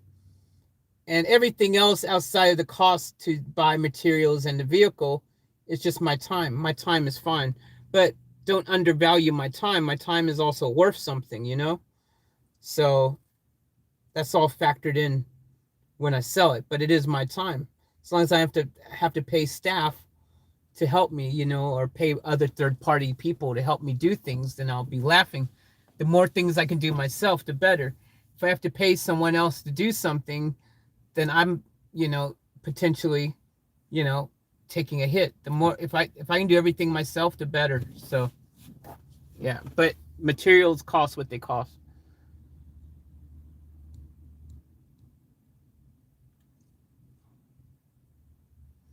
But ideally, I don't want to, hopefully I don't have to sell Van Diesel. If I do have to sell Van Diesel, I have to sell Van Diesel. Then, if I have to go back to sleeping in the Beemer for a week until I can find another van real quick to move into, or, obviously Van Diesel I don't want to sell, I'm just saying everything's for sale, but I don't want to sell everything. But if I can't get the other things to sell, and this is the only thing that someone wants to buy, and that's the only way I'm going to be able to start my business of flipping these vehicles and stuff, then that's what I got to do. I got no choice, because otherwise I won't be able to start the business. I won't be able to get it going. So something has to sell. So if I can get one of the other 3 things to sell first, then fine, no worries. I'm good, Then I don't have to worry. I don't have to sell Van Diesel. I can just stay in Van Diesel. But if not, I got to sell something ASAP. I want to make this start now. I don't want to procrastinate. I want it working now. I want to make this happen.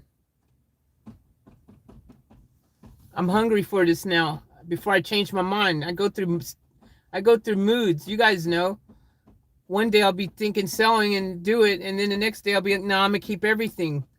So I got to do it while the fire is hot, while I'm feeling this way, because I get too sentimental, and then I won't want to sell anything again. I'm attempting to get out of my sentimental mind. That's what I'm attempting to do, is not get into all sentimentalness and get attached to everything. Letting go of these attachments is vital to making this business work or not work. We can all say that we knew Faith before she was a millionaire. Technically that's not true, Jazzy. None of you guys knew me before when I was a millionaire, so that statement you can't never say that. You could say, we can all say that we knew Faith before she was a millionaire again.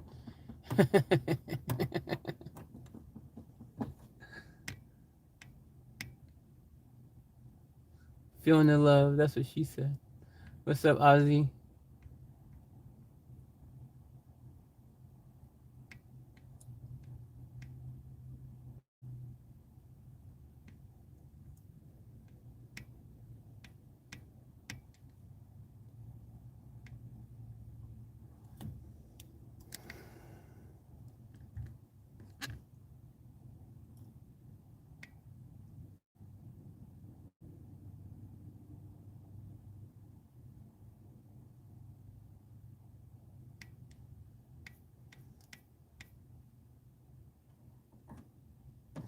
But if you guys think that my idea is stupid, if you guys think I'm being cray-cray, if you guys think I shouldn't do any of this, let me know, sound off, and I'm happy to freaking listen to your reasoning why it's crazy. Of course I should stay in Van Diesel, though, as a roof over my head, of course, Of course, like that's a given. It's my home. I don't want to get rid of it, but I'm just saying, if I have to, I will. But I don't want to, but if I have to. I don't know. I got to fund this business somehow. If nothing else sells, and this is the only thing that someone wants to buy, what am I to do? That's how I look at it. I don't know. But you guys all let me know what you think. Share your thoughts. Share your opinions. Chime in. What do you think, Karen? What do you think, Jazzy? What do you think, Ozzy? What do you think, Blue Boy? What do you think, Charlene? What do you think, whoever else is in here watching right now? Chime in and let me know. Speak now and forever hold your peace. Let me know.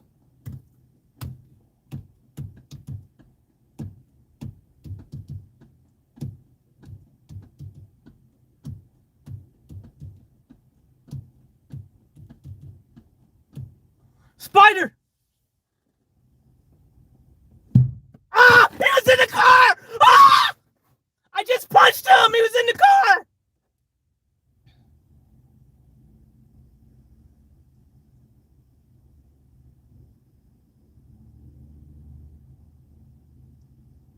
He was in the car! I just punched him and killed him in my car, in my hand! Ah! I just killed a spider with my bare hand!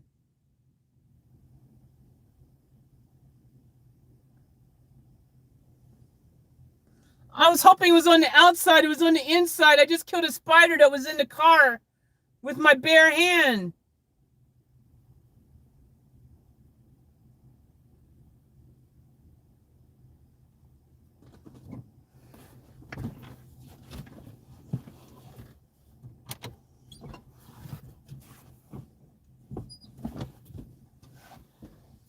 Am I gonna become like Spider-Man and have superpowers now? That'd be cool. Yuck. Yuck. Ooh. Ooh. Ooh. I was hoping it was on the outside of the freaking vehicle. It was in here. A-hole. I'm glad I killed it then with my... I'm glad I didn't want to kill it with my bare hands, but I'm glad I killed it. Now that it's done, it's done. I was hoping it was on the outside, though. I was punching it thinking it was on the outside and it was in the car. Freaking Bandingo.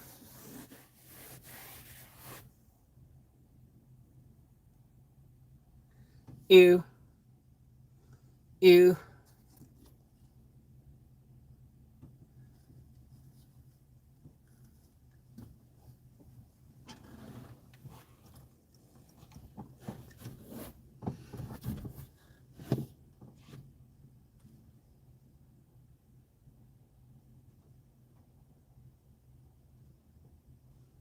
Yuck.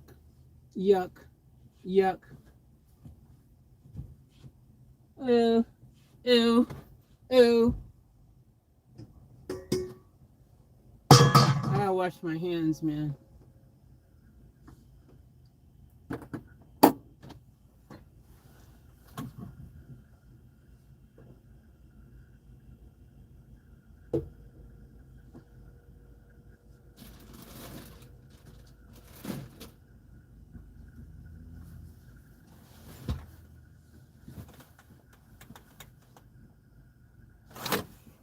Man.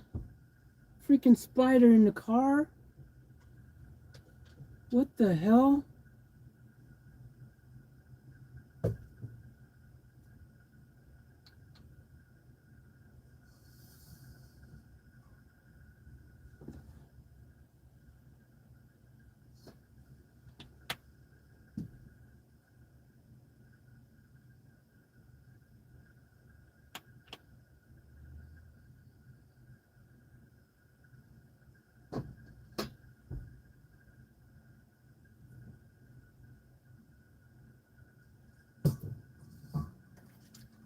Yeah.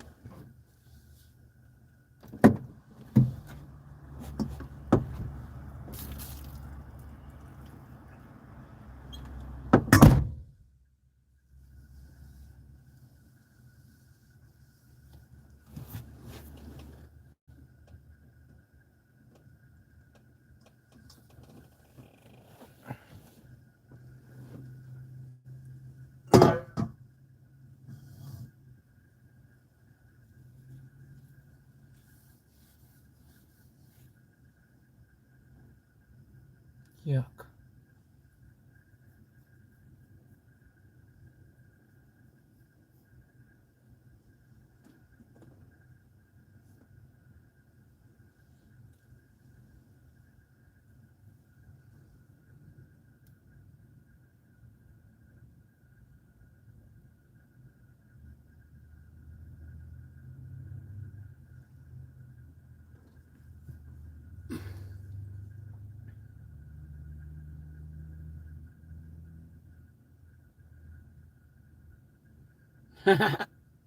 Nice one, Blue Boy.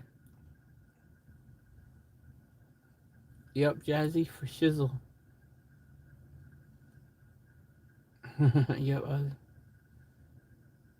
I sure did, Karen.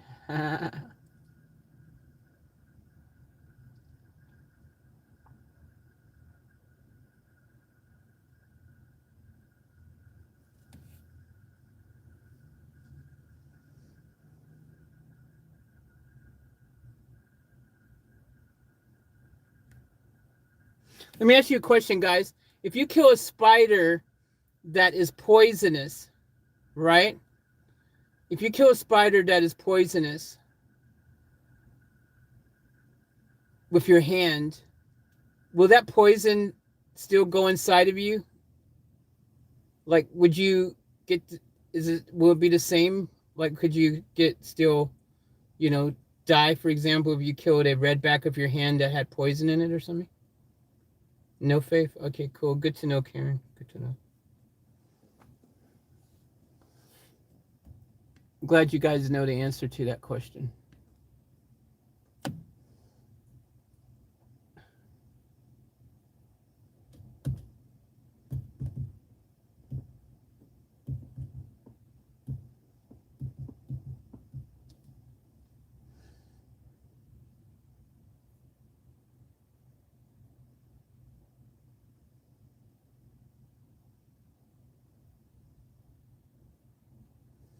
All right, guys, I'm going to put my ads up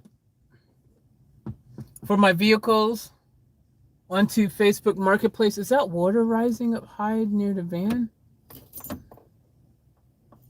Is that water coming up to the van? No, it just looks like it. All right, so I'm going to put the vans up for sale. Again, if anyone's interested in anything I have to sell in my vehicles, hit me up, offtaplifeusa@gmail.com. Let me know. And yeah, if you guys are in Queensland, I'll deliver it to you even.